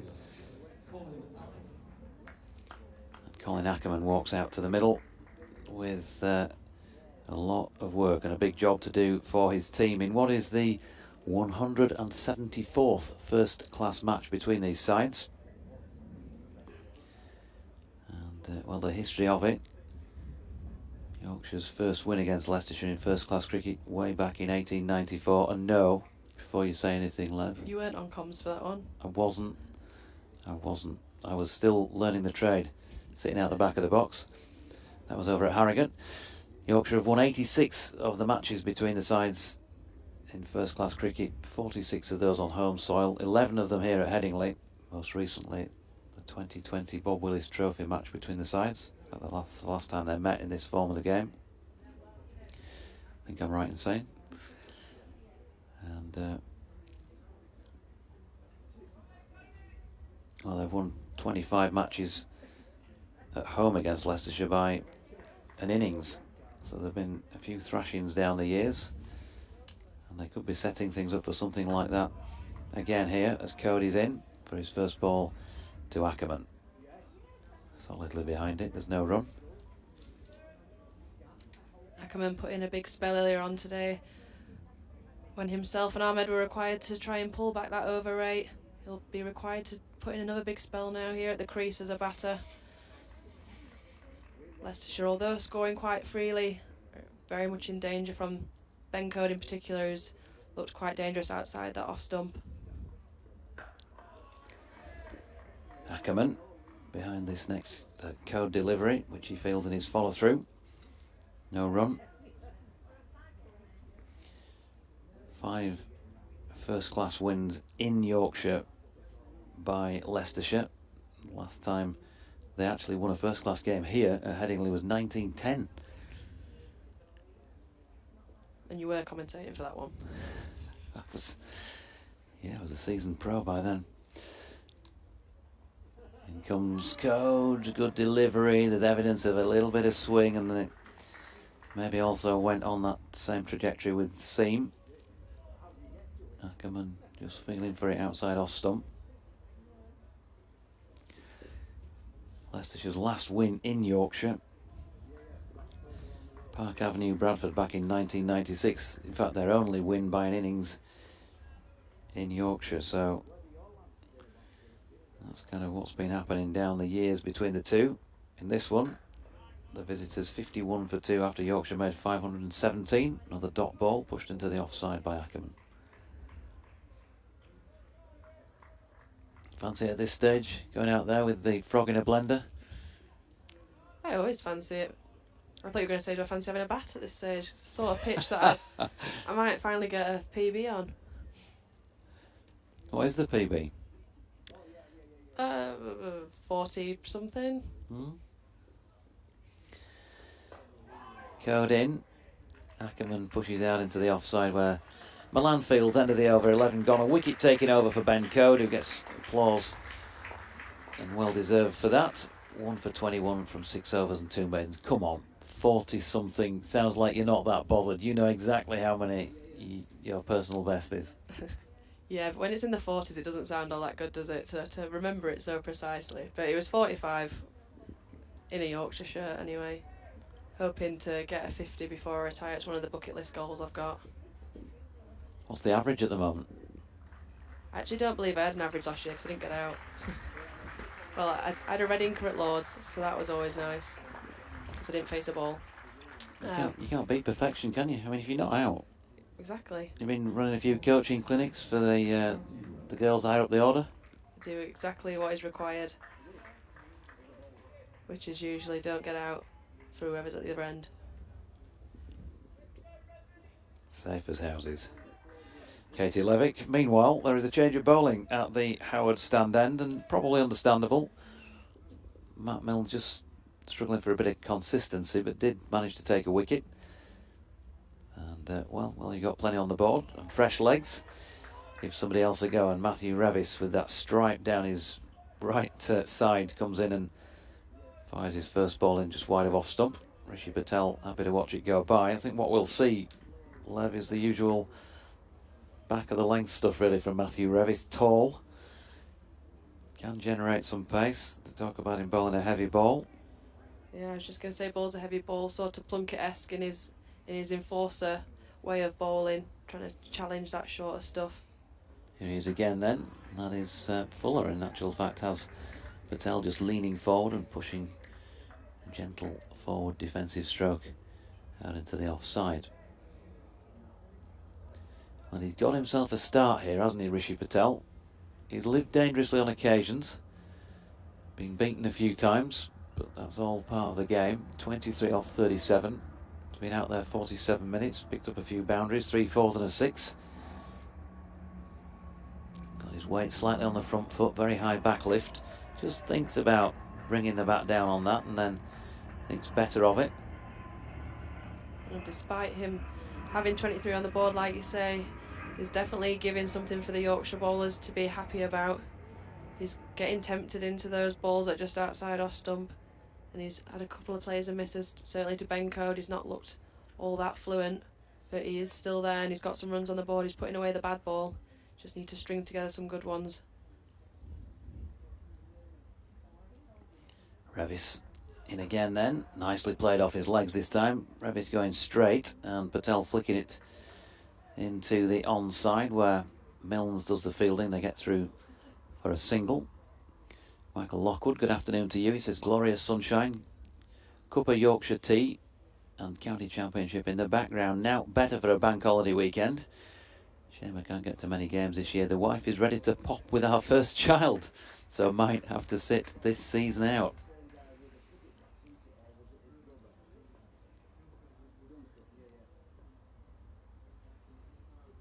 Ackermann on naught, on strike, and Revis with a delivery just back of a length. He couldn't get forward to that Ackermann, and it just left him a little bit of nip. Good delivery from Matthew Revis. 52-42. A lot of work for Leicestershire to do here, and still a long way to go on this second day because of that lengthy break in the middle of yesterday. Revis in again, this time just straight a little bit leg side of straight and flicked away to Ben Code coming round from long leg to field, and will pick up one and therefore get off the mark. 53-2 after 12. Decent start for Revis. Managed to find a little something when he got his lines and lengths right. Kept climbing a couple of balls, looked at an awkward length to be playing at, as he is with that height and generating a bit of something off the pitch. Just seeing here if Ben Code's slowly walking to his mark to continue. You would think so. He's been pick of the opening bowlers so far. He's looked troubling. Rightly so, picked up his first wicket in that last over. And Ackermann so far hasn't looked the most convincing when having to get forward on that front foot, so you'd like to think there's an opportunity here for another slip catch to come into play. In comes Code then over the wicket. Can't tempt Ackermann into playing at this one. But he'll have something up the sleeve, no doubt. Ben Code, BBC West Yorkshire Sport at gmail.com is the email address if you want to get in touch. Fairly quiet, fairly placid on the socials today. It is a bank holiday, so one or two might be kind of not quite excusing themselves, because we've not had much in the way of letters of apology, have we, that people are not tuned in today. But it's been a little bit quiet as Ackermann pushes into the offside. I feel it's more not wanting to tempt fate. Been a lot of talk about Yorkshire getting relegated at the end of last season, bitterly disappointing, and then a young team coming into this year and not quite knowing what we might throw up. So to put a big total on in that first innings, I think if it's started off quiet, they want to stay quiet, keep the superstition going.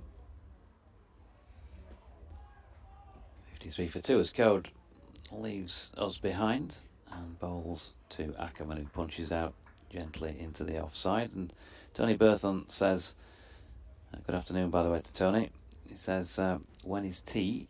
That we can confirm is 4 o'clock, 2 hours and 10 minute session, so they're supposed to finish at 6:30.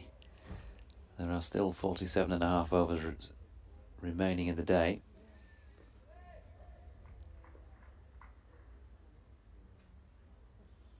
Yorkshire into their 13th. And Code is bowling it. And Ackermann right behind it pushes back to the bowler. So after that sort of flurry of runs from Budinger early, and a bit of attacking play as well from Richie Patel when he's had the opportunities, things, when Cody's on, just now starting to feel a little bit more settled. They probably will do for Adam Lyth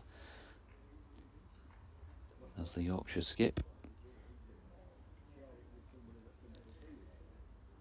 In comes Code again, and driven back just past the stumps by Ackermann. Not the most convincing of drives in terms of power, but he got enough on it to get through for a single. 54-2. He's not looked overly convincing so far. Ackermann will be happy to get down to the other end, especially against Ben Code, who's looked the pick of the Yorkshire bowlers so far early on into this innings. But Code had a good battle with Patel earlier, despite getting dispatched for a couple of boundaries. He's also forced a few loose shots, so he'll be keen to have another go at him now. Patel on 24 then, on strike, and Code there again, bowling it straight, making him play. That's been a feature so far. He has bowled some that have left the right-handers. He's bowled quite a decent percentage of straight deliveries, hasn't he? bring the stumps into play. Plenty to play with on the board. And try and cause a bit of discomfort. Looks like Ben Code was just signalling perhaps there to come off the field for a short while.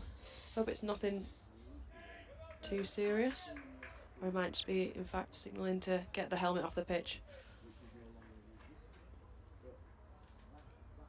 That looks to be the case. Revis to continue from the Howard stand end. Looking to follow up his first over, which was pretty decent. I'll be happy with how that started. Good lines and lengths. And it does look like Code has just gone off underneath us here into the clean slate pavilion. Hopefully nothing serious. Hopefully not. Revis in and bowling to Ackermann, who's slightly squared up by that delivery, but manages to successfully play a defensive stroke to it. Didn't appear to be any suggestion of an injury. Maybe something like a comfort break, who knows, as they say. Revis scurrying in again, and Ackermann opening the face and pushing it to Dominic Bess, who will doubtless have a part to play. He'll be quite happy that there's a few runs to bowl at on the board. Yorkshire have so far used Code and Milnes, and now Revis. Jordan Thompson, we talked about him earlier, yet to come into the attack.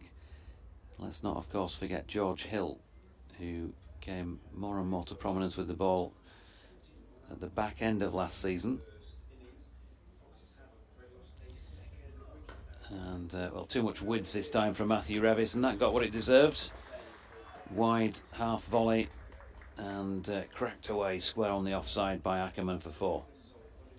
First commanding shot really from Ackermann. He's looked a bit tentative so far. I think that can be attributed to the good bowling from Code and Revis that haven't really allowed him to have any real width to put his arms through, but the first opportunity he's got there, he's gave what it rightly deserved and continued the trend on this pitch of anything that's short and wide is getting rightfully so put to the boundary. You really have no margin for error as a bowler on this strip so far. Umpire Ben Debenham just asking to have a look at the ball before it makes its way back to Revis. Not quite sure why that was. Maybe it was something that it hit at the side, or maybe there's a bit of moisture out there, something like that, but he's had a look, seems happy enough, and it's back with the bowler. Ackermann then, that boundary taking him on to 6. Leicestershire 58 for 2. There are 3 left in the over, and Revis comes in and bowls to Ackermann, who's right behind it. No ball. First one of the season by a Yorkshire bowler. So 60 for 2.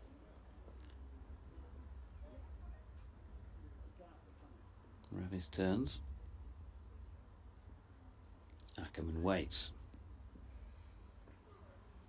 And Revis bowls, and it's wide of off stump, and again he shoulders arms. Martin Bloomfield says good afternoon on this glorious day. Great to hear Lev back in the com box to renew the double act. Talking of Yorkshire tea, will Lev be taking a copious supply of tea bags when she gets her passport stamped out of the county to play at Edgbaston later? I know, something different for me. Being bought by the Birmingham Phoenix in the 100. The first game of the season for that will be here at Headingley, but I'll be in the away changing room. Here's Revis. Ackermann pushing up to mid-off, and there's no run. Yeah. Bit weird. Disgrace. Be nice to drive past my face on the outside of the ground though, even if it is to then go into the away changing room. I like to think I'll have some support from the crowd, no matter what kit I'm in. I also think that could be likely thinking.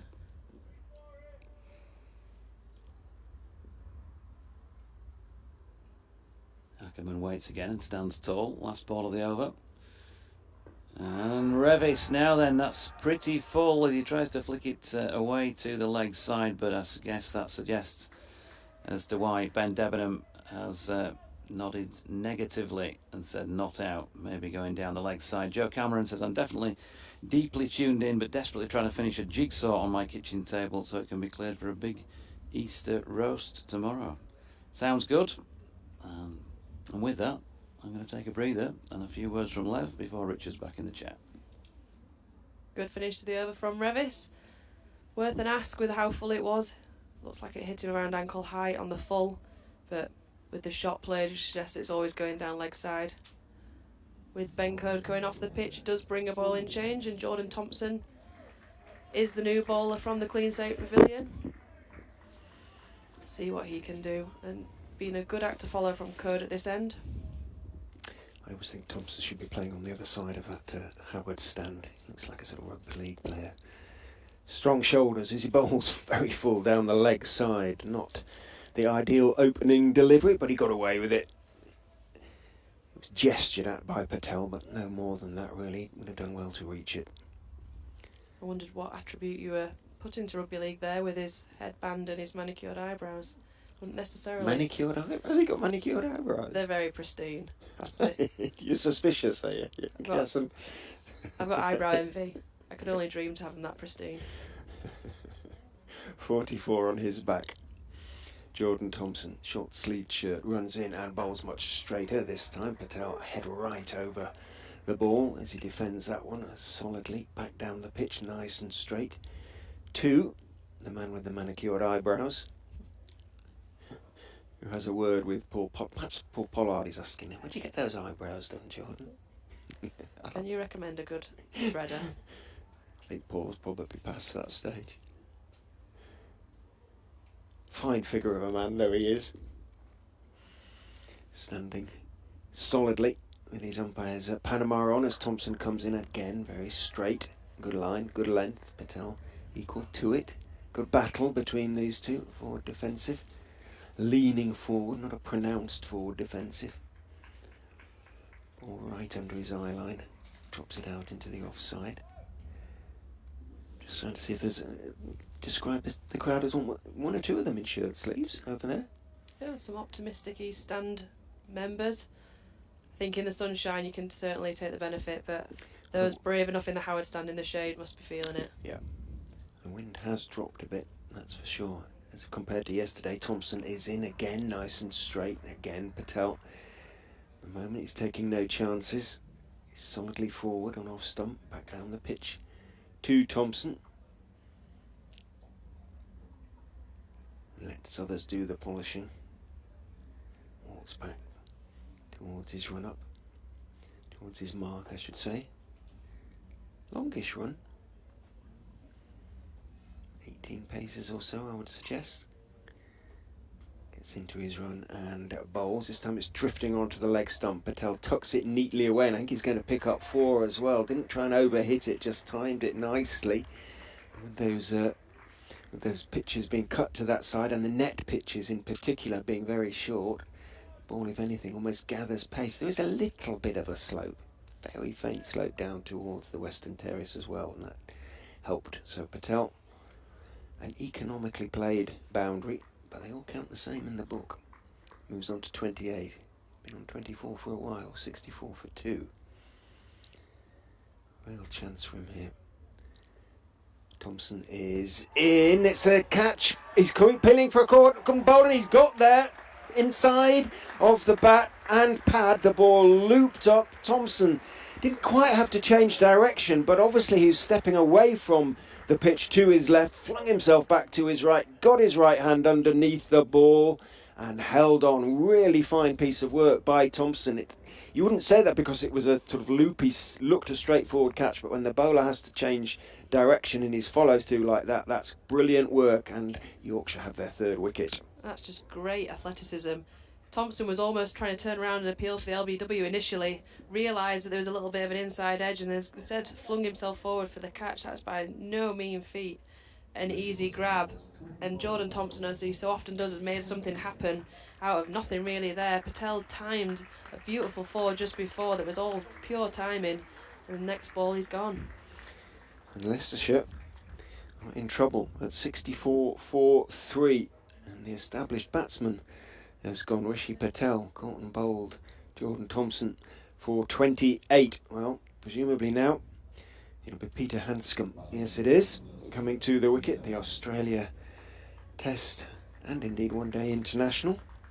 He's had, best part of an hour just to recover from his wicket-keeping duties. Put his feet up for a short while at least and focus on his batting, but he's got a serious job to do here. Leicestershire's two really class batsmen now at the crease. Ackermann hasn't been out there long, he's 6 not out. He's faced 19 balls, he's hit 1 boundary. But if Yorkshire can part these two early, they'll really fancy their chances of enforcing the follow-on at the very least. 64 for 3. Yeah, these still be all too aware of the pressure that's on them now as the more experienced of the teams try and hold this innings together. Runs do come quite easily if you can just stay there. You know, the run rate has always been up above 4 for pretty much all of this game, both innings. But it's about that discipline of being able to stay there and not being too troubled when these Yorkshire bowlers are bowling a really disciplined line and length consistently. Matthew Revis, 2 overs for 8. Takes up the attack from the Howard stand. Comes in and bowls to Ackermann, middle and leg. Ackermann working it into the leg side, but without any aggression, just defending it out towards mid-on, where Thompson, having taken his sweater, not in the metaphorical sense, in the literal sense, it was still a bit chilly out there, clearly. It's all sort of ruckled up around him. He hasn't quite managed to get it on properly yet as he fielded that one. He has now. Revis, tall young man, turns, legs pumping away as he bowls, very full, on-driven by Ackermann, but Thompson showing that athleticism he showed in taking the caught and bowled catch as he moves smartly to his left, tumbles and makes a fine stop. Backing up his fellow bowler, maintaining the pressure. 64 for 3 remains the score. 20 minutes until tea, which, whatever happens, will be taken at 4 o'clock. Probably be about 39 overs left to be bowled at that stage. Revis is in again. He's drifting on towards middle and leg, and this time Ackermann has worked it successfully away through mid-wicket. Thompson, well, talking about his athleticism, he's having to show it again as he runs in pursuit of the ball out to the deep mid-wicket boundary. Was almost coming to a halt as he got there, about 5 yards inside the ropes. Gets his throw away. Ackermann picks up 3, moves on to 9. Right, Peter Hanscom. Leicestershire supporters expect. Signed at the last minute after Leicestershire's previous, hoped for signing in the early part of the season. Shafiq. Well, that signing, having been announced, was then sort of kiboshed by the Pakistan Cricket Board. They decided they wanted their man, and they had to move fairly smartly to get Hanscom, but they did. And these conditions on a good pitch should, he had a good season, suit him. In goes Revis, bowls to him, and well, that's a pleasant start. It was a little bit of a half volley, it was full outside off stump, but he just leant into it, Peter Hanscom, and drove it away. Didn't try and overhit it, steered it away between cover and wide mid-off for 4. Nice start to his career for Leicestershire. Yeah, showed his class there, and of course this will be a pitch he'll be quite accustomed to. He was an overseas for Yorkshire a number of years ago, so it'll be quite a welcome start for him at a pitch he should be used to. Probably played here for Middlesex as well, I would imagine, when he was captaining them, so he knows the county scene, Peter Hanscom. Revis is in, bowls to him. Foolish again on off stump. A bit straighter this time. Hanscom just leans forward with a slightly angled bat and steers it out towards point. Bess fields. 71 for 3 remains the score.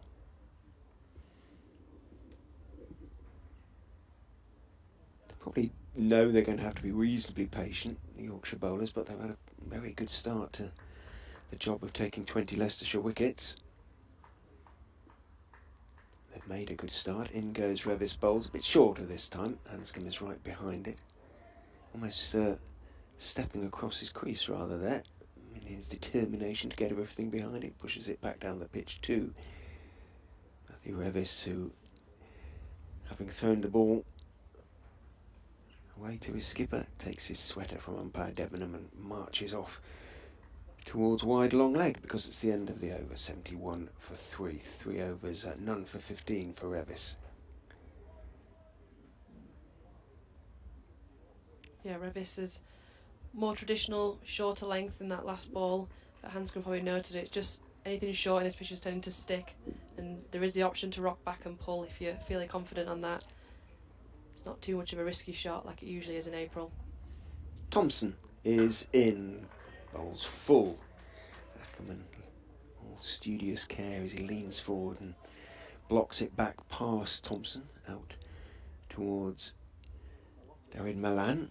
And how much of Malan Yorkshire will see this season? Not a huge amount, I wouldn't imagine.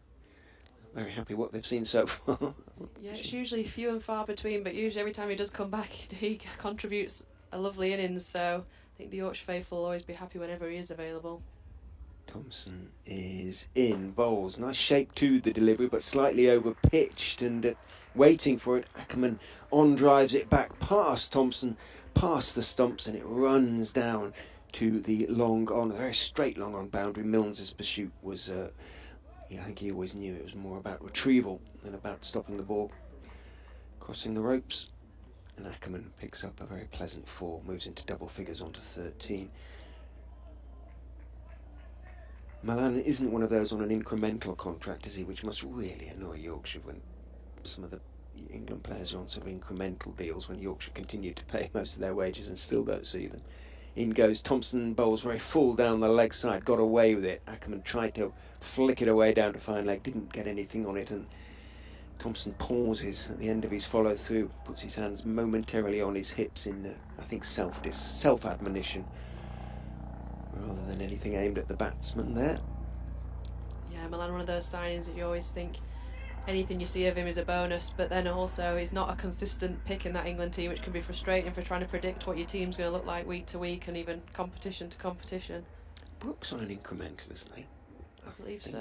Which is ridiculous, really. In goes Thompson down the leg side, and this one is flicked on its way by Ackermann for 4. So whether he's trying to sort of swing in a sort of Yorker on the leg stump like that, he's got a bit of a problem.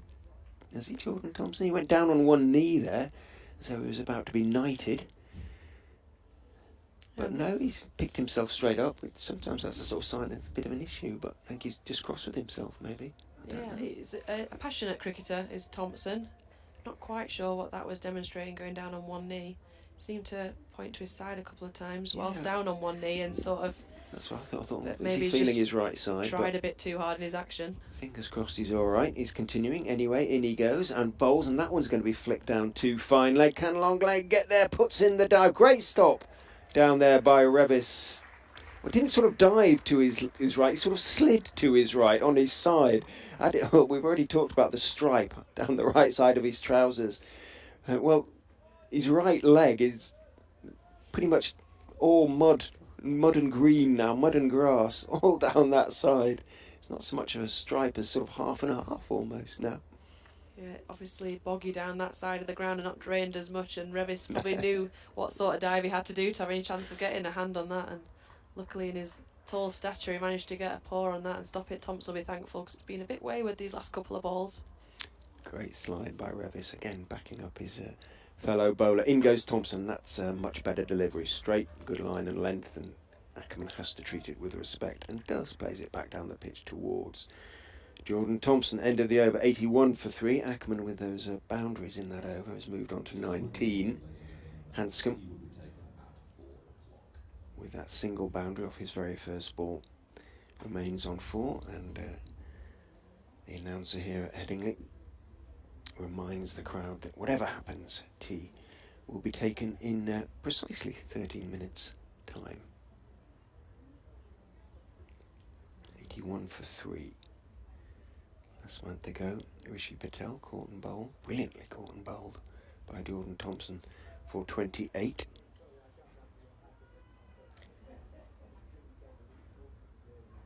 Ackermann did have one amazing day last year, as did Leicestershire when they made their record ever score in county cricket down at Hove against Sussex. In goes Revis and bowls off stump. Hanscom is carefully forward, blocking it back into the offside. But Ackermann and Vian Mulder shared a huge record-breaking stand, 400 plus, on one of those glorious Hove days. You play at Hove a few times, or I have played a couple of times, yeah. one of your favourite grounds? Not usually as a bowler. No, understandably enough, but certainly it's a favourite to visit, I think, for if you're not from Sussex. In goes Revis, bowls. Hanscom steers it rather elegantly and neatly, not in a sort of completely orthodox way, but there was something very elegant about that. Just waited for it, steered it away behind point. Nobody moves as it crashes into the advertising hoardings until the fielder jogs in pursuit.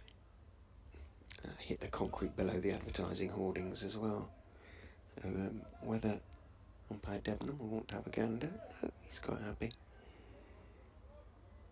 Yeah, I've had a few good experiences at Hove in the stands, but not necessarily on the pitch. But the Kia Super League always used to have finals day there, and it's a great little atmosphere for a finals day.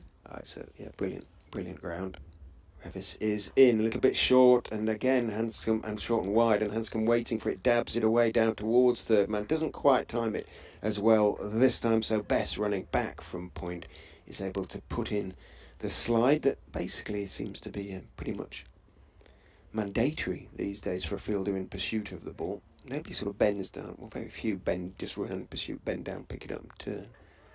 The slide has to go in. It's alright on days when the outfields are like this, but when they get a bit harder, not so much, perhaps.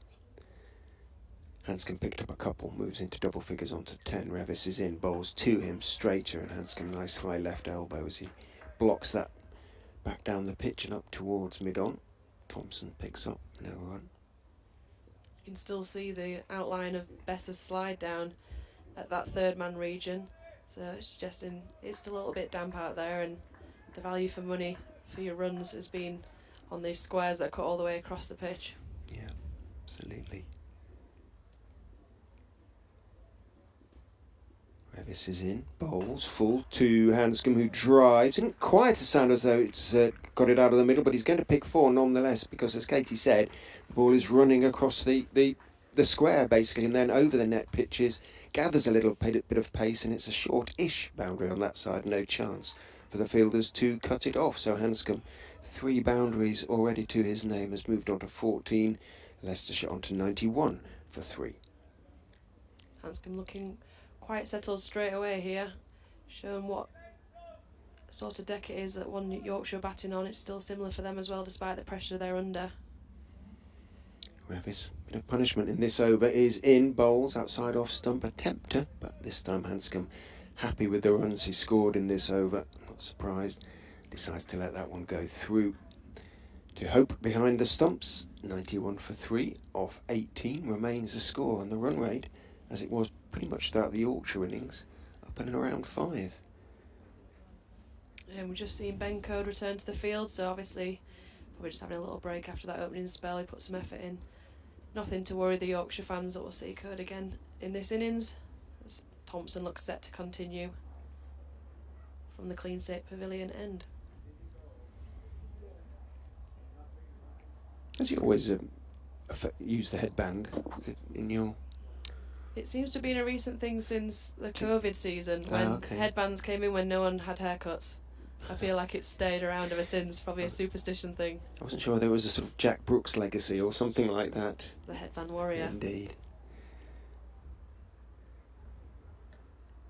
No, I think it's due to the long haircuts that came back in that COVID season when no one had been able to have a fresh trim. In he goes. Bowls to Ackermann, fullish, on off stump. Ackermann is careful, forward, defensive, push, out towards mid-off.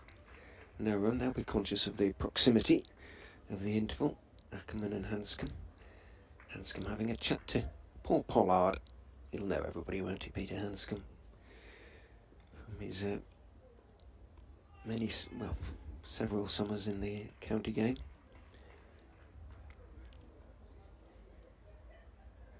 Thompson, a very straight run, is in and bowls. Again, it's full. Again, Ackermann is in position to drive, but doesn't put his weight into the shot. Strokes it out towards wideish mid-off, but without any real power. Consequently, Malan more than able to get across to his left to cut it off. Shouts of encouragement from the slips. Tomo, come on.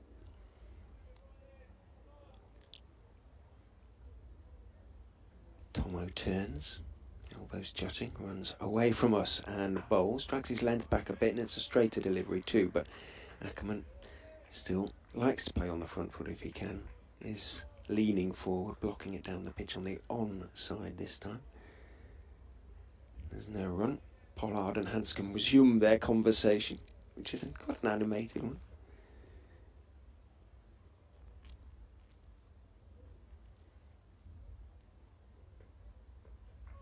Thompson looks at the ball slightly critically before grasping it in his right hand.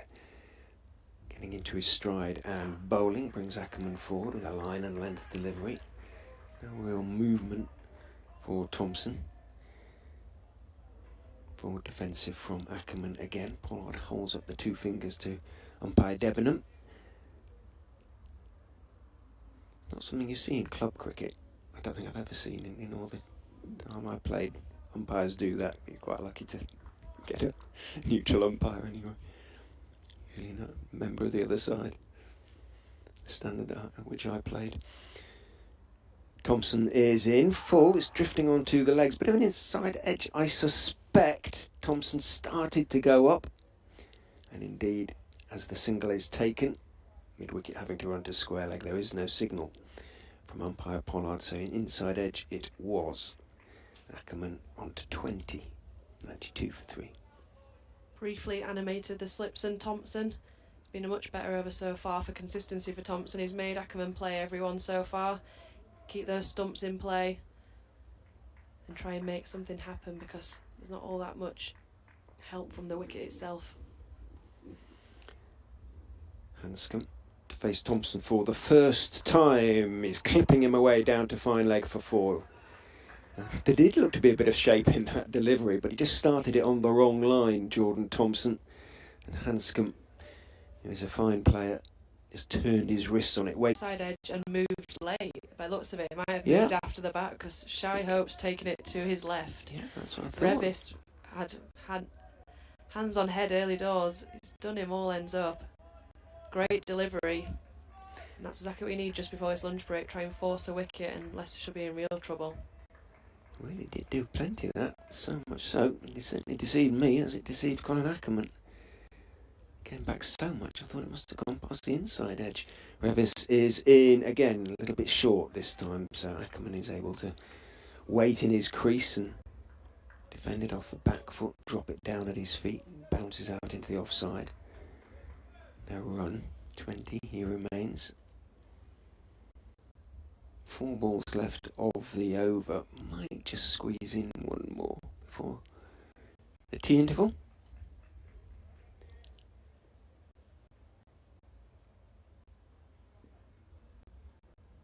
In comes Revis, bowls outside off stump, bounce, but no ball. Ackermann let it go through, and that makes a bit less likely we'll get another one before the tea interval. Strong young man, Matthew Everson. You can imagine being on the other end. You would get a heavy ball from him. Hands jarring on the bat slightly. Ackermann very sideways on, very correct. As Revis is in, bowls to him, hit hard, driven hard back down into the ground and stopped by Revis. Very cleverly in his follow through, it bounced right up and he almost took it at head height. Just to the right of his head, he prudently moved his head slightly to the left as he got his 2 hands up and made the stop. 98 for 3, 2 added with that no ball, of course.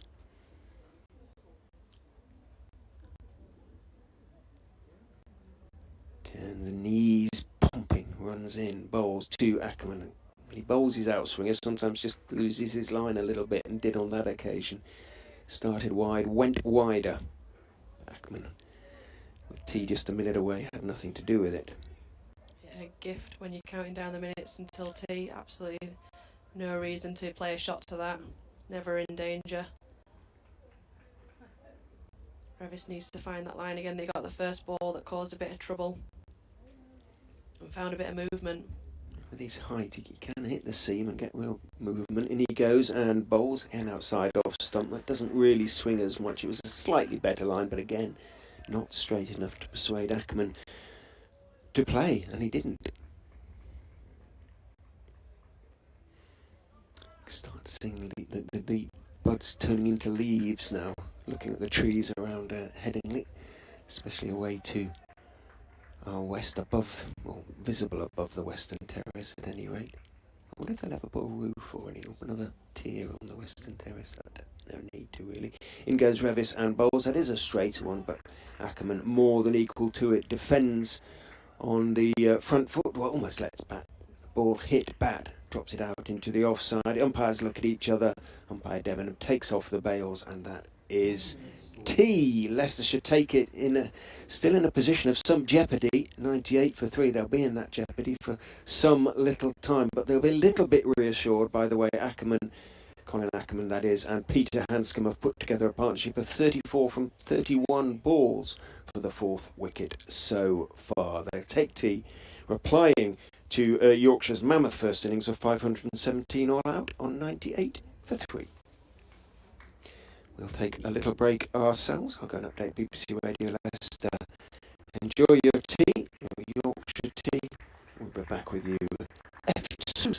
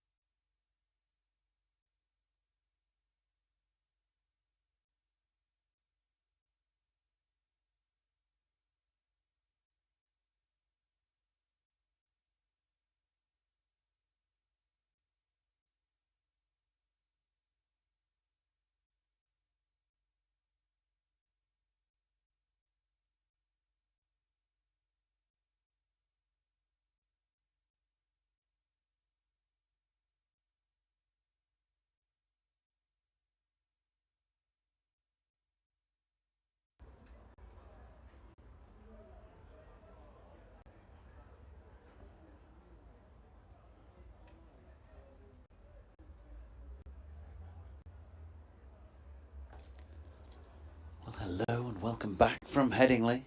Jonathan Doidge with you, along with Katie Levick for the first little spell here. Richard Ray also BBC Radio Leicester, with Leicestershire on 98 for 3 on the return from tea. And it looks like we're going to see Matt Milnes have his first go at the Kirkstall Lane end now, having got a wicket but 1 for 30, going at 1 a ball in his earlier spell from the Howard stand end.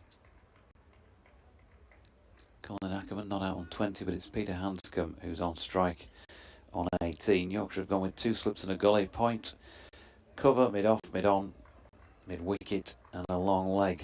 Noticed Harry Brook had not made a run for the Sunrisers Hyderabad in the IPL. I think it was out 4th ball. Hanscom just pushing his first delivery out square on the offside from Milnes. And there is no run.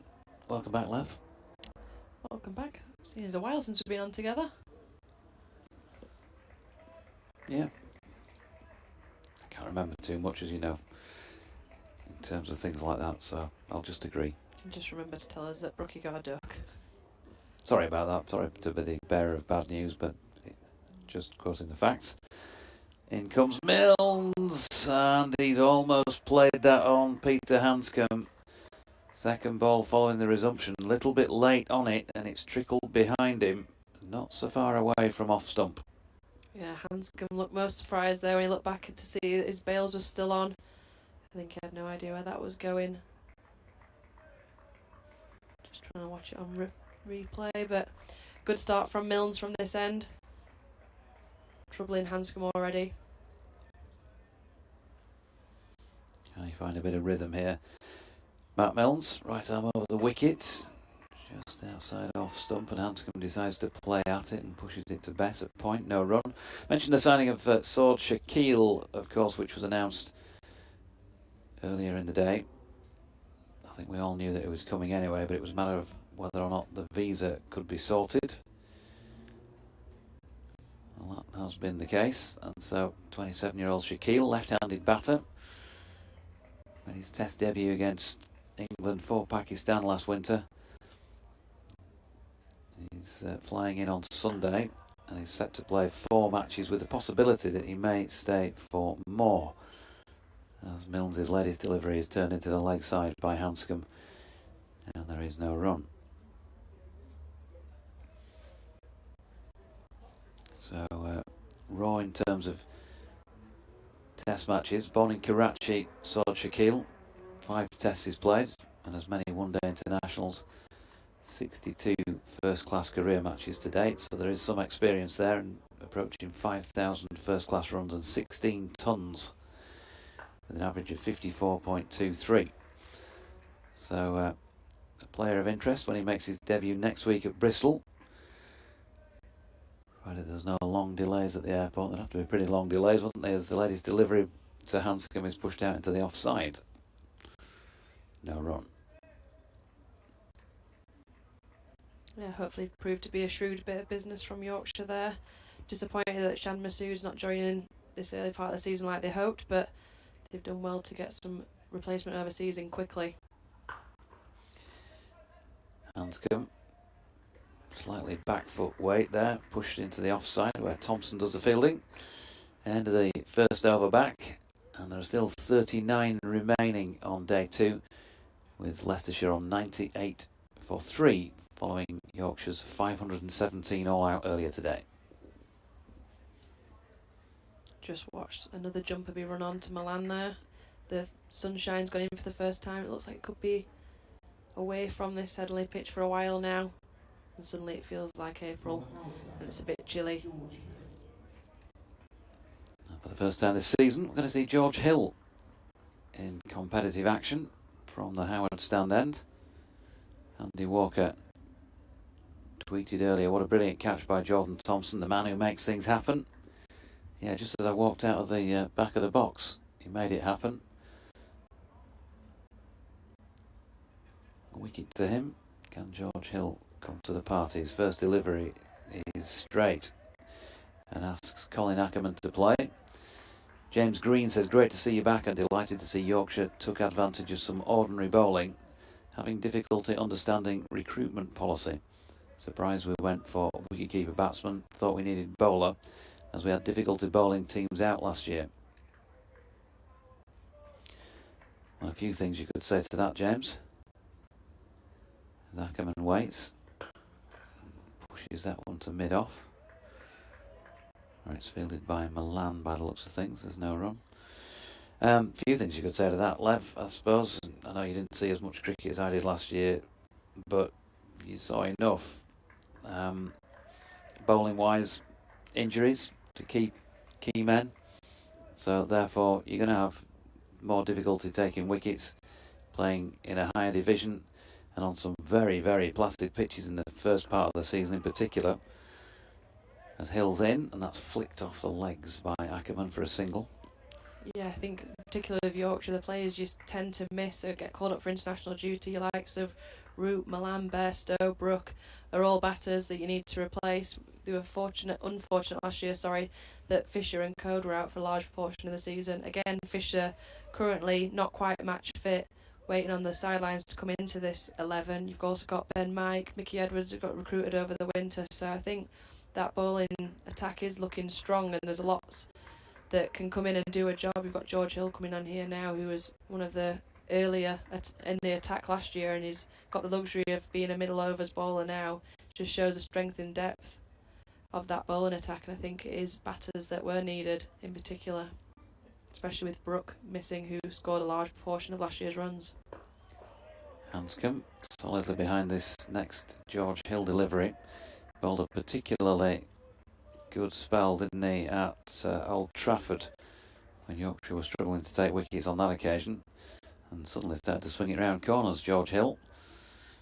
And yeah, you could certainly argue that he was underused earlier in the season. There was an injury as well at one point, so he couldn't bowl for a little while before he got involved at the back end. He's in again here, but been flicked off the legs this time pleasantly by Hanscom. It's not going to have the legs to get to the boundary. Jordan Thompson pulls it in a couple of feet short, and they are through for, was it 2 or was it 3?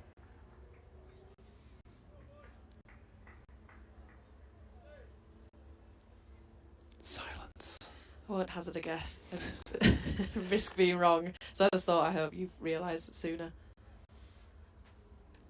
3, I reckon. 102 for 3, yeah, it was 99, wasn't it? So 100 up. And George Hill in here and bowling to Ackermann, who pushes it past the bowler, but Malan tidies up that. Brought a man, I think Dominic Bess, in at a short straight mid-wicket before that delivery, so maybe something they think they've seen. But it's the end of the over. 22 now bowled in this Leicestershire first innings, 102 for 3. Gentle introduction to the attack for Hill. He'll be happy that most of his balls there were where he wanted them.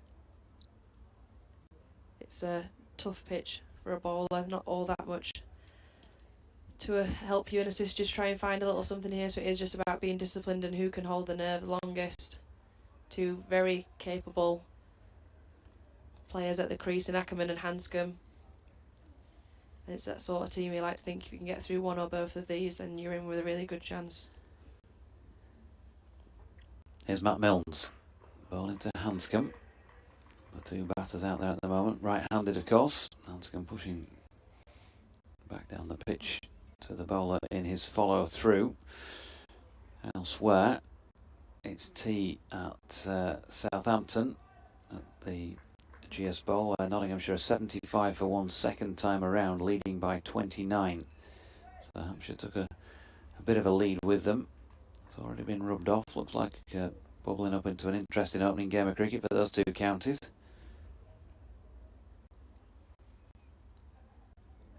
Here's Milnes again. Hanscom defends.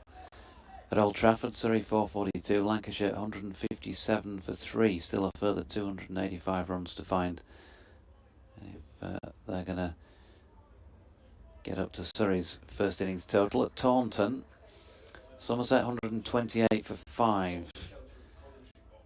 So not the easiest down there, but there's obviously plenty of moisture around. They had a wet outfield yesterday, which meant that they couldn't play. They're playing Warwickshire. Milnes to Hanscom, who drops it into the offside, no run. Essex against Middlesex is at Lords. Essex made 266. Middlesex were 4 for 4 at one stage. They have recovered, in inverted commas, to 58 for 5. Still a tough task for them. And also in Division 1 at Canterbury, Northampton 117 all out. Well, they're looking at an uphill task first match of the season, because Kent are 75 in front with 5 first innings wickets still in hand, 192 for 5. Milnes in again, well wide of Hanscom's off stump this time, and he chooses to leave. In Div 2, Durham 376, Sussex 203 for 5, making a reasonably good fist of the reply. They're still 173 behind though. At Cardiff, Gloucester were dismissed for 165. Glamorgan 272 for 5, a very healthy looking lead. If another pitch is down there, going to be hard work for Gloucestershire from here. Glamorgan leading by 108, and still 5 first innings wickets in the tent. And at Derby, Derbyshire 321 and Worcestershire 170 for 4. In reply, appeal for LBW here from this Milnes delivery. Hanscom was falling over a little to the offside of straight, and he just replays a flick to the leg side. It was worth a shout, but it wasn't close enough for the liking of Paul Pollard. Yeah, we're not quite straight on behind the bowler's army a bit. Looked like from the shot that Hanscom offered, it was always just going down leg side, but enough to get Milnes and the slips animated with an appeal, and hope that he can follow this up with another good delivery while that's fresh in Hanscom's mind. Milnes in again. Hanscom right behind it this time. No run. Yeah, you just saw the replay, or if you are watching the streaming with the commentary rather than just listening to the BBC audio service, and you can see he's falling over it way to the offside, but look at the angle he's bowling it from. He's pretty wide on the crease. I'm sure there's enough doubt there for Paul Pollard to say, missing leg. Wasn't even thinking about where it was pitching actually either. I think it probably would have pitched in line.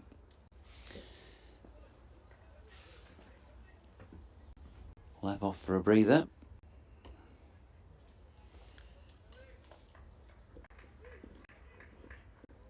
Dawid sort of cobbled together a timetable for us, which I'm not really used to. Here's Hill. Ooh, oh, whoa. Good delivery to Ackermann. He's played at that one. Just the sort of length where he could only get barely half forward, pretty much anchored to the crease. Not so far, I don't think, off taking the outside edge. Even one or two of the Leicestershire supporters, Van Gogh Fox, he says that wasn't a bad shout in that previous over against Hanscom. He's still there though, the Victorian, Melbourne born. Hill again. Ackermann punches that one back into the pitch quite firmly as well, the way it ricocheted off George Hill. No run. 21 apiece for the two batters. 102 for 3 for Leicestershire, who are 415 runs behind still. He's played 20 tests now, Peter Hanscom. Here he is again. George Hill, and that's flicked off the legs of Colin Ackermann. Hill just straying a little bit leg side-ish, and he's suffered 4 runs as a consequence. 106 for 3.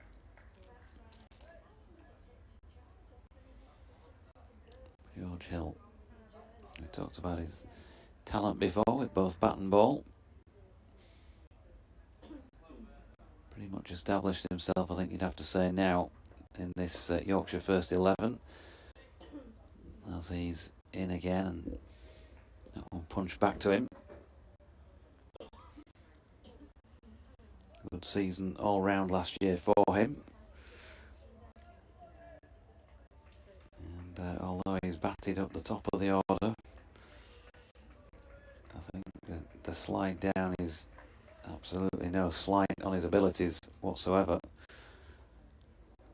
Just where I think he best fits in this batting order as Ackermann opens the face and pushes one out into the point region. James Wharton looks to be the man out there, the tall figure of James Wharton. No run. Suspicious Ben Debenham wanders down the pitch and pointedly stands in where Hill was following through and then looks back at the stumps very carefully. Yeah, there was a word exchange, I think, before one of the previous deliveries as George walked back. Here he's bowling again, and this time Ackermann pushing out to Malan, running round from mid-off. End of the over, 24 gone, 106 for 3, Ackermann 25 and Hanscom on 21. Partnership that has so far yielded 42 for the 4th wicket. And there are still 36 overs remaining in the day, so what do we think? It's going to be going up for 7 o'clock. Probably not far off. Yorkshire do bowl their overs more quickly than Leicestershire, but then so does every other county, considerably. Milnes runs away from us, also quite a straight one. A little bit leg side in, it's turned by Hanscom into the leg side, but only as far as mid-wicket. And there is no run. Hanscom, famously of course, became the first and I think only batsman to score at least 50 in his first 7 test innings. It went wrong thereafter a little bit. Well, it would have been spectacular had he managed to maintain that. He'd have played more than 20 tests. Milnes is in. That's a good delivery. Just finds the top part towards the shoulder of Hanscom's bat. A little bit of shape to it. He does manage to play it with soft hands and keep it down. And it runs towards the gully. No run. Good since tea from Milnes. He's been there or thereabouts, asking plenty of questions.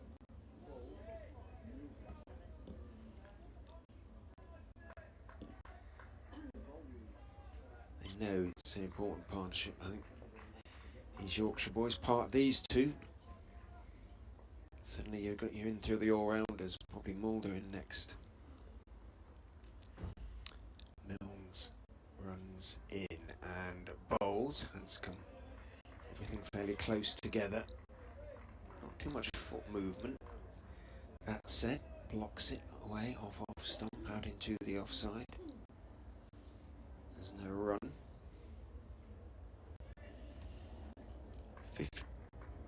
27 balls he's faced now. Peter Hanscom for his 21 runs, 4 boundaries to his name. 50 faced by Colin Ackermann for his 25. Run rates come down, still pretty respectable at 4.33. Milnes is in, bowls, drifting slightly on towards middle and leg. Hanscom looking to turn it into the leg side, doesn't really time it, runs out fairly slowly to mid-wicket. I think I've said this to you before when we've been on air, but I'll say it again. Every time Colin Ackermann plays, I cannot help but get Bill McLaren's voice out of my head because of the days when I think it was Rob Ackermann was playing for Wales at Rugby Union and Bill used to do the commentaries and the way he used to say Ackermann. Lovely, lovely voice. In goes Milnes, bowled beautifully straight, but Hanscom equal to it. Back foot, defensive shot again. Well, he's people say he's got a fairly unique. Well, you can't be fairly. It either is unique or it isn't it? But a unique sort of technique. But I think fundamentally it's reasonably orthodox. I don't think you can get away with anything that essentially isn't deep down fairly orthodox. I suppose you could say Steve Smith has a bit. When he actually strikes the ball, everything is pretty straight. Milnes bowls a bouncer. Hanscom just ducks underneath it, goes over his left shoulder. Decent bouncer. We haven't seen too many of them in the game, but again, another good over from Milnes. I think that was another maiden, wasn't it? 8 overs now, 1 for 30, 3 maidens from Matt Milnes. And I think the Yorkshire supporters will be reasonably happy with what they've seen from Matt Milnes in this game so far. Almost a career best with the bat, not far off, 75, and he's been pretty good with the ball as well. That weren't a proper bouncer. Was it not? You've not seen a proper bouncer. You think that would have bounced, lad? Over his shoulder. Goodness me. Is George Hill bowling to Ackermann. You spent your winter working on you. Out to Impersonations. Dawid Malan. No, right. No, as you can tell.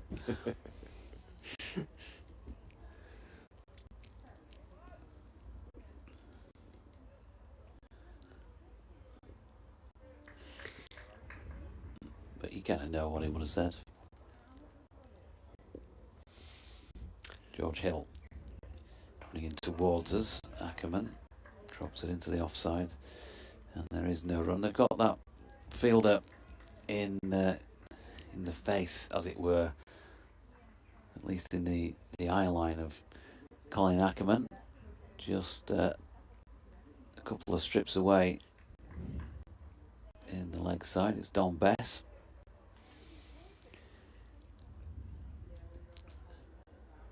Short straight mid-wicket is probably half the length of the pitch away from Ackermann, who is getting a delivery the other side of the stumps and pushing it to Malan once again.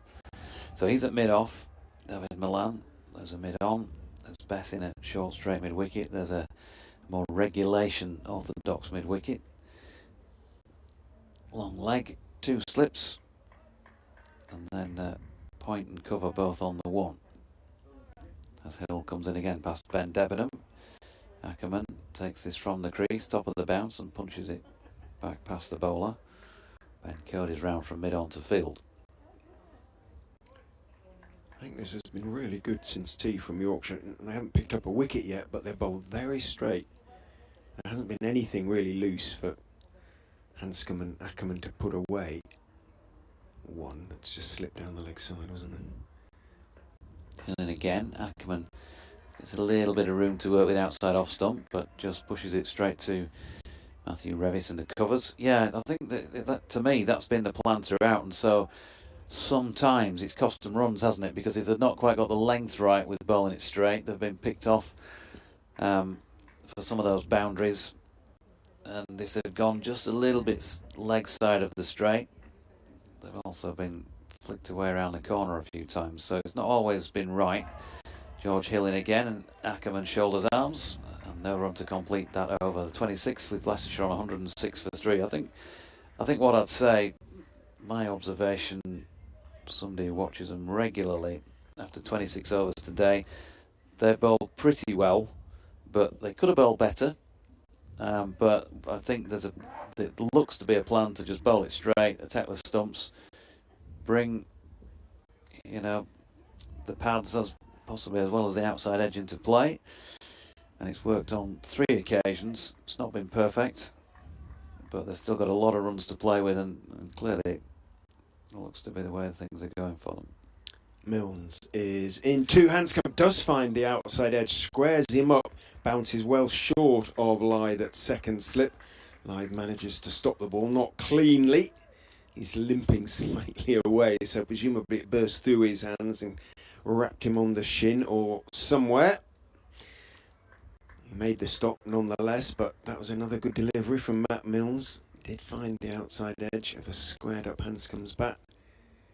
Didn't carry to Lythe by quite a long way. 2 feet maybe, certainly a foot and a half. But good again from Milnes. Turns, shortish run, in, bowls, straight again, middle stump. Hanscom to walking slightly across his stumps and forward. Turns it out towards mid-wicket. There's no run. Floodlight shadows creeping towards the boundary on the east side of the ground. Katie call it the east stand, is that sort of general application these days? That's not a sponsored stand at the moment.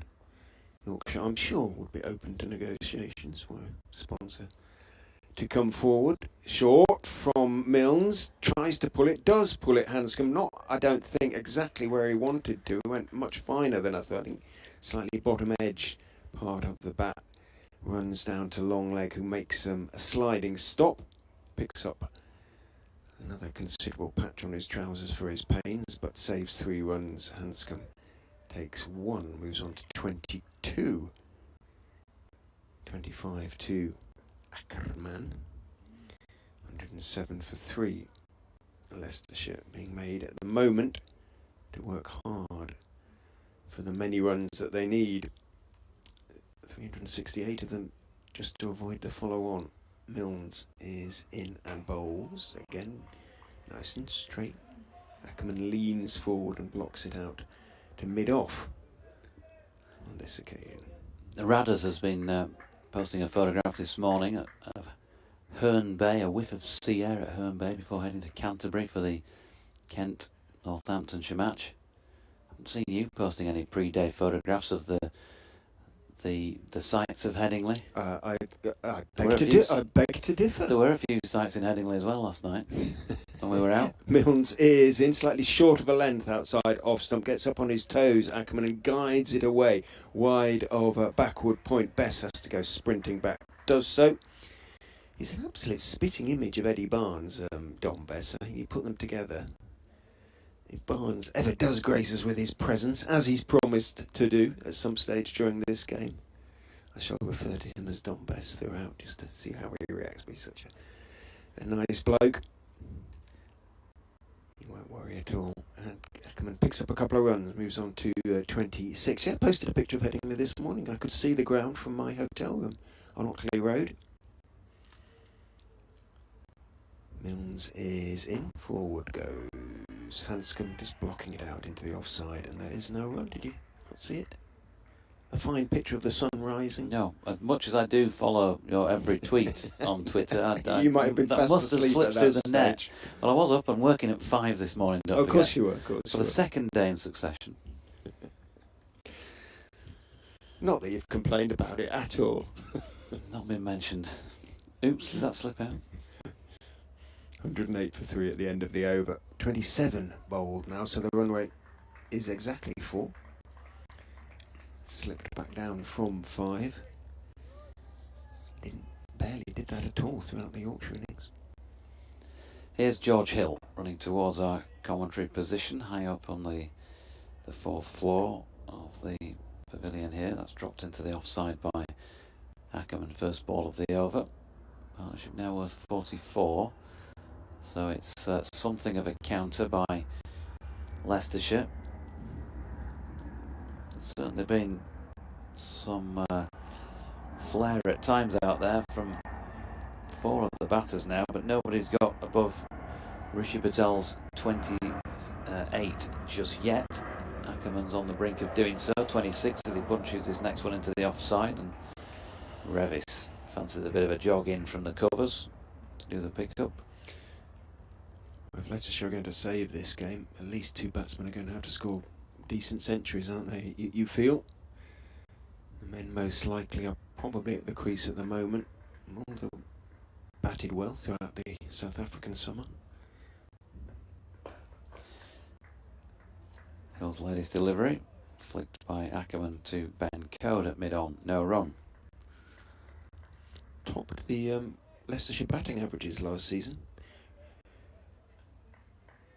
Rian Mulder, 689 runs at 49, with a highest score of 235 not out, which helped his average no end.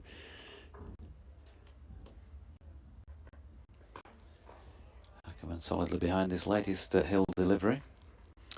Ackermann made 744 runs at 35, his average considerably boosted by a 277 not out, and those 2 unbeaten double centuries, almost triple centuries in Ackermann's case, were made on the same day at Hove, when they put together a record score for the county, and indeed county cricket. Here's Hill again, straight once again, and Ackermann pushes to mid-off. As Leicestershire made their record score in county cricket as well at Hove, obviously against Sussex Sussex, having made plenty of runs themselves, it was a very flat track, and there were quite a few Leicestershire supporters who said, "Don't bother declaring, just get 1,000, break all records," you know. Yep. Final ball of George Hill's over is again straight. Ackermann drives this time to the onside of straight where Code fields. George Hill, 4 overs, 2 maidens, none for 8. Leicestershire 108 for 3. Yorkshire persist in bowling straight here. It's a pretty clear and obvious plan, and what it's doing is not allowing very many easy leaves for either batter. The concentration's got to be right there. One mistake and it could all be over, but they've both got starts here. It has to be the right attitude when the track is good, as it is. Ball's not doing too much. How many overs old now? 28 overs old. So it still should be pretty hard, and it's dry out there. Yeah, there are probably a few damp patches down underneath the advertising hoardings still. Milnes is in and bowling. Straight, as ever. Hanscom defends carefully, prepared to be patient, will need to be patient, blocking it into the on the side. Applause from Revis at mid-on. Malan at mid-off.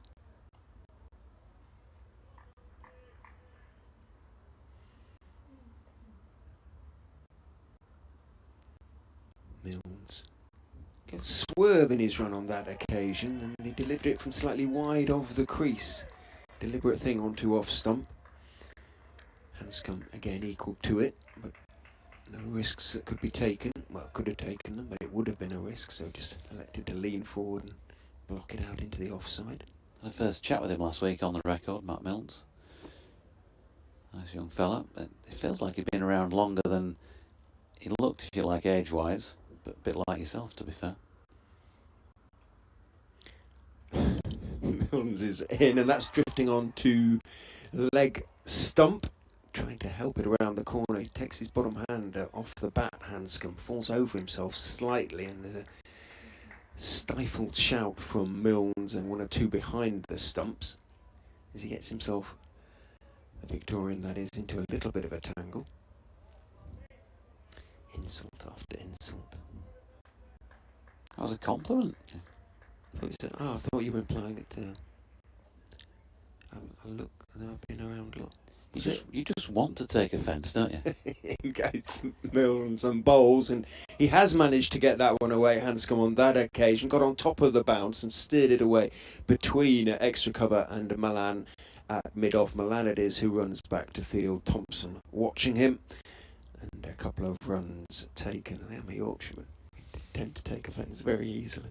I mean, when none is intended. Everybody wants to take offence these days, of course, don't they? And it looks like you're jumping on that bandwagon now.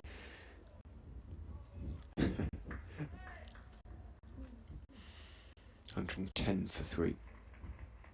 Hanscom on to 24 now. As Milnes is in, bowls down the leg side, flicks at it. No real appeal other than from Lythe, and that wasn't a real appeal anyway. It was just a sort of gesture as much as anything, taken cleanly, falling rather than diving to his left by Shy Hope. I think Hanscom's sort of reputation for an individual, even unique technique comes partly from the way he sort of prepares himself to face the delivery. He sort of bobs at the knees slightly and does something odd with the bat before raising it as Milnes goes in, bowls to him, checked drive, enables Thompson to run across from cover towards extra cover to make the stop. End of the over, 110 for 3. Just sort of turns it in his hands and does a sort of little gesture with it before lifting it behind him, which looks a little odd. He opens the face and he sort of faces out to point, pretty much square on the offside. Does Hanscom, yeah. It is strange, but one of them little idiosyncrasies that we see in sport. It's a bit like the goal kicker who clasps his hands and all of that. The Johnny Wilkinson style. Yeah. Ackermann facing George Hill and pushing solidly up to Malan. We had at one stage Jared Warner when he was playing here, sort of walking in a semicircle, if you like, a turning circle. So he'd face, if he was bowling at this Kirkstall Lane end, he'd start by doing a few strides towards you, turn, and then run in. Now I've seen people with arcing run-ups before, but that was like a hairpin. Right. That sort of He liked to be on the move when he started his run, so to speak. George Hill bowling to Ackermann, who's dropping this one out to the leg side enthusiastically as ever. Ben Doss, Dom Bess, even comes in to do the fielding. Best Dom. Remember, It's not the most difficult name either, is it? So 110 for 3. Hill in again. Ackermann just flicking into the leg side. Best once more whipping the ball in to Hope. Callum Parkinson is in the building, like Elvis. He's coming behind us to impart some words of wisdom. Well, I'm off in a few minutes anyway, so he's welcome to have a sit down and a chat with you. We'll get some sense out of what's going on out there. What sort of pitch we're playing on. Pretty good one. George Hill again. Ackermann from the crease. Drops it out to Revis in the offside, no run. I suspect he's only come up to tell us all about Bolton Wanderers Cup winners. What was it called? The Papa John's Pizza something trophy shield. I did used to commentate on Bolton Wanderers on the Bolton Wanderers TV going back about a decade or so. Did you? When Gary Megson was around, might have been before, longer than a decade ago. George Hill into Ackermann, who drops it out into the offside. And again, there's no run. Short of length that, and might have wrapped him on the glove. Might have been a bit of trapping of a finger, possibly. Yeah. Some interesting times. The Reebok. Over a pre-match pie. Having chats with people like Andy Gregory, legendary Great Britain Rugby League player, turned up a couple of times. Before Bolton played Man U one day, I remember one of those. George Hill in again, and Ackermann dropping into the leg side. And again, there is no run, 110 for 3. I'm sure Lev won't mind sitting out the back of the box and putting her feet up for a bit longer, and I don't mind clearing off as well. A few words Well, from I you, am and up then to we'll... date at 2 minutes Oh, you past. do, don't you? Yeah. And then I can come back immediately. Fine. I used to go to the Reebok when Allardyce was in charge. You're just going to have to And be then Phil patient, Brown, lad. briefly. We can talk about Bolton with Callum in a few moments' time, so there's something to look forward to. 110 for 3. Matt Milnes' work is done for the time being. That was a good post-tee spell from Milnes. Asked questions, kept it straight, didn't give much away. But both Colin Ackermann and Peter Hanscom prepared to be patient. You can't really claim victory in a final, can you, when the opposition don't turn up? You're supposed to play against somebody, aren't you? Ben Code give it is back? coming back. Ben Code, Yorkshire's premier strike bowler, arguably, is in and bowling. A little bit of shape to it. It drifts a little bit too far as he's concerned in terms of his length, and Peter Hanscom turns his wrists on it as he clips it out into the leg side, beats the man at mid-wicket who has to turn in pursuit. But it is just a single, it is a short boundary over on that side, and it wasn't travelling particularly quickly. So Hanscom takes 1, moves on to 25, 111 for 3. When we were at Old Trafford last year, Keaton Jennings describing himself and Luke Wells as giraffes. There's a few in this game. Code is in, bowls outside off stump, bit of shape to it, but from the arm as much as anything, and Ackermann, having raised his bat, leaves it raised, allows the ball to go through to Shy Hope behind the stumps. James Wharton's not the shortest, Matthew Revis. No, there's there's a Josh Hull. Tall young men out there, that's for sure. None, however, as tall as Josh Hull, as you say, 6'9". Paul Nixon tells me, size 15. cricket boots. Code is in, bowls fullish, looking to drive. Ackermann checks the shot slightly, isn't quite there. So he's a little bit careful, plays it firmly down into the ground. Thompson sort of bounces across from cover towards extra cover to field. 13 runs since tee. That's 10 overs and 3 balls. I think it's a reflection of the accuracy of the bowling. Yorkshire's attack has settled into its line and length, which is something Leicestershire ultimately struggled to do. Code is in, bowls straight, middle and off. Leaning forward, Ackermann plays it firmly back past him, but without any real power. It's a defensive, firm defensive shot. Runs out to mid-off where Milnes fields. Top of the hour. How many balls to go in the over? Two balls to go. So I shall take a chance and describe these 2 balls as BBC Radio Leicester move into the news. Code is in, bowling outside off stump, and that time he has the width and the length, and Ackermann tucks in, reaching out, gets to the pitch of the ball, drives it away. Thompson dived to his right, couldn't get there. It crosses the ropes at extra cover for a relieving, I suspect as much as anything, boundary for the Foxes. Ackermann moves into the 30s now, on 230, 115 for 3. That was slightly uncode-like in delivery. And it brings up the 50 partnership between Peter Hanscom and Colin Ackermann.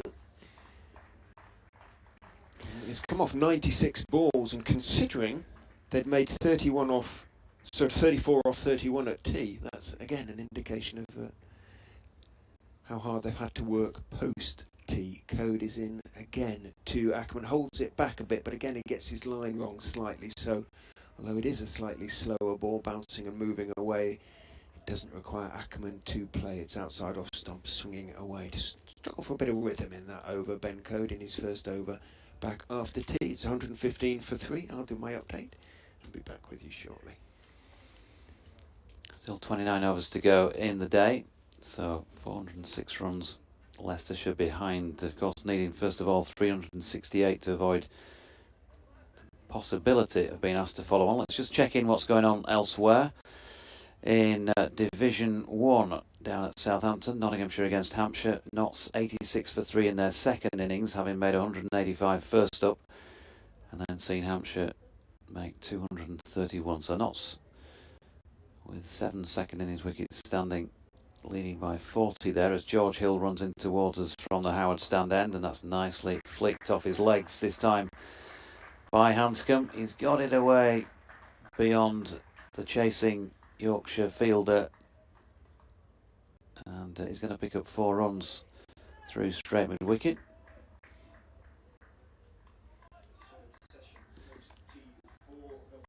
Checking in on who's been sent out there for the Yorkies. Got a 12ers at the moment. 119 for 3. Bess brought into that catching position again. Once again, Hill going straight, and it's just been the feature pretty much from ball 1 here by Yorkshire. Attack the stumps. Back with those updates at Old Trafford. Surrey made 442, of course, as you know. Lancashire in response, 178 for 4, trailing by 264. Down at Taunton, where they didn't play yesterday, Somerset 149 for 7, having chosen to bat against Warwickshire. As Hanscom flicks one into the leg side, and there is no run.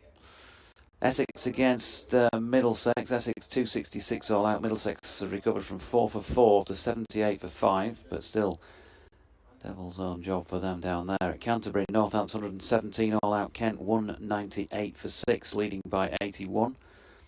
Still those 4 first innings wickets in hand. 3 left in the over as Hill comes in again. Hanscom once more asked to play a straight delivery.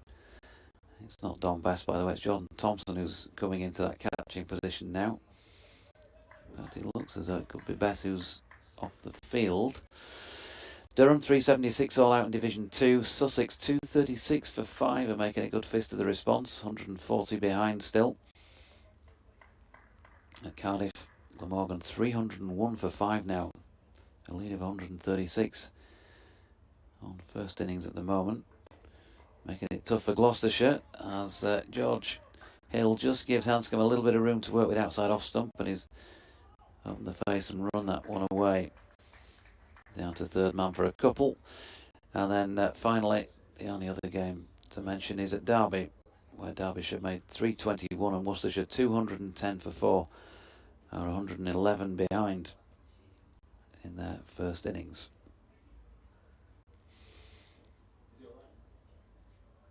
Lily says she's enjoying herself out there in the East Stand. Good afternoon to you, as Hanscom flicks another one to leg and is fielded at mid-on. Yorkshire lad says, what's your best mispronunciation of a sports person you were commentating on?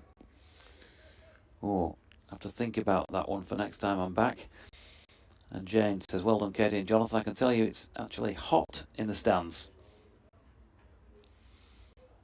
Hope you're enjoying it then out there, Jane. End of the over, 121 for 3. 32 overs bowled, 28 remain in the day. Ackermann on 30 and Hanscom on 31. And we'll bring on Callum Parkinson in a moment. First of all, here's Richard. Thank you, Doiji. Well, maybe Eddie Barnes first, because Eddie's got a gym session, I understand, at 20 past. So wasn't that the idea? So I think we're going to get. So remarkably, despite the fact that I'm the commentator for BBC Radio Leicester and Ed Barnes is a Leicestershire player, you've got two Yorkshiremen on the mic still. As forward goes Ackermann to a delivery from Ben Coe, just blocking it out into the offside. And does it sort of feel like coming home a bit, Edward? Oh no, it does definitely a little bit. I mean, I've not actually been here since COVID actually, so it's been a couple of years since I've been back. But it is nice now. It is very nice. I assume you're fairly familiar with most of the Yorkshire players, one way or another. Yeah, very familiar actually. Some more than others, especially I have a bit of a player turnover the last few years. But now I've got some good mates in this team, no doubt. Code is in, on driven by Ackermann. Not quite timed it. A little gesture of annoyance with his right hand there as he stepped forward and hit it where he wanted to hit it, but not quite as cleanly as he wanted to hit it, which meant the fielder Revis could get across from mid-on to make the stop. He with a great green and muddy stripe down his side. Is it still a bit damp out there? You were out there for much of yesterday. Yeah, it's getting better. It's probably more around the boundary edges, especially down to the rugby side end, because it's obviously sheltered from the stand, the sun, for a lot of part of the day. That's probably where it's dampest. Code is in, squares up Ackermann, just a touch, a little bit of movement, a little bit of away swing. And Ackermann, who'd got in position to clip it away through the leg side, ended up working it off a slightly outside part of the bat and the pitch on the offside. So still a little bit there for Code, but essentially the pitch is flat, is it? Yeah, it's looking that way, isn't it? You never want to make too many judgments until both teams have batted on it. But I think especially with the sun out, I think it has become now a very good pitch. Code bowls full, 2 full to half volley, and Ackermann tucks him away. Took full advantage there. Didn't have to put in a big stride. Got to the pitch of it and timed it very nicely. No chance at all for mid-off, and you heard the ball thumping into the covers down below us there. Matt Milnes jogging to retrieve. And Code has just given away one of 2 4 balls. They bowled well after tea, I thought, the Yorkshire bowlers, Milnes and Hill. But Code, slightly surprisingly, has just taken the pressure off a bit with 1 or 2 deliveries. Yeah, Milnes changed end as well, actually, and I thought it worked well for him. Did. In he goes, bowls. That's a straighter delivery, middle and leg. Ackermann just blocks it out to Revis at mid-on. He's brought in a, silly mid-off.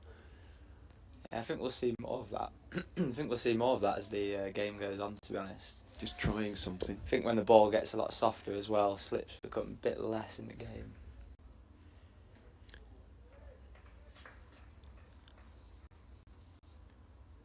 Turns.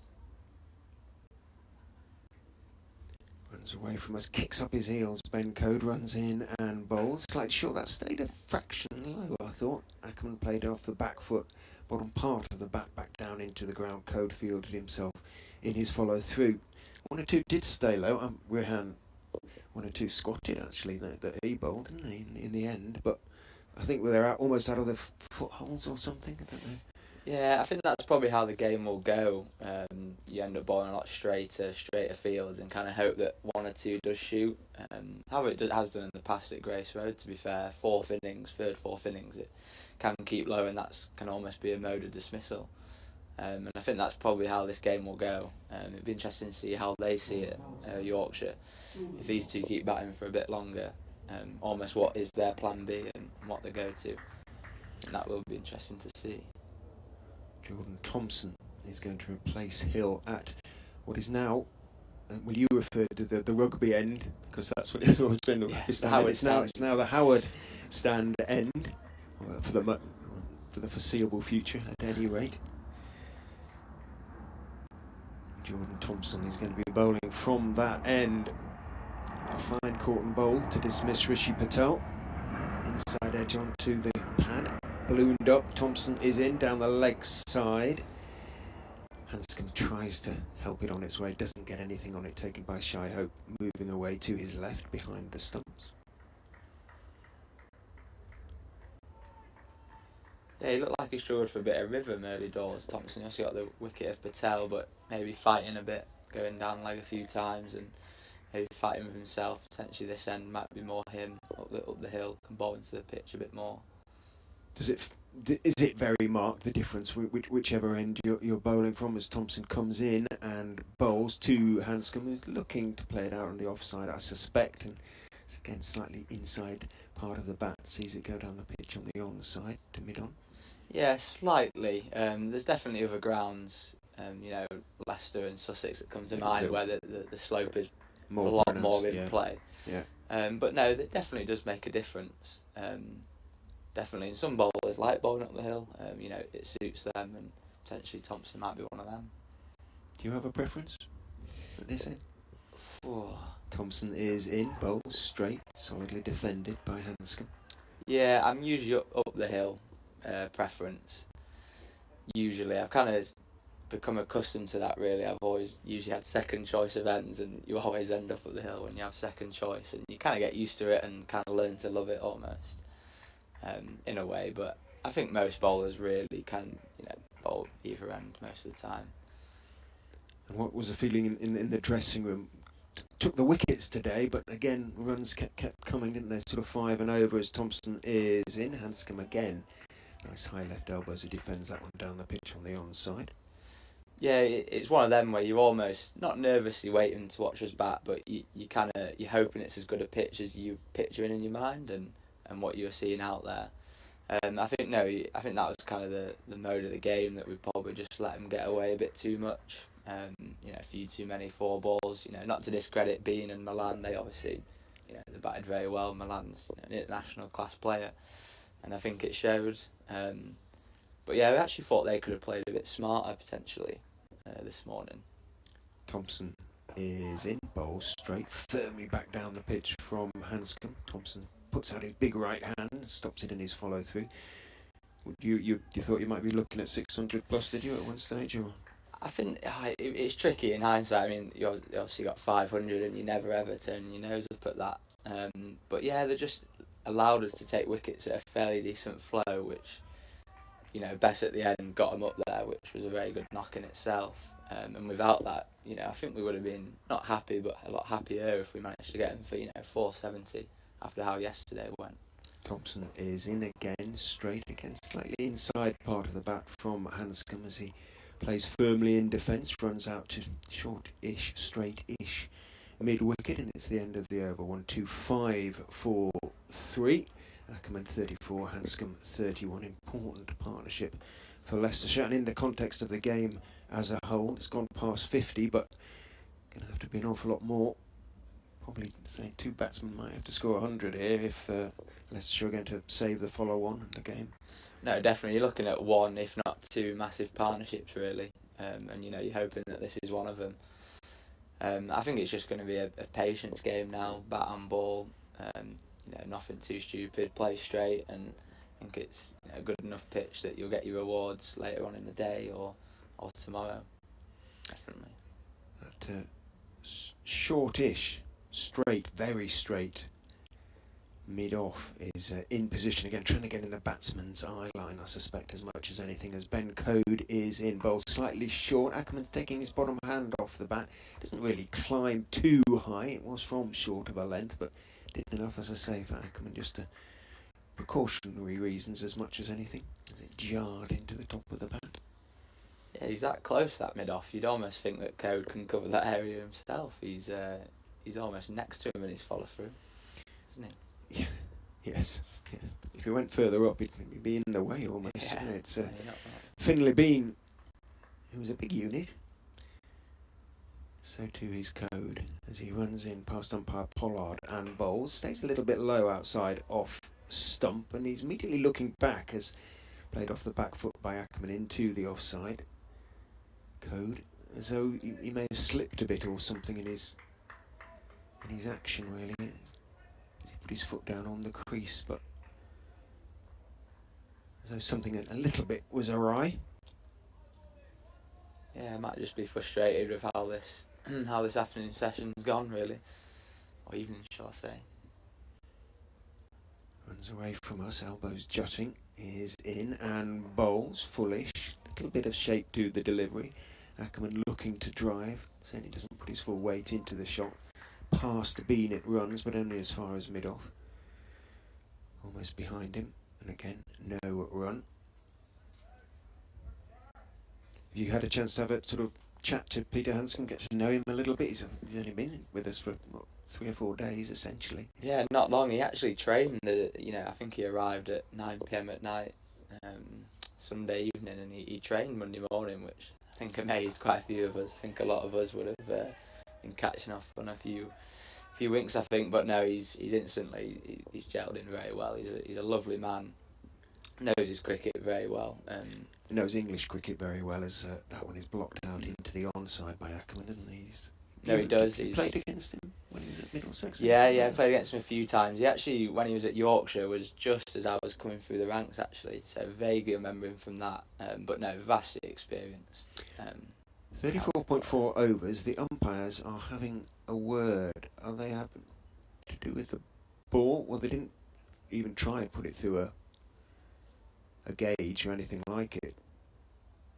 Paul Pollard walked over to Ben Devon and had a quick word with him, but that's all it was, and then just turned and he's thrown the ball back to Ben Code. So whether Yorkshire are starting on the process of sort of putting it into the umpire's mind, that could do with the ball change here. Yeah, definitely looks that way. Code is in, bowls, good delivery, straight delivery. Ackermann waiting patiently, blocks it out into the offside again. Yeah, there was a lot of ball changes last year in many county games, really, not just ours. And we were actually quite impressed with how well the ball held shape last innings. So it'd be interesting to see if that one develops into anything more, or if it was just a bit of a hopeful ask, at the hope of getting a better ball, really. I suspect the latter. In goes Code and bowls. Fuller looking to drive. It's very straight there, and Ackermann drives it into the ground, and Bean reaching to his left at that odd shortish mid-off position makes the stop. End of the over. 125 for 3 from 35 overs. So the run rate is down to the sort of more normal for red ball cricket of 3.57. That would be considered, under most circumstances, pretty decent, but in the context of the game, it's quite slow. It was looking like the game was moving very quickly indeed at one point, but I think a mixture of the ball getting a bit softer and Yorkshire potentially having a bit more of a defensive field is kind of aligned to that, really. But they've bowled well, they've bowled straight, made it hard.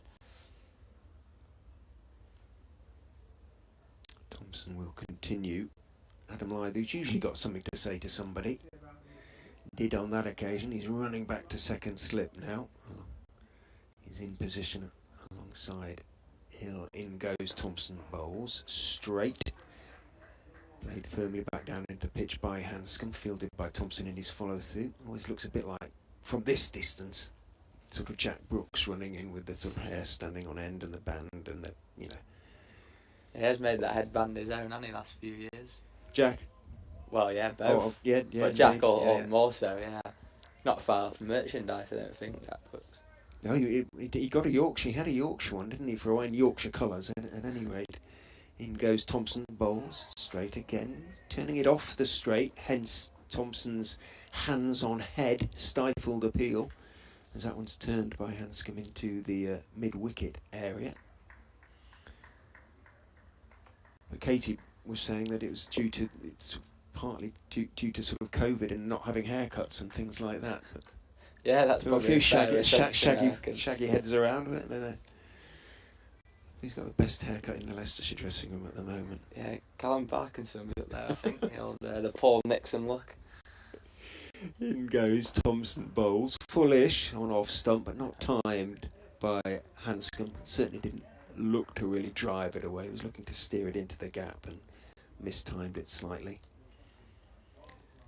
Yeah, Chris Wright takes his hair very, very seriously. He does, doesn't he? He said it cut a bit at the back. It's not quite the main it was, isn't it? Yeah, he took a little bit off it, a little bit of thickness. Still likes a slick back look, almost film star-esque, doesn't he? Well, he's an Arsenal supporter, isn't he? He is, yeah. You don't expect anything less. Thompson is in, slightly shorter of a length this time, but still straight, still on off stump, trying just to move it back in, perhaps indicated with his hand. Forced by Hanscom back out into the offside, and then Australian wanders off towards short leg, rehearses a couple of shots. A lot of hard yakka out there for both yesterday and today for Chris Wright. Got a couple of rewards towards the end there, didn't he? Yeah, no, rightly so. I think he was unlucky early doors. He beat the bat a remarkable amount of times. Thompson is in, almost over pitching. Did a little bit. In fact, because of that, it wasn't quite timed by Hanscom. Just outside off stump. There's a fraction late on it. Hit the bottom part of the bat. Might feel he missed out there. There was some reward for Mike Finan as well. Picked up 3. And Rehan's figures looked alright in the end after that first over. Yeah, no, I think he pulled it back really well, actually. He came back very well.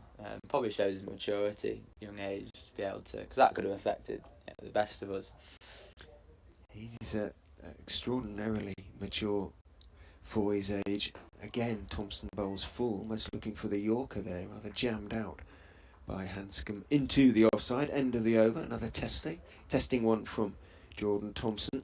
5 overs, 1 for 19 for him. Now, was he smiling after that over, or was he sort of joking, or? He seemed very calm, to be fair. Yeah, he's not very outward. No, nothing much seems to affect him, does it? Really, he just sort of gets on with it. No, it was tough. It was very cold at the time as well. And, yeah. Potentially it warmed his hands up quick enough, especially for being a leg spinner. I mean, speaking as if I know, but I can only imagine it's a very tough skill in its own right, especially if you've got cold hands. Has he talked about his winter with England at all? Did he say he had a good time, or is he glad to be back, or no? Always glad to be back. Who wouldn't be? No, I think he loved it. I think he enjoyed every second. Of course, yeah. he must have done. Yeah, he looked to be, didn't he, out there? And important for Leicestershire that he was, I think, as well. Ben Code to continue from the Kirkstall Lane end. That one just drifts onto leg stump. Ackermann turns it fine down towards long leg, who can't get there, running away to his right. 4 runs, the first for a little while for Colin Ackermann. And again, Code, surprisingly, is the man sort of leaking the odd 4 ball, just taking the pressure off these two very experienced Leicestershire batters. 129 for 3. Ackermann on to 38 with that boundary. Yeah, didn't miss his line by much, but it just shows that if you're a foot off it, you'll get punished on this pitch without doubt. Code in past umpire Pollard. Bowls straight back past him, straight through him, straight under him by Ackermann. Over pitched on off stump just outside, and Ackermann, consecutive boundaries for Colin Ackermann. That was a lovely shot. He does play that shot nicely, the straight drive. Oh, he hits it so hard as well. So hard. He saw Code there, had no time to react. even though it was straight at him, all he could do was jump over it almost. It's a lovely shot. Probably as well, if you instinctively stick your toe out and get one on the instep, that Yeah, could horrible not be bruise. nice then. No, indeed. Code is in again, drags his length back for defensive. Solid from Colin Ackermann. Do you have to be in the gym at, did you say 5:20? Yeah, Or I'm does it sure I'll not be do- getting told off. Okay. I'm sure the delay's not the worst You don't thing have to in the pay a world. fine or sing a song or anything like that. Oh, God, no one wants me to sing a song, I tell you. Do they not? No. Not by choice, anyways. Did you not have to on the coach last year? Yes, yeah, unfortunately, yeah. Can't get away with that. And your choice You was... must have sang a song at some point, surely? No. Oh, No. sure, that will change.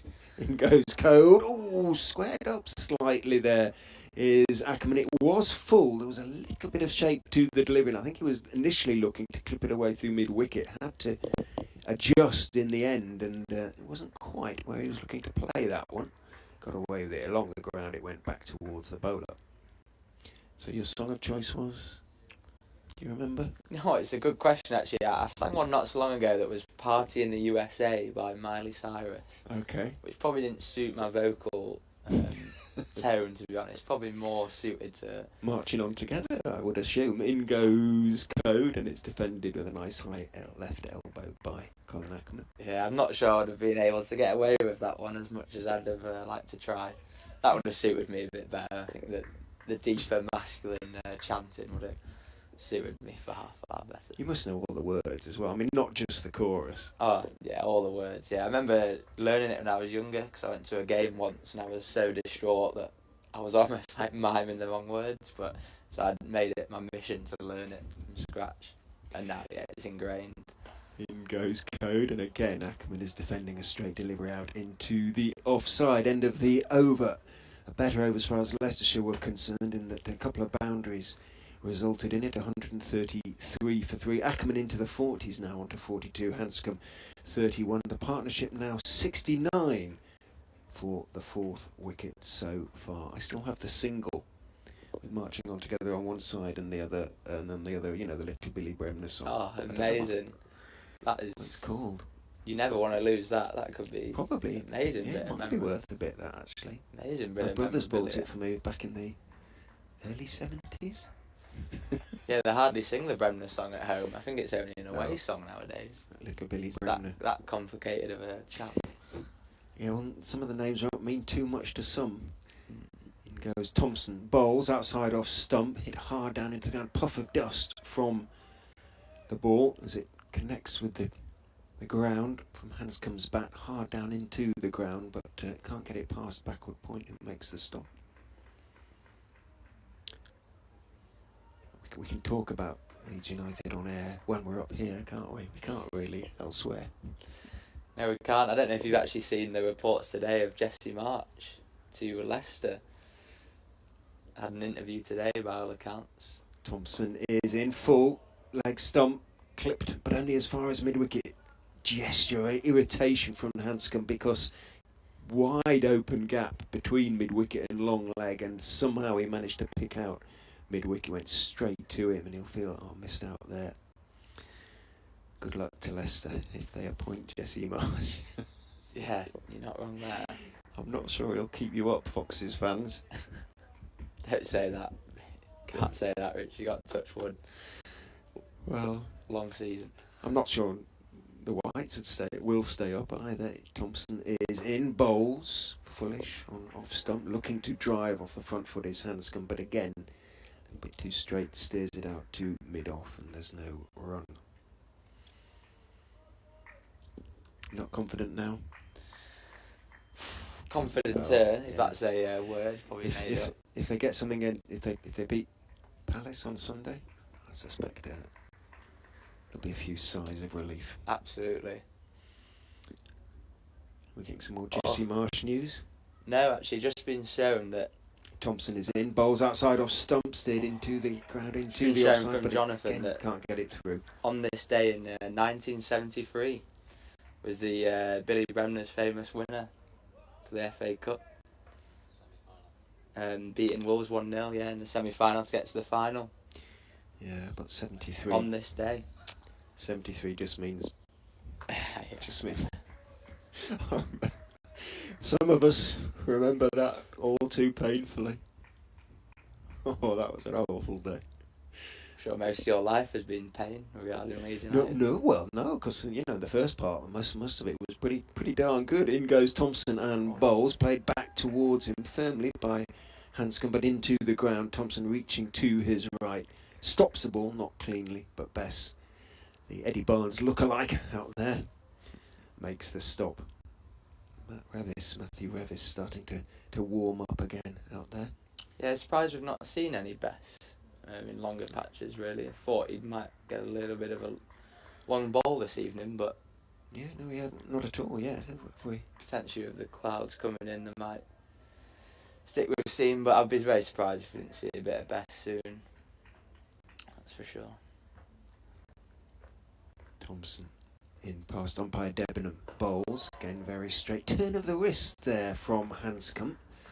Thompson, having stopped the ball in his follow-through, looks slightly askance at the Australian.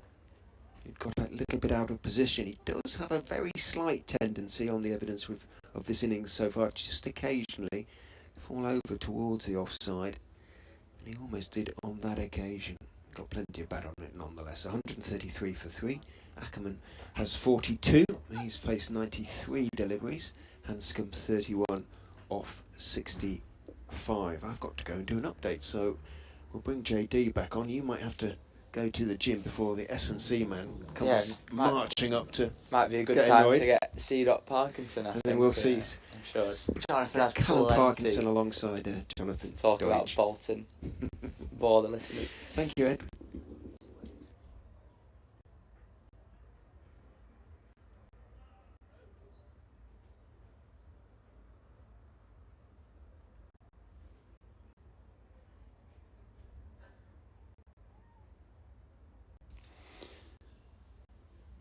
Thanks, Ed. Thanks, Richard.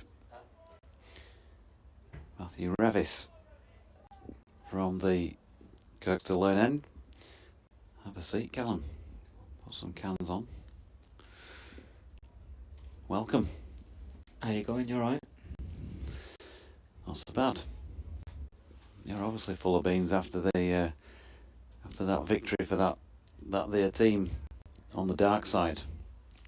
It was a splendid day. Played really well, actually. Revis in, carved away. And rightly so as well by Colin Ackermann. Room to spare to work with. And Revis gets a bit of treatment. 46 now to Ackermann, 137 for 3. Well, Graham Hardcastle, of course, I'm sure you know, a big Bolton fan. And it takes a fair bit now to get Graham to leave the premises here to go and do anything else but cover cricket. But he did take a day off during the warm-up game last weekend and disappeared off down south. And he said, great day, because to know that you pretty much won a final so early on, it was just like a celebration for the last hour or so. Yeah, all the nerves went after 8 minutes, I think it was. So a special day, and hopefully, the club's going back to where it needs to be. Revis. He was short of a length and is flicked into the leg side this time by Ackermann. No run.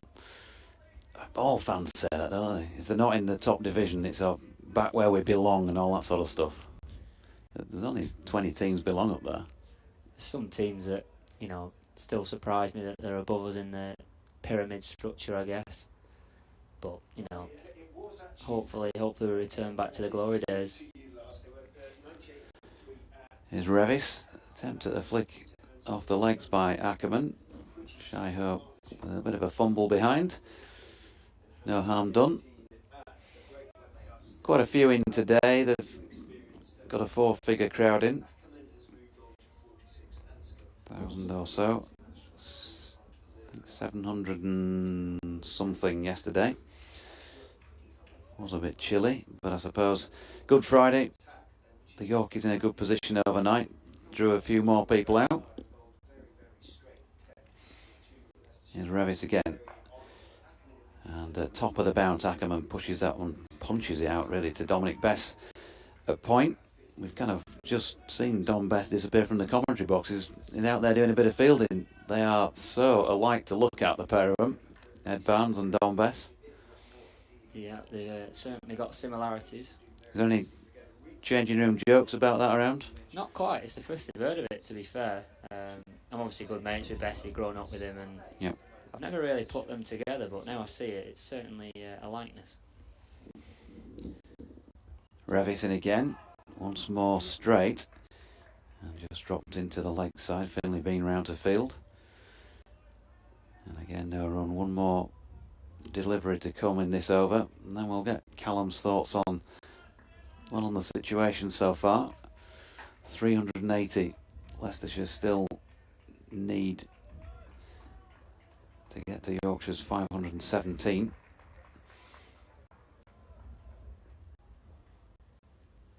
Revis takes the ball from Jordan Thompson, then leaves us behind. Comes in past umpire Paul Pollard, and again straight, just a little bit leg side of straight as it turns out, because Ackermann has flicked that away and brings himself up a well-deserved half century. Warm applause from the home support, and he's doing the team a job, Callum. Yeah, he's played really well. Obviously he's had quite a busy winter. He's been in a couple of franchise tournaments and they haven't quite gone his way. I know he spent quite a long time in Bangladesh not playing, so delighted for him. He's such a big player for us. He's a leader within the group, and great start to the season for him. 99 balls, there's been a bit of graft involved. 117 minutes, and that was his 10th boundary. Jordan Thompson, he's getting a ball from the Howard stand end. So, situation so far, and I mean, he had the best of it, if you like, before the game began in terms of winning the toss and making that decision. It's turned out to be a tough one. Yeah, I'm just glad I wasn't doing the decision making. I think it was a lose-lose. I think the toss. Just wait for this ball. Thompson in, driven by Hanscom, but no further than Malan. No run, and Yorkshire did say that they would have done the same. Yeah, I think it was a tough decision. I think the old adage here is look up, not down, and definitely was discussed whether we should bat if we won the toss. But I think there's a few factors. We've had a lot of rain, haven't we? It's the 6th of April, and I think we were comfortable with our decision in the end. But obviously, you know, Yorkshire played well, and we didn't bowl as well as we could have done. So hopefully we can put things right with the bat. Let's come with that little idiosyncratic tap of the bat out towards point, and he's just smashed that delivery out in the very same direction as well. Too short and wide from Jordan Thompson. Got the treatment. Yeah, he looks in great nick, Pete. I know he's fitted in really well with the group, and he's had a great run of scores, I think, out for Victoria. So he looks in really good order out there. Just a little bit of pitch sweeping between deliveries. He's now on to 35. Partnership is worth 81. Came together when the score was on 63 following that cotton bowl by the man who's got the ball in his hand now, Jordan Thompson, of Rishi Patel. And he's a bit leg stumpish this time, so from one side of the sticks to the other. Hanscom's picked him off for a couple. Does have to hurry back. There's been no semblance of a run-out chance in this match so far. That was probably about as close as we've gotten. Even that wasn't close. 37. Now Hanscom 147 for 3. And yeah, that's the key. And if you win the toss, you decide you're going to bowl first, you want to be sort of putting pressure on in that first new ball, first morning, first hour. Yeah, we just didn't quite get it right, I think, the first hour. I think the lads know that as well. Thompson in again, right arm over. Now then, he's had a little tickle at this one as Peter Hanscom, and he's got it through slip. George Hill not able to cling on. He's got 4 runs. Be interesting that one on the wagon wheel, if you drew the fielders in place as well, but they all count. I think it just fell short. I think, is it George Hill at first slip? Yeah.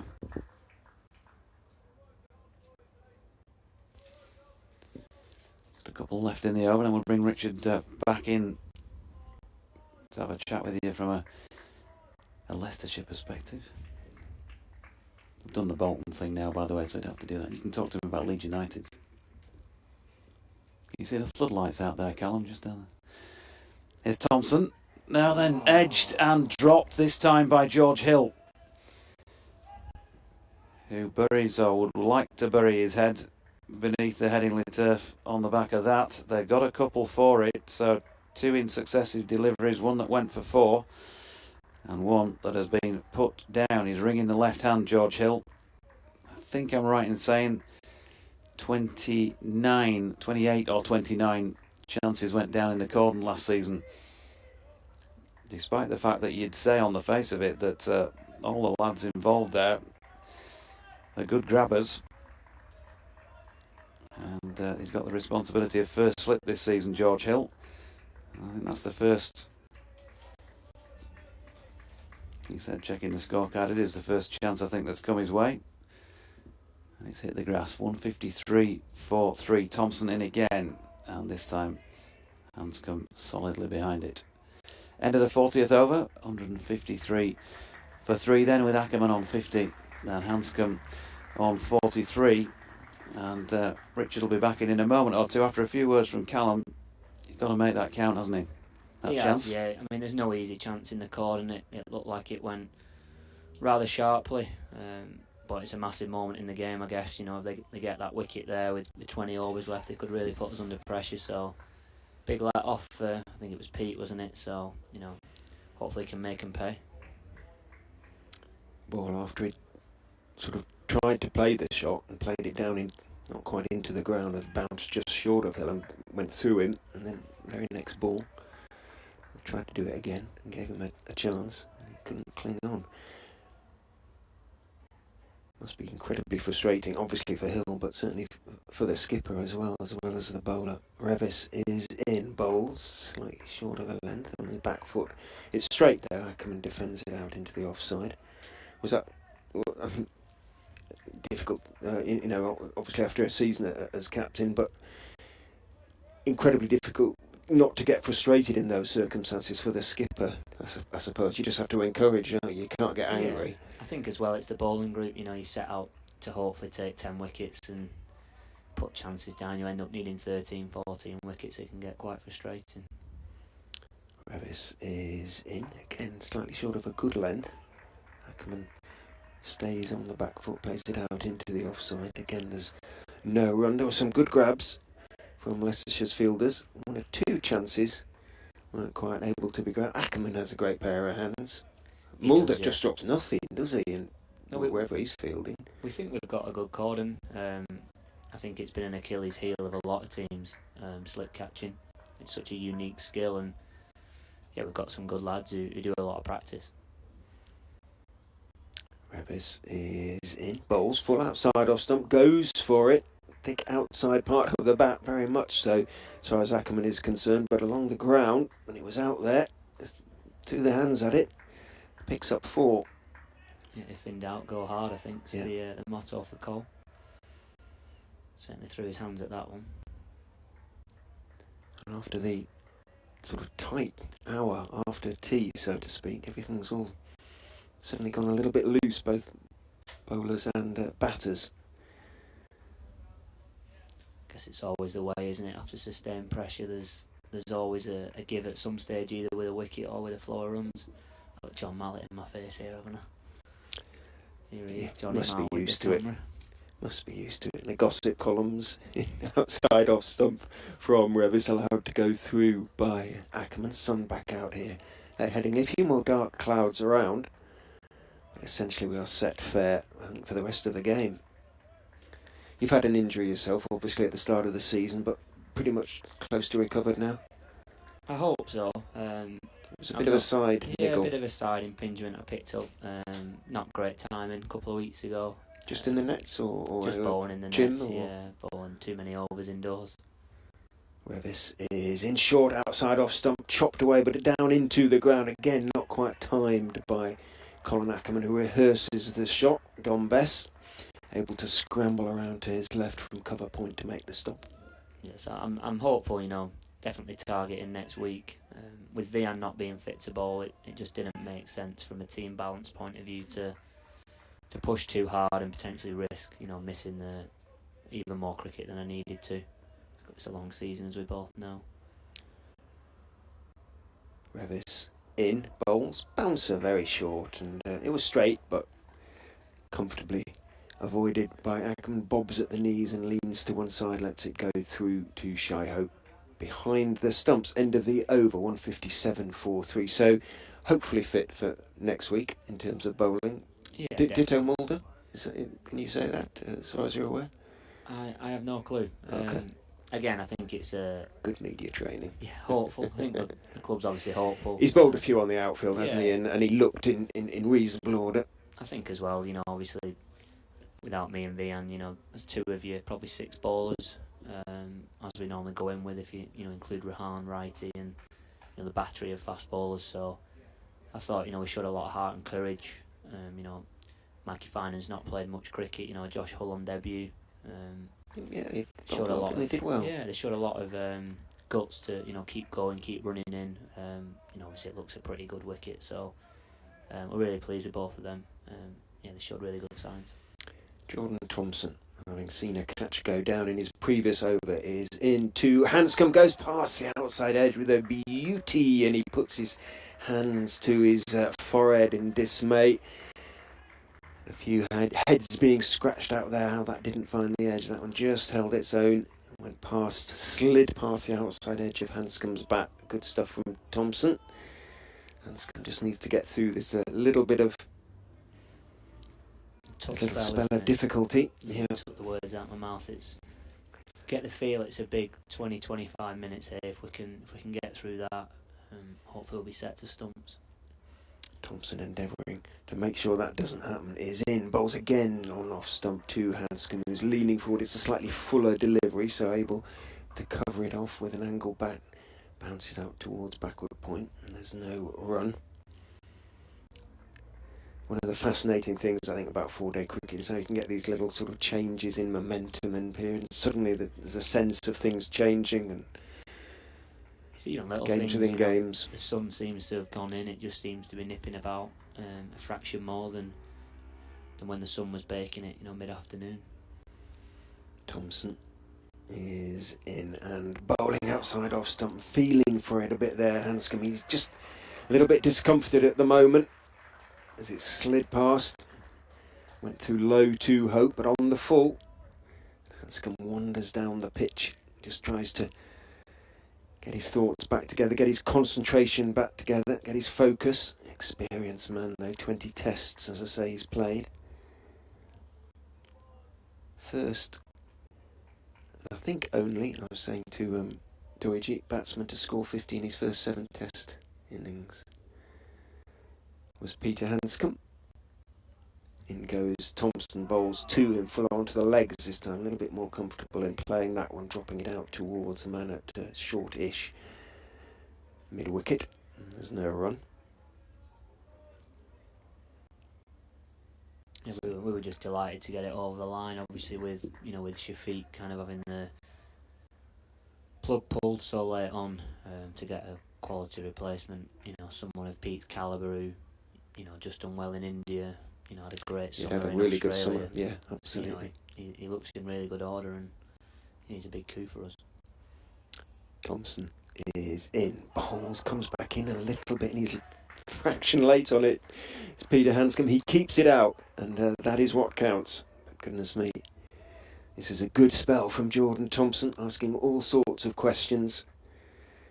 He's bowled rather better than his figures suggest, 1 for 31 from 7.5 overs.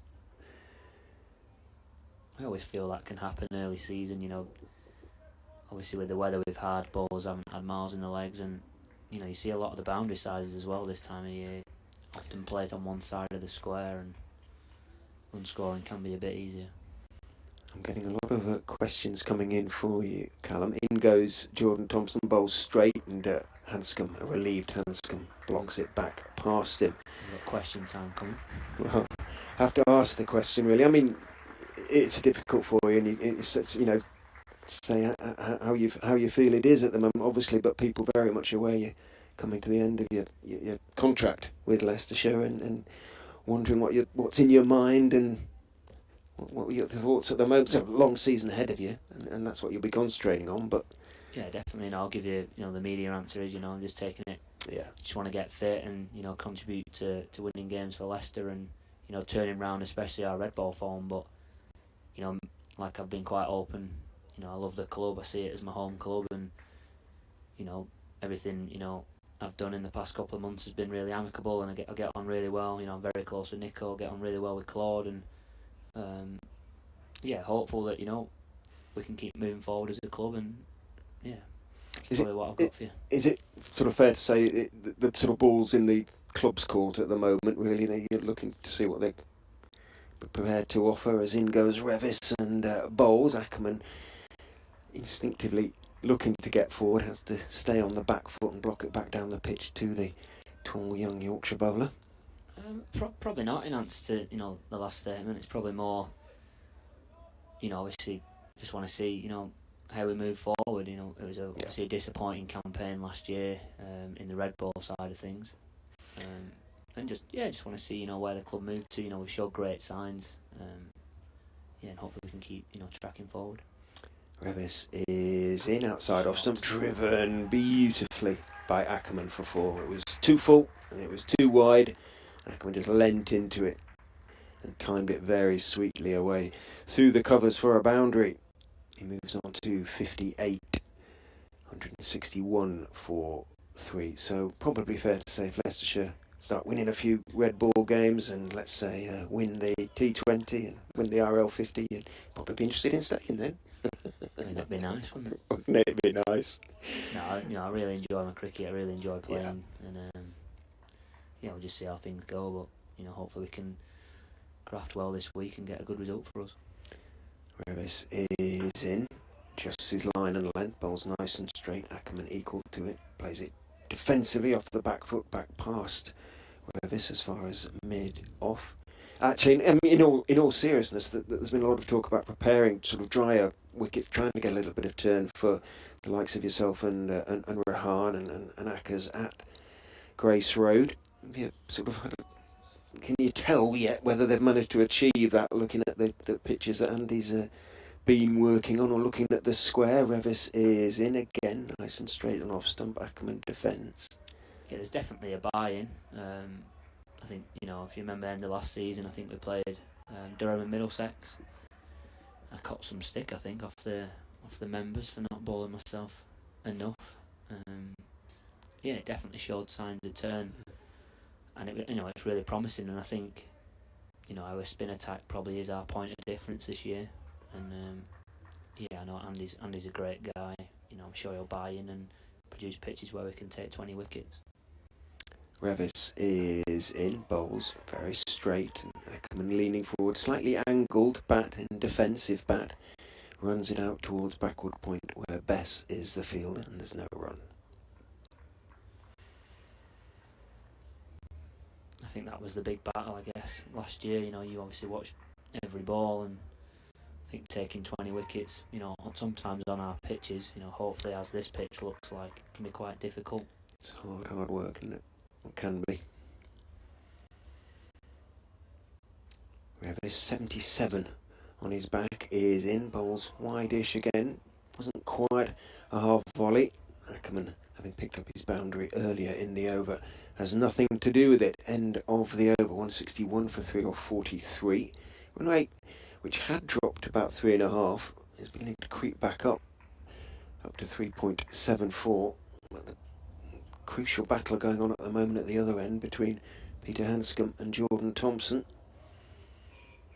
Hanscom at the moment surviving, not much more than that. 43 not out.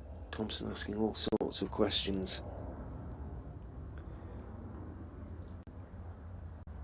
I think it's important we try and get through this Thompson spell. He's probably looked their most threatening bowler, and as Barnsley said, probably not a million miles away from a Bessie burst until stumps, especially if they fall behind the over 8 as we did. So, do you want to talk us through this over from a professional cricketer's point of view? Yeah. Thompson runs in. I think there you look at Pete's pumped that down to mid-on. I think the good thing with Pete is his balance is so good. That's one thing from my side, you watch Pete, he looks so organised, so balanced there as he drives Thompson through to mid-on. Sort of fullish, wasn't it? And what do you think Thompson is looking to do? Just I think Jordan will be looking to, hold the channel. He's obviously had 2 nicks. Probably looking to bowl that 4th stump channel. With probably the odd one that's running back in as he approaches the crease now. Well, they've all kept a bit low as Pete keeps that just about out. And you see there, he's got a straight field. He has a mid-wicket, catching mid-wicket, quite a straight mid-wicket. I think they'll probably be looking potentially, run the ball back in. I think the trends of dismissal probably for Pete are LBW and bowled. So yeah, that's probably the things he's looking to do, I think. I know we thought actually towards the back end of their innings that there's probably a little bit of uneven bounce when the ball got soft. And probably the criticism of us was we probably didn't bowl it out the stumps enough. As Thompson comes charging in. More solidly defended down there from Pete. I think it's just a patience game now for the 2 batters. Obviously, 2 vastly experienced. Probably they're our best 2 players along with Vian and obviously the skipper Lewis. I think it's about obviously applying ourselves now. This should be really the easiest time to bat. The ball's 40 overs old. Hopefully the next 20-30 overs is where we can really cash in. Kind of alleviate any fears of the follow on. As Thompson comes running in. Clipped into mid-wicket, no run for Pete there. he mustn't get frustrated, must he? Hanscom really. I mean, And he's too experienced to get frustrated, isn't he? He's But been there. He's done it before, and I think he's read the situation really well. He kind of came in and played quite positively before tea. When the field probably allowed, I think they had 4 slips, didn't have a cover, probably had a short leg as well, and he just kind of soaked up the pressure here from this good spell from Thompson. I think Tomo's quite a kind of a spell bowler as well. When he gets his tail up, he can be quite dangerous. Another good ball from Jordan there. Pete looks really in control. I think it's the one thing that our young lads can take. There doesn't seem to be any panic from him. He doesn't seem flustered. He's kind of got his routines there, as you see, kind of walking to the leg side. call him Jordan. Is it a fairly good relationship between sort of professional cricketers off the field, so to speak? You'll know most of them. You come up against them so frequently. I've grown up with Tomo and Dom Bess as well. As Jordan comes in now, driven. That's a lovely shot from Pete. Driven through mid-on. As Jordan Thompson looks absolutely goose, doesn't he? Is that the right expression in the middle of the pitch? But furious with himself, isn't he? Overpitched. Yeah, it's a good relationship. Oh, and is that 50 for Pete? I think it is. No, 47. He's moved on to 100. Brings up the 100 partnership. Yeah. No, it's a good relationship. Obviously, we play against these boys quite a lot in T20, and obviously we've got Barnes. A tighty from Yorkshire, isn't he? And I know quite a few of the lads as well, and obviously Ben might go in there. Did you say tight or tight? Tight with his wallet, his head Barnes. Is he? Very, very frugal. Painfully so, actually, Richard. Right, you are. Make a note of that. But yeah, obviously I've played with a few of these boys with the Superchargers as well. So I'm quite good mates with Lively as well. 100 partnership came off 175 balls. And again, indication of how hard they've had to work is that they would reach 34 off just 31 balls at tea. Revis. Sun now back out at Headingley, comes in and bowls slightly short of a length to Ackermann, but on off stump. Ackermann stands up tall, plays it firmly back past Revis as far as Thompson, who lay on the pitch on his back at full length after that last delivery of his previous over. He certainly gives it everything, Tomo, doesn't he? He does. He's a good competitor. Sort of player you'd like to have on your side, and whatever he's going to do is try.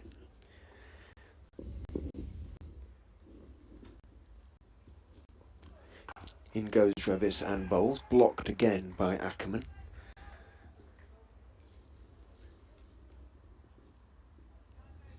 I think he might have pocket called me there, Dawid.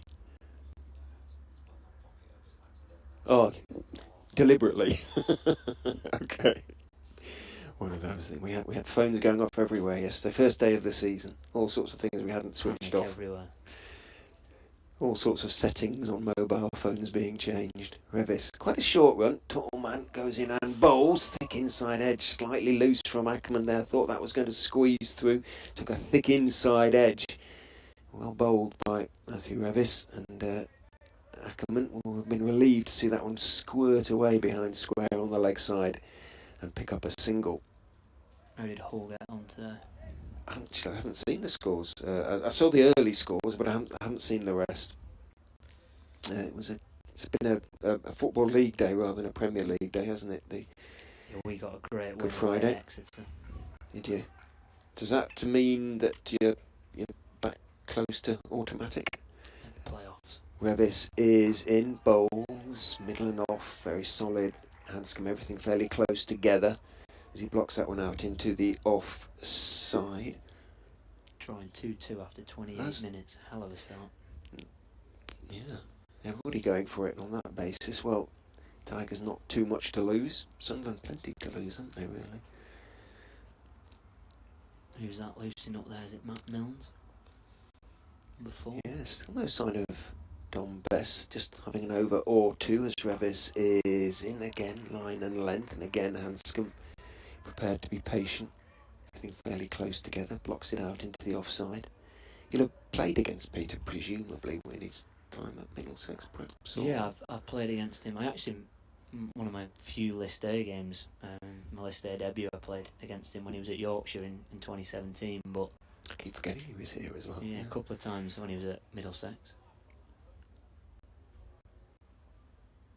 Revis gets into his run-up and bowls outside off stump, a little bit wider this time, but Hanscom is in cautious mode at the moment. Strokes it rather than attempts to drive it firmly, pushes it out into the covers, and there is no run. End of the over, 166 for 3. We're almost at the top of the hour. I have to go do an update. Callum needs to go and probably go and do a bit of work in the gym, I'm sure, something like that. Yeah, a bit of gym. Keep Barnesy company. Okay, and hopefully, from Leicestershire's point of view, we'll see you at Grace Road next week, fit and ready to go. Fingers crossed, yeah. Fingers crossed. Thanks for coming up. Appreciate it, mate.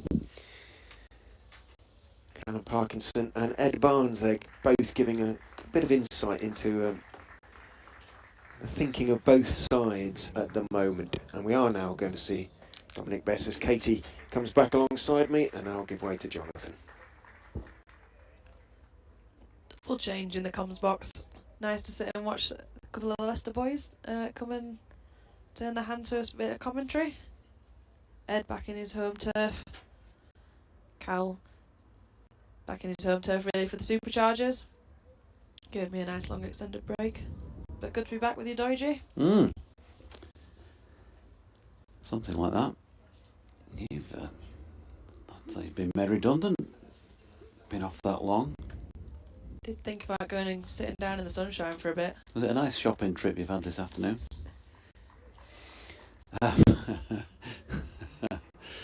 Danger territory there. 166 for 3. Ackermann 59, Hanscom 47. And the peroxide blonde of Dom Bess bowling his first delivery of the match, the season, in competitive action from the Howard stand end. That was helped on its way out to point by Ackermann.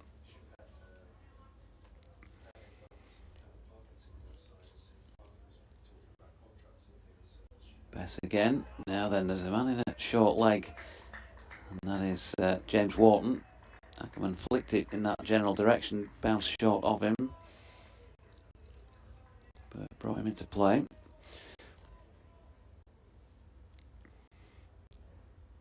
Bess again. Almost brushes past Ben Debenham as he bowls. A little bit of width outside off stump, and Ackermann, thickish, given the benefit of the doubt, might have opened the face. Down towards third man for 1. First run off Bess, so he's gone with the man backward of square leg, Matthew Revis, who'd be not quite 45, a bit squarer than that. He's got a sweeper, looks like it's George Hill, just in front of square, and about 5 yards or so in front of the boundary. James Wharton under the lid at short leg. And then in a catching position, Finlay Bean at a short straight mid-wicket.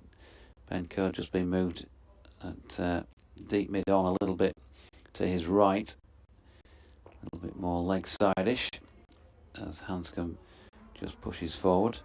He's a bit deeper from the batter than is Dawid Malan, who's still a few strides deeper than an orthodox mid-off. There's a cover, a point, and Adam Lyth is the sole slip as use of feet this time from Hanscom. Sees him try and drive that firmly past Bess, but straight back to him. And as you often see from Dom Bess, when he takes a ball like that, he'll pick it up and wing it back in. This time to the gloves of Shy Hope, just keeping Hanscom honest. Partnership 103. It's been a good one for Leicestershire this. Hanscom stepping back. Not quite sure that went where he originally intended with the way he shaped up to play it, but it's gone to Malan at mid-off. It's the end of the over. And a fairly tidy start from Dom Bess. Yeah, good start from Bess. Surprised it's taken him this long to come into the attack. Ackermann, Hanscom building a very handy partnership here. Well over 100 runs now. Yorkshire need to try and find a way to break that. Certainly before the end of play, and hopefully take another couple. Still 14 overs remaining in the day. Sun shining out. And Yorkshire will be desperate to not let these two see through into the morning. You're going to be running your own third voice courses and enlisting Barnsley and Callum. I think they did a better job than me. They were very natural. No dead air. Kept it interesting. Lots of talk about the gym. That was my thing I used to do last year, just to make sure the coaches knew that you were doing your gym. Oh, yeah. Yeah, he talked about diets quite a bit, didn't he, last year as well, I seem to recall. And then we ate a lot of cake. So. Revis bowling from this coastal lane end to Ackermann, who opens the face and runs it to point, no run. I'm talking about cake's one thing, but it needs to be eaten, doesn't it, really? That's what it's there for. What's the point in making a cake to not eat it? Well, it's Easter. I thought there'd be more chocolate treats in the comms box, to be honest. I think we've all dropped the ball on that one. Well, last time I bought in cream cakes for my colleagues, they just sat there all day uneaten. Revis in and bowling to Ackermann, who punches it into the offside. Milne's fielding, no run. Bent Nielsen says, talk of a Leeds United game in 1973 compels me to state that at the time I was 9 and had been a Leeds fan for 4 or 5 years. The agony of this through the years. And yes, we were robbed in 1975.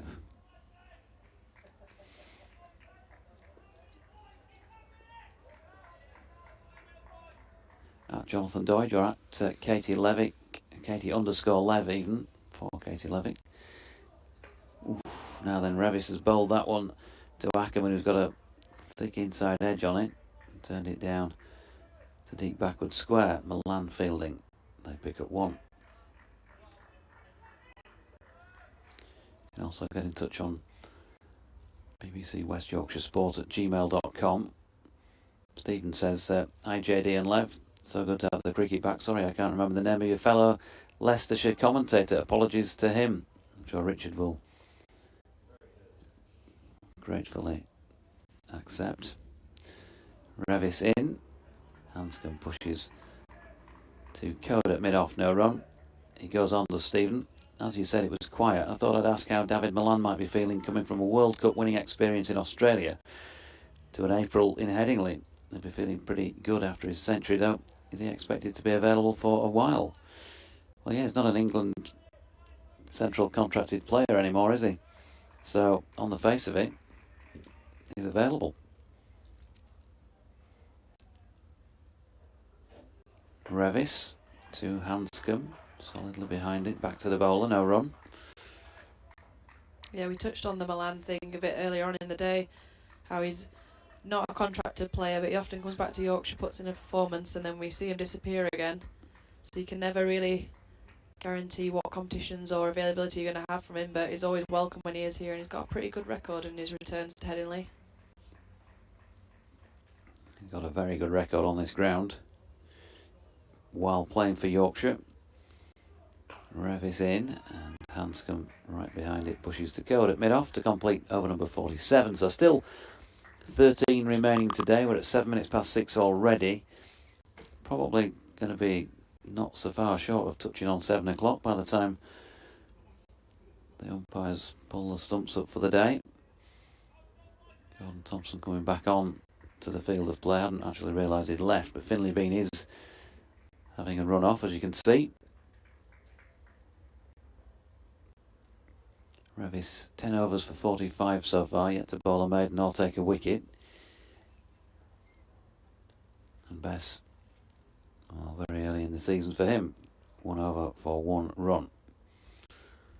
Same field as was for his previous over, and he's bowling here to the right-handed Ackermann, who pushes into the offside. The bowler fields it himself.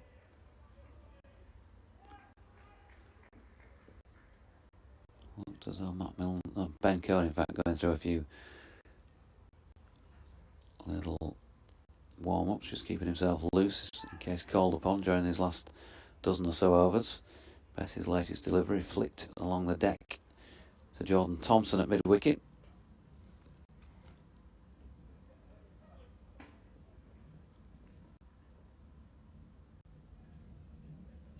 Bess in again past umpire Debenham.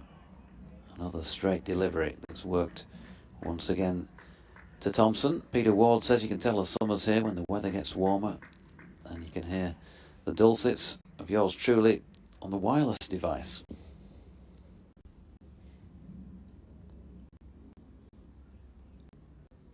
Bess in again, and hit quite firmly into the offside this time by Ackermann. There's a good diving half stop out there.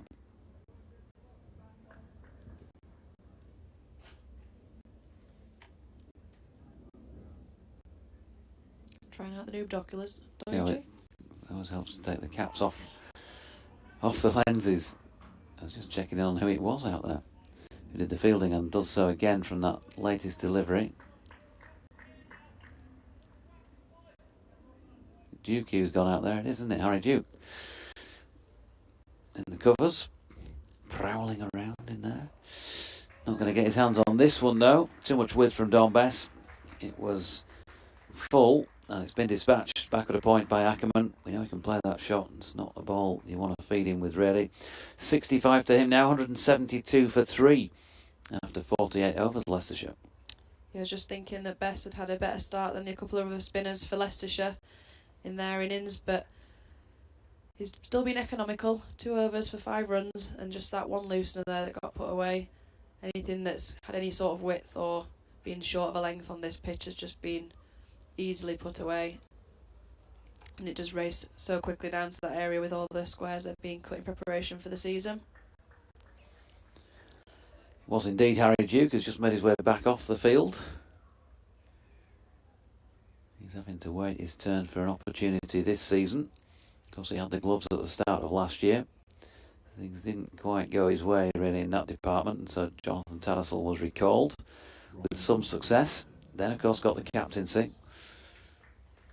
And even though he's not playing in this game, because of the fact they've brought in an international keeper batsman in Hope, he has the gloves, and Harry's having to sit it out and wait for an opportunity. Matt Milne's back on from the Kirkstall Lane end of the ground then. 10 overs, 3 maidens, 1 for 34 so far. He went at 1 a ball for his first half dozen overs, so certainly tightened things up since then. Hasn't managed to add a further wicket. That wicket he took was the first one of this Leicestershire innings. Sol Buddinger. Seems a long time ago now. It was 2:49. So it was a fair old time ago. Mills' first delivery pushed into the offside by Hanscom. Ben Coe doing the fielding. Yeah, despite not picking up a wicket from this end, Milne's had a lot more success in terms of his accuracy. Managed to pull down that run rate when we've been going for a runner ball in his first 5, so we're hoping to try and strike from this end and continue on from his previous spell. Here he is again. Hanscom, pretty well set on 47, drops it into the offside. No run. So ball 48 overs old. Pitch drying with every minute. Looks a good one, as both the Leicestershire contingent who've been up in the box have said. Even at that though, I think they were both admitting that the team could have bowled better collectively. Milne's in, and Hanscom turns it round the corner for an easy single to James Wharton, who whips it in with the right arm. So run rate wise, just as a little indicator in terms of the loose stuff, Yorkshire keeping Leicestershire to just over 3.5 and over, having scored at more like 5 themselves. Slowing the game down, but giving themselves more time by scoring at 5. That's pushed into the offside this time by Ackermann. Dot ball. It's a tough ask for bowlers at this time of the day. Ball's soft, not really doing that much. You've had a long day in the field, and for Matt Milnes, he's spent a lot of it at the crease batting as well, so if you can find a little something here and get a wicket, it'll be a great effort. They'll be warmly received from this Yorkshire crowd. Here he is again. Ackermann just towards the inside of the bat. He was pushing that one into the offside, and it ended up going straight back to the bowler in his follow through. Yeah, it just needs a partnership breaker at the moment, doesn't it? And let's see. It's one of those. Let's see your number 6. Let's see what 6 looks like. Last few overs of the day. Good time to take one. Put a bit of pressure on. Yeah, and certainly looking at this Foxers lineup, these two are your UL experienced players that you'd be wanting to see the back of at least one of them. And you sort of know you give yourself a chance if you can get through one, or if both, then you've certainly got a good chance to try and run through the rest. Milnes again. Ackermann into the offside once more. And again, no run. So 11 overs, 3 maidens, 1 for 35 now for Matt Milnes. Let's just have a look, in fact, at the Yorkshire card in this one, as far as the bowlers go. Dominic Bess on at the other end. 2 overs so far, that's all, just for the 5 runs. At Ben Code, 1 for 39 from 11 overs and 3 maidens. Matthew Revis, 10 overs for 45. Jordan Thompson, 9 overs, 4 maidens, 1 for 35. And George Hill, fairly tight to 6 overs for just the 14, 3 of them maidens. Didn't manage to take a wicket. Bess about to start. Hanscom did his little tap of the bat and then stepped away because there's a slight change to the field. Straight mid wicket, just being moved a little to his left as he looks at Hanscom, who uses his feet nicely here and flicks it straight to that man along the deck. No run.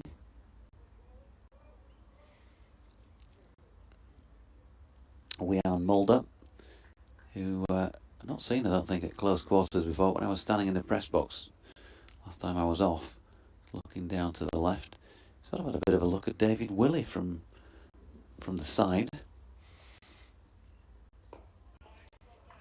Bess in again and pushed back up the pitch by Hanscom. No run. So after Wian Mulder, Rehan Ahmed, Chris Wright, Michael Finan, Matt Salisbury and Josh Hull. Do we know if Matt Salisbury's going to be okay to bat? We don't. Calf injury, you wouldn't want to be putting undue pressure on that, would you? Running between the wickets. If you want to be fit to bowl again soon. Bess in, that's flicked by Hanscom out into the deep on the leg side. They'll pick up 1.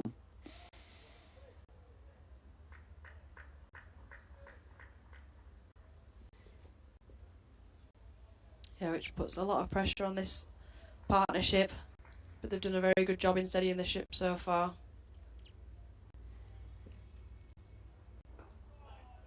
And Ackermann right behind his led his best delivery. Yeah, you wouldn't want to be kind of, don't you, risking the fast twitch fibres, getting the calf done when running between the wickets. Good back with the runner, as Richard rightly points out. Bess in again, and Ackermann flicking that into the leg side. there's no run. A pretty quiet period at the moment.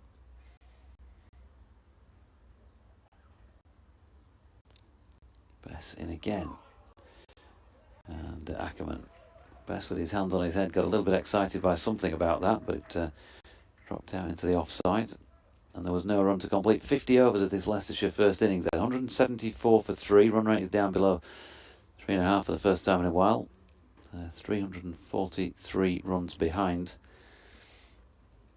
And it just feels at the moment like he was going to blink first here. Bit of a stare out there. Yeah, just a little tense period. Bess, hands on head at the last ball of that over, suggests he might have got a little bit of purchase from the pitch, which he'll be thankful to see after what's been pretty batter friendly so far in these first 2 days. But it's just about who can keep their discipline longest, I think, in this. Like we saw with the Yorkshire innings, build a bit of pressure to try and make the batters play a false shot.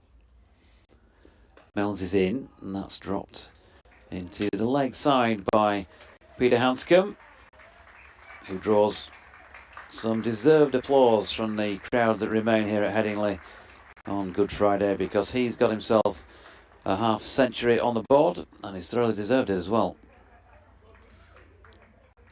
Yeah, proper innings, just dug in. He got off to quite a quick start. Ever since then, he's just been sensible and solid, and shown why he's had such a successful run of form recently, and why he's a county stalwart now, really, on this circuit. Milne's in. Short ball to Ackermann, who successfully ducks underneath it. Hanscom, well, that was his 52nd first-class 50 to go with 1900s. Of course, plied his trade here for a while, as well as at the likes of Gloucestershire and Durham. So, as Lev says, very much a county stalwart. Not so far off his 32nd birthday, 26th of this month. 8 fours within that 99 ball 50, as it has been, as Ackermann works a single to deep backward square leg.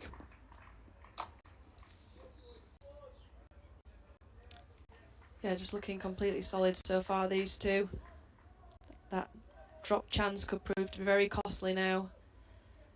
Not really seen any sort of false shots played since then, and chances are coming few and far between, and as last year, Yorkshire might come to rue those drop catches in the slip cordon. Here's Milnes to Hanscom, pushes back up the pitch, and there is no run. Yeah, 41 he had at that time, so he's not added loads since, and he's been out there for a further 41 minutes, I make it, since he was put down. For another 9 runs, so that gives you an idea of the sort of dormant feel about things out there at this moment in time. Yorkshire keeping things tight, they'll be happy about that if they're not taking wickets. Just drying things up a bit. Milnes in again, has gone short this time. There will be runs from the bat of Hanscom on this occasion, though, because he's pulled a 4 through mid-wicket. Maybe didn't quite get hold of it as well as he would have liked, but there's a yawning gap there once it's past the infield. 4 runs. Yeah, Jordan Thompson at close mid-wicket seemed to think it could have been a chance at one stage after it left the bat in an unconvincing manner, but there's no one out there and he got away with it. But good to see after this period of play that Hanscom can be led into playing a shot that might bring the wicket, because so far they've looked like taking no risks. And that's the right way to go about it, trying to build this Leicestershire innings.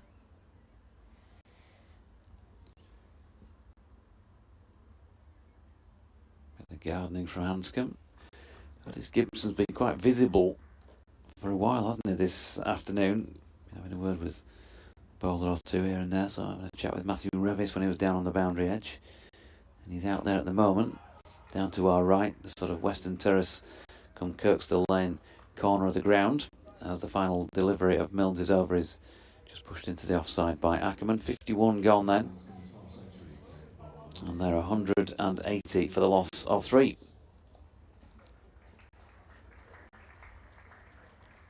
Dom Bess to continue at the Howard Stand end, just as the sun's gone behind a cloud. Getting towards the end of the day's play. And Yorkshire will be desperate to try and take one of these back with them.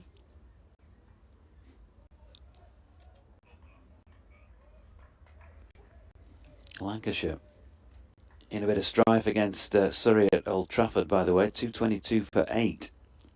So 220 runs behind. 222. 222 for 8. As Bess's first delivery is pushed back up the pitch by Ackermann. And Bess ball quickly back in hand and coming in once more. Same result, Ackermann on 66. Looks like a bit of a warm-up pre-match on the outfield in club cricket. Batter just is it back to the bowler.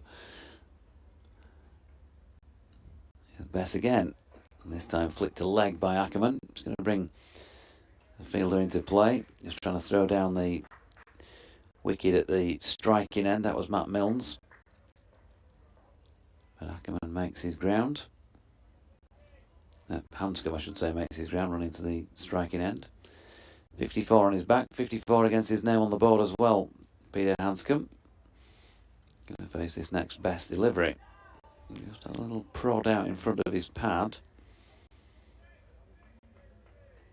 Bess got just a tad excited. It's getting to that state of the play where you've got to try and find some energy from somewhere. It's been a long old day.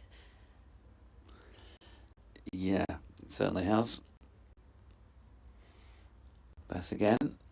Good use of feet this time by Hanscom. He's been given something to work with by Dominic Bess. And he has got it away for 4. Down through the agricultural corner of the ground.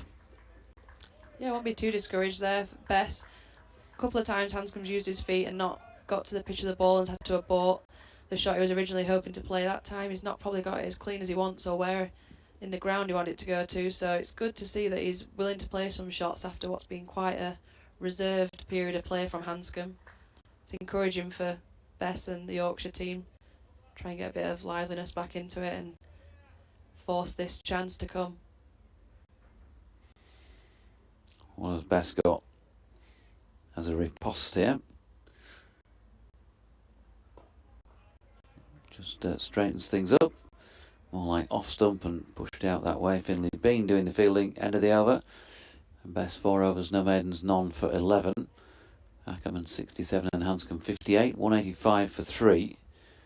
Let's just have a look at that Surrey-Lancashire game, because it is, of course, the feature match of the entire round in the whole of the championship. Last year's champions against, and favourites for this year's competition, against second favs, Lancashire.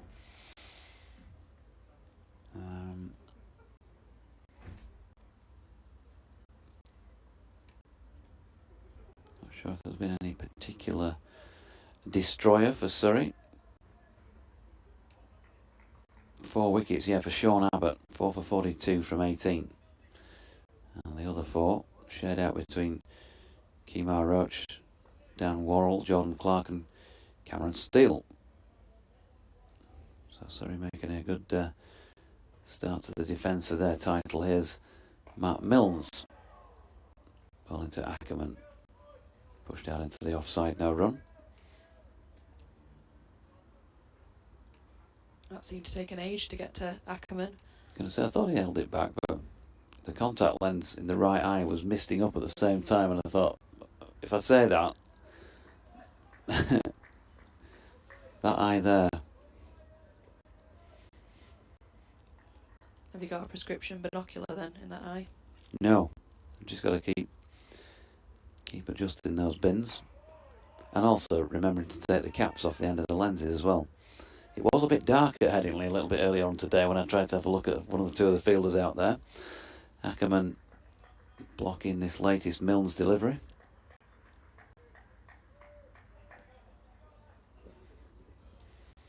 Somerset 240 for 7 against Warwickshire at Taunton. Nottinghamshire leading by 90 runs against Hampshire, but they're 5 down in their second innings already. The way that game's gone, Looks very much like there's going to be a finish at some point tomorrow. Short ball pulled here by Ackermann. Jordan Thompson wringing the hands in there, having stopped it at mid-wicket and not maybe taken it quite as cleanly as he would have liked.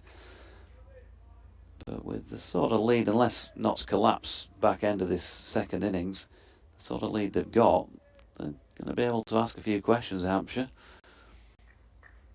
Essex 266 all out, Middlesex 142 for 5, so that's a pretty good recovery, isn't it, after 4 for 4. But still got to find another 124 runs to get up to what Essex posted. Jordan Thompson this time fielding more cleanly at mid-wicket to a ball flicked along the deck by Ackermann. Down at Canterbury, the game advancing as well. Northampton 117, Kent 222. Northant's 87 behind at 18 for 1 in their second innings, so they got their work cut out there. If they're going to try and turn that one around. That's Division 1. Here's Milnes bowling in Division 2 and taking a wicket, and that of Colin Ackermann. 67, Corton bowled Milnes, that's 2 C&Bs from the Kirkstall Lane end for Yorkshire, and Leicestershire 185 for 3 inside the last 8 overs of the day's play. Yorkshire have kept it straight, they've kept it pretty dry, and they've got some reward. Yeah, Colin Ackermann looks absolutely distraught with himself there. The simplest of return catchers to Milnes. He's grafted away all day. He's been at the crease for 171 minutes and 142 balls. And with just a few overs left in the day, he gives back the simplest of chances. And it's just the tiniest lapse in concentration and giving Yorkshire a sniff. They'll be happy to have picked that up before the end of play. Bringing out Mulder to the crease. And breaking that partnership with Hanscom. Just as things have started to go a little bit flat, those Yorkshire fans that are still in the ground giving Colin Ackermann a well-deserved round of applause for his battle he's put up all afternoon, but he'll be bitterly disappointed it's ended in that fashion. Yeah, 185 for 4 then, and just a bit of pressure on Wian Mulder. He's got 7 overs and a bit. I think 7.2 is it to negotiate? No, 7.1 out there to negotiate along with Hanscom, who is of course playing well set, even though he's given a chance himself. So a chance for Yorkshire to ask some questions of the new man in the middle.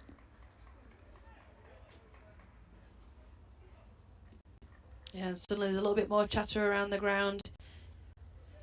Some fields getting changed here, slips getting brought back into place, and I'm sure Milnes will run in with a bit more aggression in this next ball. Wicket so often brings that little bit of pump to the end of the day. 7 overs remaining, what can Yorkshire do? And a big ask on Hanscom now to make sure he's still there at the end of the day. It's Mulder on strike. 25 years of age.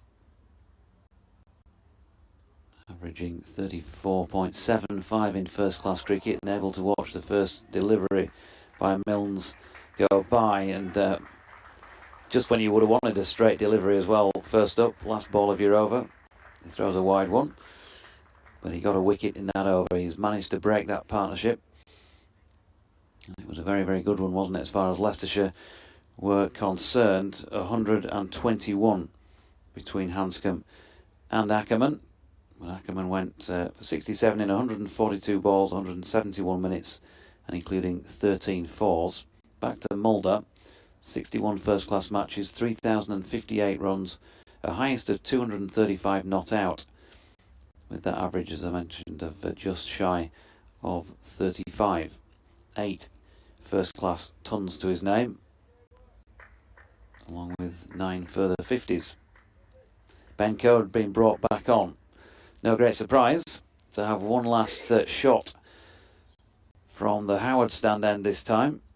We don't tend to see him bowled from down there that often. And he's got a maximum of 4 overs that he can bowl before the end of play today to try and affect more than the one wicket he's taken so far. Yeah, they'll be keen to get Mulder on strike and try and really target that end. Having seen how Yorkshire sent in Milnes as a night watchman, you wondered if Leicestershire might do the same, but then that brings in the question we had about if Salisbury's going to bat or not. They don't necessarily have that luxury, so tough little period here for Mulder and Hanscom to try and navigate through. Hanscom on strike. We'll just drop that out into the offside. Finley Bean coming in from backward of point of field, no run. Forever Domo says, could you give my friend Jarkko Lehtinen, I hope I've pronounced the latter correctly, you didn't give me a pronunciation on that, just the Y at the front of Jarkko spelt with a J. He's a Middlesbrough FC ambassador to Finland and is watching your live stream from near Helsinki. There you go, Jarkko. As Cody's in, and that's flicked to leg by Hanscom. They're going to pick up one. They're thinking about a second, but it's been cut off by Dom Bess out there doing the sweeping, so just the one run. Forever Domo goes on with regard to Jarkko. He watched live cricket before at Ingleby Greenhow in North Yorkshire. So there you go. Yorkshire County Cricket Club been watched as far afield as Finland and Spain, America. We're international broadcasters, Doiji. Yeah. Looking forward to the brown envelope reflecting that come the end of the day's play. 40 deliveries left in the day's play. In comes Code, right arm over the wicket to the new batter, Wian Mulder. And, he's immediately flicking one backward of square leg to rotate the strike, and he's off the mark. 187 for 4. Come on, YCCC, says Michael Lockwood. We need to be converting this good position into wickets. Let's get cracking. Well, that was 5 minutes ago, so you got your wish almost immediately. Code in again. Hanscom pushing into the offside, no run. Sure, it'll be nothing stupid here from Peter Hanscom in these final few overs. He knows that from Leicestershire's point of view, he needs to be here tomorrow morning. A pair of them do, but certainly him having got himself well and truly in here, he's been out there for 2.5 hours of batting time. A little over that as Cody's in. Hanscom drops into the leg side. He's been drawn back into his crease, of course, because Shy Hope is standing up.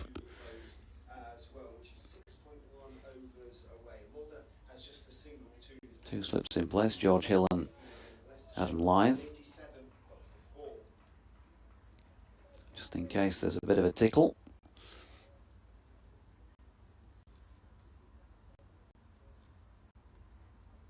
Code coming in again towards us.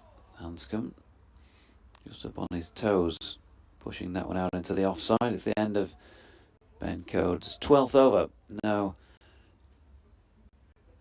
immediate return with a wicket for him, but 12 overs, 3 maidens, 1 for 41.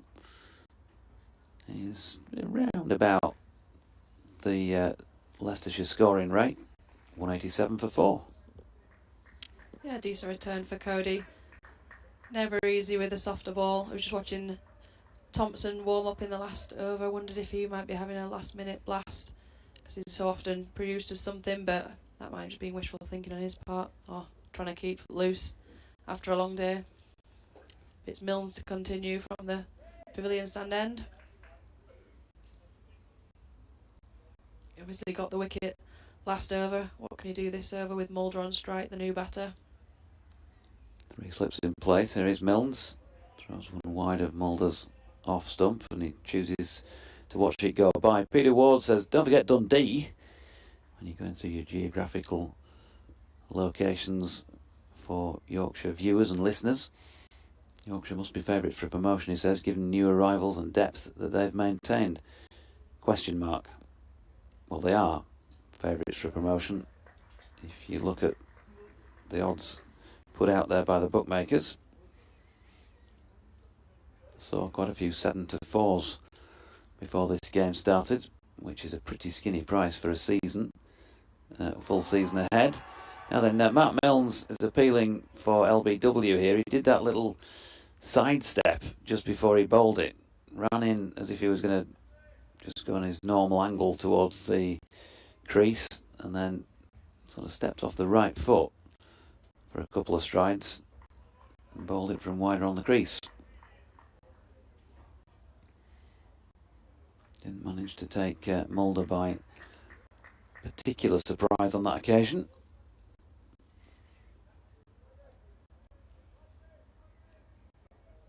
Changing the field here. They're just going to try something a little bit different. And Adam Lyth lobs the helmet to James Wharton, who's going to come in at short leg. Similar position to earlier in the day, about a strip and a half just in front of square. So here's Milnes. How's he going to deal with that? He's going to bowl one that Wian Mulder has nicked to slip, and Leicestershire have lost a 5th wicket, 187 for the loss of 5. Well, I said Yorkshire will want to see what number 6 has got. Well, as it turns out, on this occasion, it's not a lot. Caught by Shy Hope, in fact, off the bowling of Matt Milnes. Thought Hope had taken the catch at first, but then he didn't have the ball in his hands, must have flicked it onto somebody else. And Matt Milnes takes a 3rd wicket. Mulder gone for 1. Yeah, it's a great second spell from this end from Milnes. It's caused the 2 wickets. Mulder had a tough job to do to get through to the end of the day with just 7 or so overs remaining, but Milnes, just the ball before, made him look uncomfortable with that stunted appeal for LBW, and the very next ball finds the outside edge. It's good bowling from Milnes with the old ball, and Leicestershire won't be too pleased with that. Hanscom still there at the other end. It's so important for this innings to keep it together, but suddenly from quite a dormant state of play where not a lot had happened other than a partnership building for Leicestershire, Yorkshire right back in this, and Leicestershire stand at 187 for 5 with Rayan Ahmed striding to the crease to join Peter Hanscom there. Disappointing last couple of overs as far as Leicestershire are concerned. 52.5 on the board when Ackermann went, 54.3. The point at which Milnes takes his second in pretty quick succession, and now Matt Milnes, well, what a day he's having. 75 with the bat, and now a 3 for 41. Who knows, maybe more. Bit of pressure now on Rehan Ahmed with 30 odd balls still to go in the day. We'll bring Richard back in for the last few of them at the end of the over. Looking enthusiastic at the back of the box as Ahmed turns that first delivery into the deck, it has to be said, but in the general direction of James Wharton. Yeah, he got a lively reaction from all the Yorkshire fielders that are suddenly pumped and ready to go again. Milnes is just managing to find a little bit something here. It's just his day, you think. He's got runs with the bat, and now he's picking up those wickets. And it's a tough period for the youngster, Ahmed, to try and navigate to the end of play. Milnes then, tail up from the Kirkstall Lane end. To Ahmed, goes short, and he tries the ramp shot. But doesn't make contact with the ball. Yeah, I'm not too sure Hanscom will be pleased to see him pulling out that shot, just his second ball. I'd be asking him not to play anything he doesn't have to. Get through this period of play and start again in the morning. You get the feeling that Milnes might be able to tempt him into something here. They've immediately changed the field and sent someone back to that third man sort of no man's land region. He's not on the boundary, and might try and entice him to play that shot again. Interesting. So, yeah, Matthew Revis, it is, has been sent down there. He's quite a fine third man. He's probably not far off being... In fact, he must be behind somebody in the slip cordon from the angle he's at. And Matt Milnes, having posted the man back there, bowls a fuller delivery. And Ahmed deals with it. Thanks to Lev. Probably the last time we're going to hear from her today, but she is due for another payday tomorrow. And we'll, I think, squeeze every last possible quid out of her tomorrow, unless, of course, we get loads more players coming up in procession. It's been good to have Ed Barnes and Callum Parkinson up with us as well this afternoon. Leicestershire 187 for 5 then. Things have changed a little bit in the last few overs. Yeah, things have changed a lot, I would suggest. 2 key batsmen prized out by Yorkshire. Ben Code looking to make it 3 outside off stump, swinging away. Hanscom calmly lets it go through. So much now. Leicestershire's fortunes even depends on Peter Hanscom. Certainly got to get through to the close and go as big as he can tomorrow. Rehan Ahmed's instinct is always, when he's got a bat in his hand, to go on the attack, as we saw with that extraordinary attempted sort of ramp off just his second ball.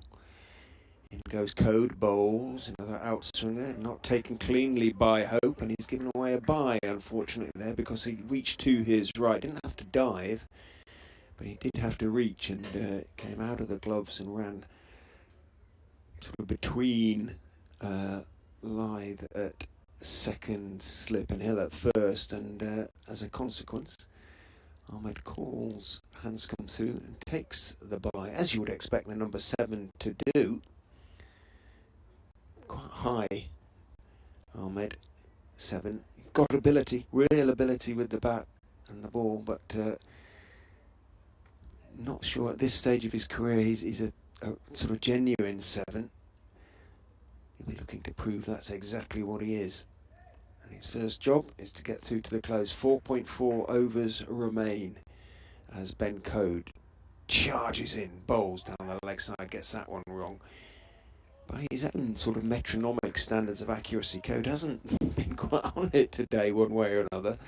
He's just bowled maybe 1 or 2 an over that not quite where he wants them. But Milnes has more than stepped into the sort of breach, so to speak. 3 for 41 for Milnes. Thompson's been very good as well. They've all been pretty good in fairness. Code is in, bowled slightly short of a length. Ahmed is up on his toes, defending that one. Down into the ground, Thompson moves to his left to field, and there's no run. It's an interesting card, isn't it, for Rehan Ahmed so far? It's his 9th first-class innings. He's got 206 runs against his name, 122 of them in 1 knock. Yes, that was at Derby, wasn't it? The end of last season. Yeah, no, he has real ability. He has to really show it now. He waits and goes forward solidly, leans forward into the defensive push, to a line and length delivery on off stump. Out it goes to mid-off. No run. Sun now behind cloud. You can see the city centre still in the sun. Over there to the sort of southeast of us, of Headingley. But lights now showing in the Howard stand. Sort of fluorescent lights. In goes Code and bowls. A little bit shorter of a length. Straight. Did start to swing a bit. Ahmed blocks it with an angled bat, so it runs out into the offside in front of point. There's a gap there, and he takes a single and keeps the strike. He is off the mark with that single. 189 for 5. 4 overs remain. 1 more tonight, and Yorkshire, I think, will be very, very pleased with their efforts. They had to be patient, and they were during that big partnership for the 4th wicket between Ackermann and Hanscom. But having made the breakthrough, Milnes has followed it up with a really another key wicket, that of Vian Mulder. And now Milnes looking to make it 3 in short order.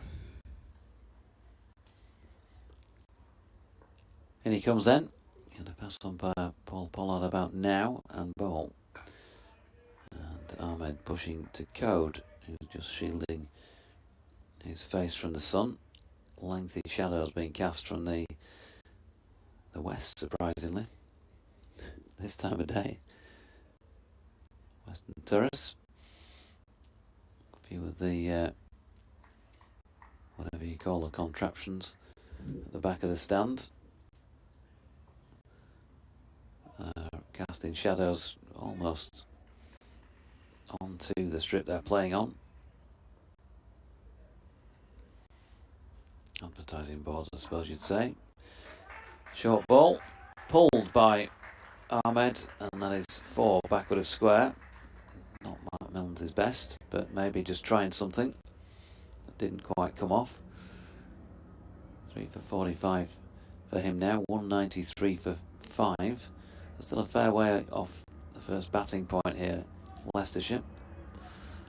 Plenty of time to get there. Propellers on that one. Yeah.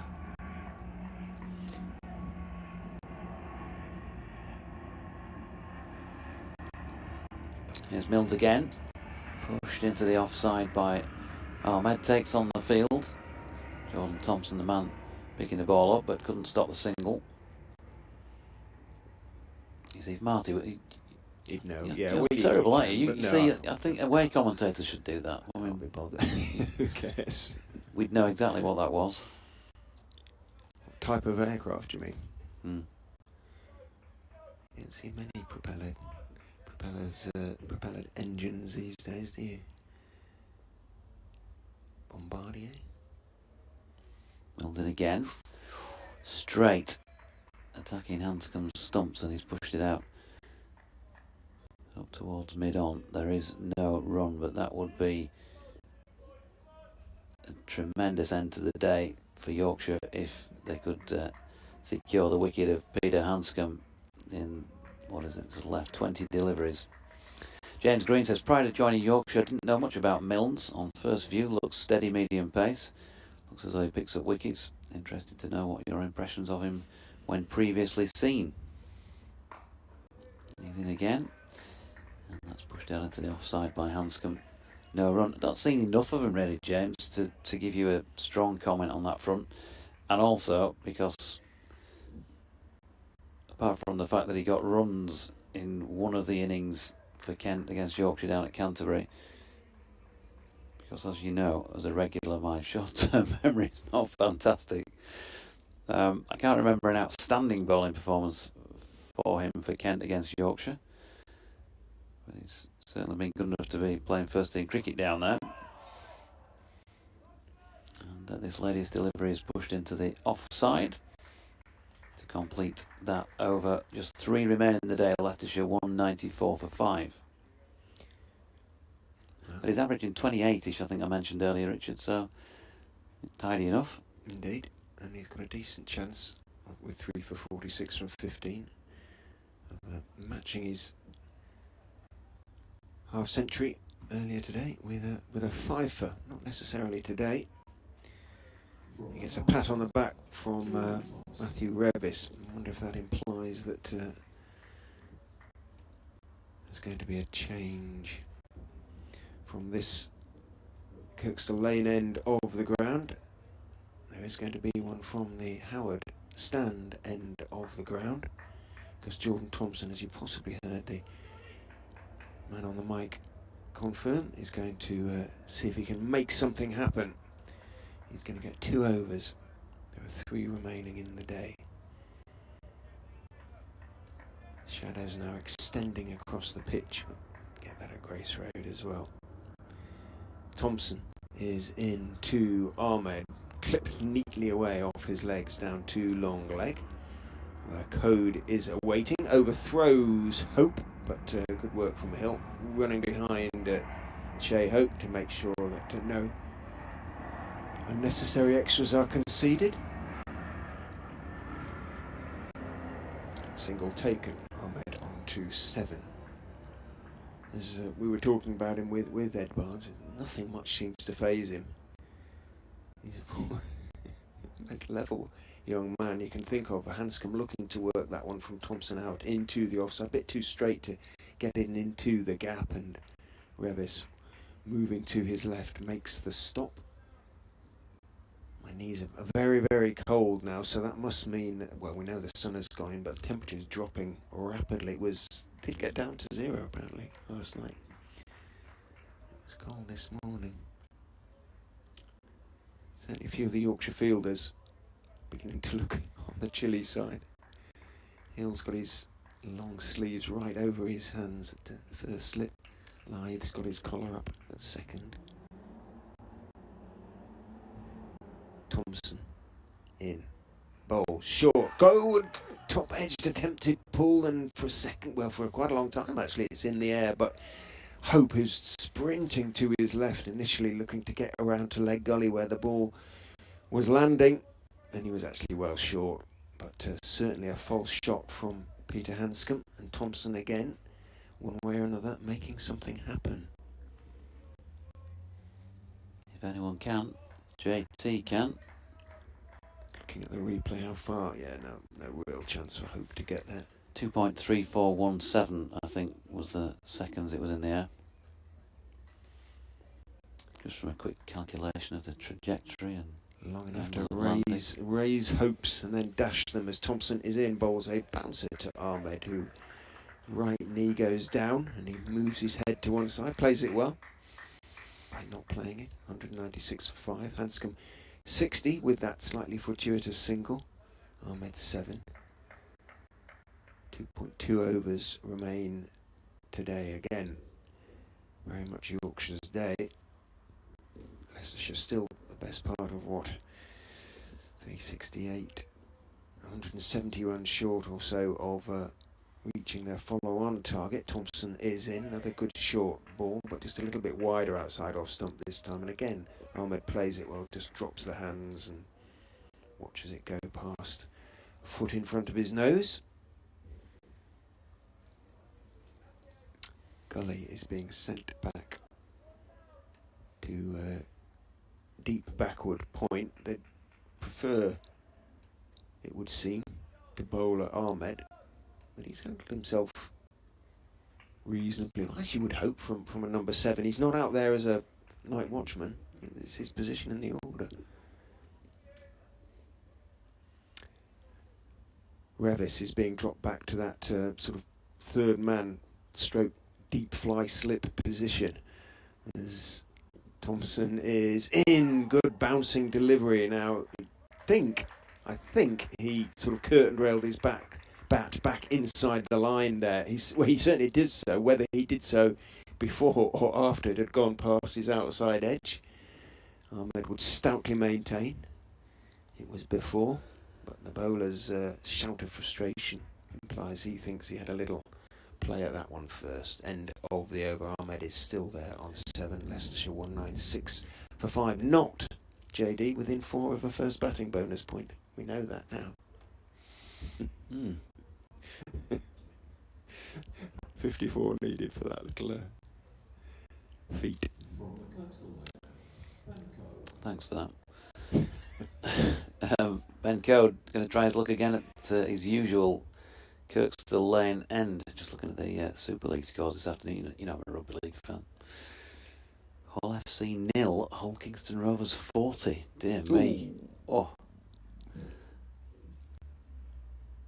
Code in and floats that one up full, round about leg stump, picked off down to long leg for 1.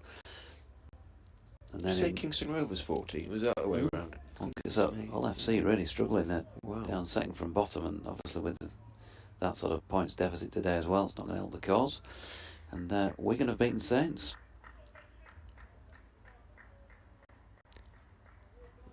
Wigan were 3rd before they kicked off today. Saints 4th, yeah, and in fact Wigan have now gone 2nd, and Hull KR have moved above St Helens into 4th place themselves. Meanwhile, Ben Code trying to take his 2nd and a 6th Leicestershire wicket. He's only going to bowl the 1 over from this end because that's the only over that's possible from this end. Could it be that the St Helens era is coming to an end? bit early to call that, isn't it? Yeah, but they've lost 3 now from the first 7. Yeah. But that trip to Australia, you see, they won the World Club Taking it out. Challenge. You would have Yeah. thought maybe that was their the summit and their apotheosis. I need to get a thesaurus out to understand that. But anyway, code is in and Rehan Ahmed turns that to mid-wicket. And they get a single. Lev knows. One hopes We're so. okay.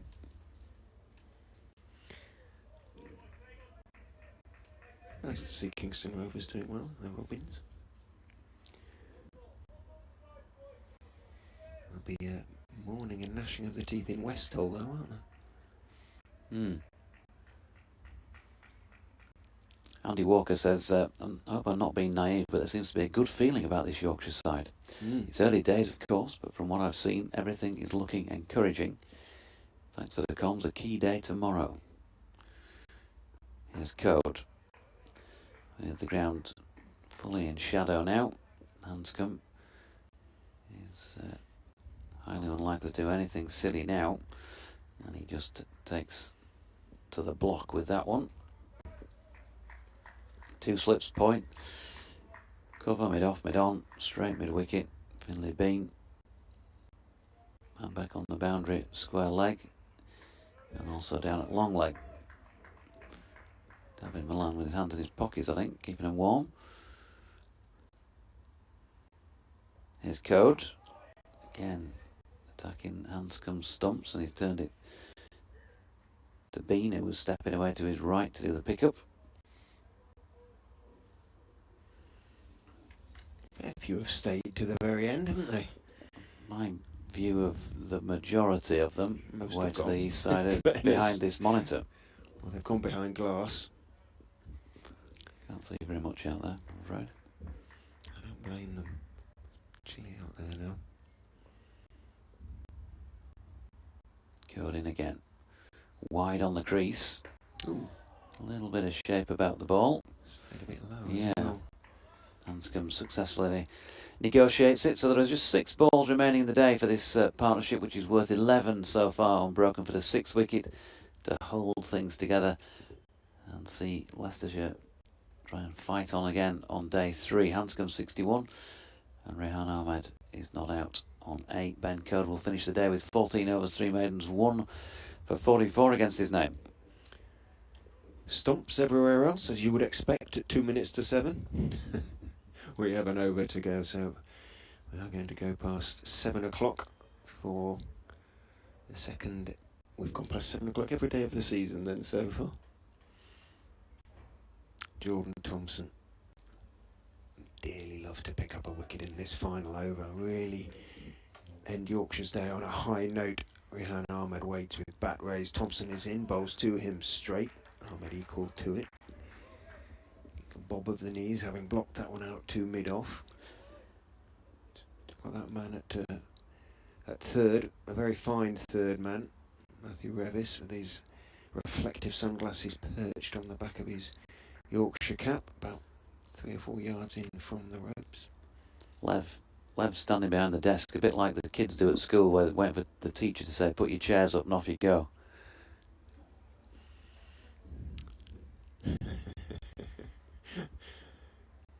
In goes Thompson, bowls, they bounce, not too short either, but again Ahmed just plays it well, goes down on his right knee and just leans away from the path of the ball. There's passing aviation way up there beyond the clouds. They're the more interesting ones for me, rather than the ones that's coming in where you're trying to guess whether they've come back from Fuerteventura or Mallorca or something. But where's that one going? Who's on it? Is it going sort of north, sort of westish? Isn't it? West, yeah.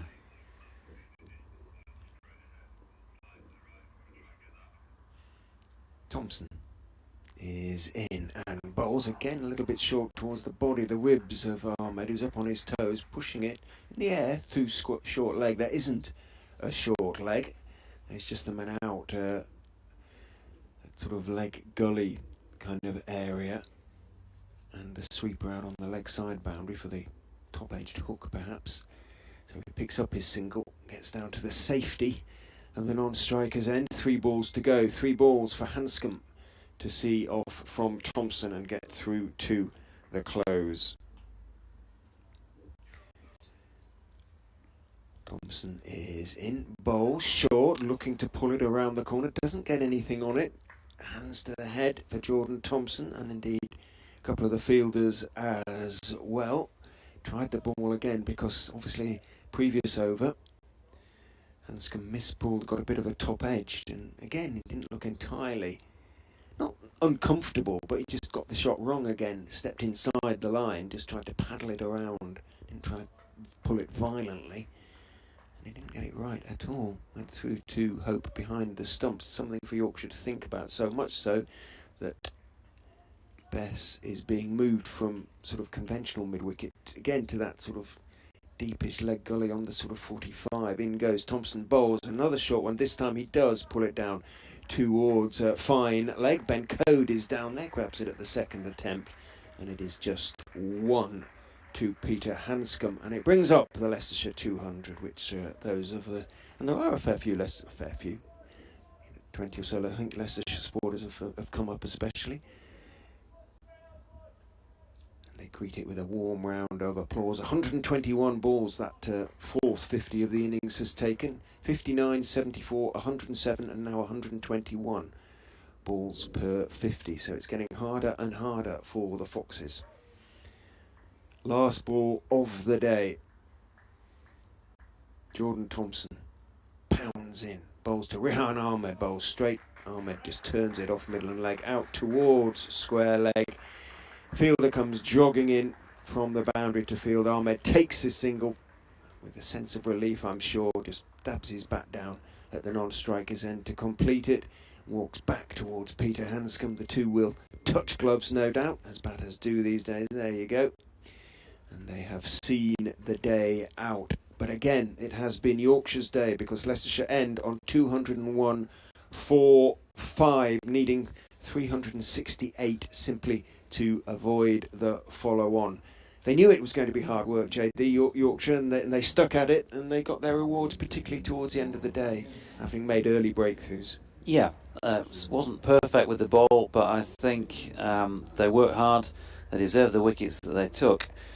And they were, clearly bowling to a plan of keeping it straight. They've tried a few other things as well along the way, but that's been the main thrust with the ball for Yorkshire. Good pitch still by the looks of things. He's not doing anything particularly unpredictable. It's just been the odd one that's not really shot along the deck, but just kept slightly lower than you would have expected.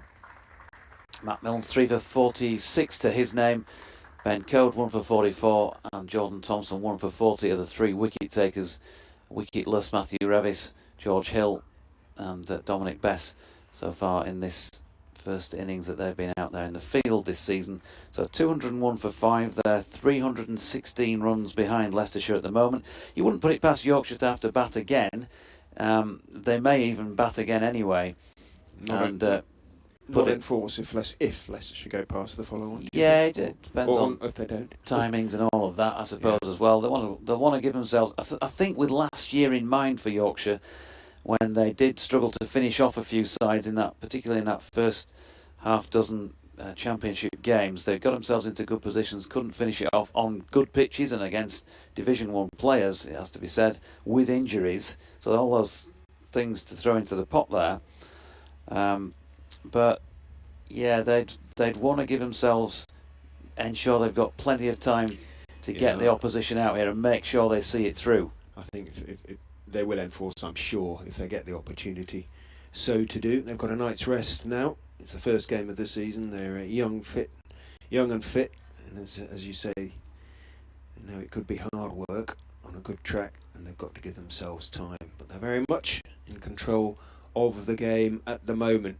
But Leicestershire fought. Peter Hanscom leading the way with 62 not out. Colin Ackermann having made 67 earlier in the day. Hanscom is going to have to go on and make 150 plus, presumably, if Leicestershire are going to avoid the follow-on. Ahmed, 10 not out. Jaunty as ever. Well, no doubt to try to put back to ball tomorrow morning. The forecast is good, JD. We will be back here at in good time at 5 to 11 for the morning's play. Yeah, thanks to Lev for her input once again today. She'll be back with us as well tomorrow, but from her, from Richard and from myself, thanks for your company. And as Richard says, we'll be back with you tomorrow morning to pick up just before they resume on day 3.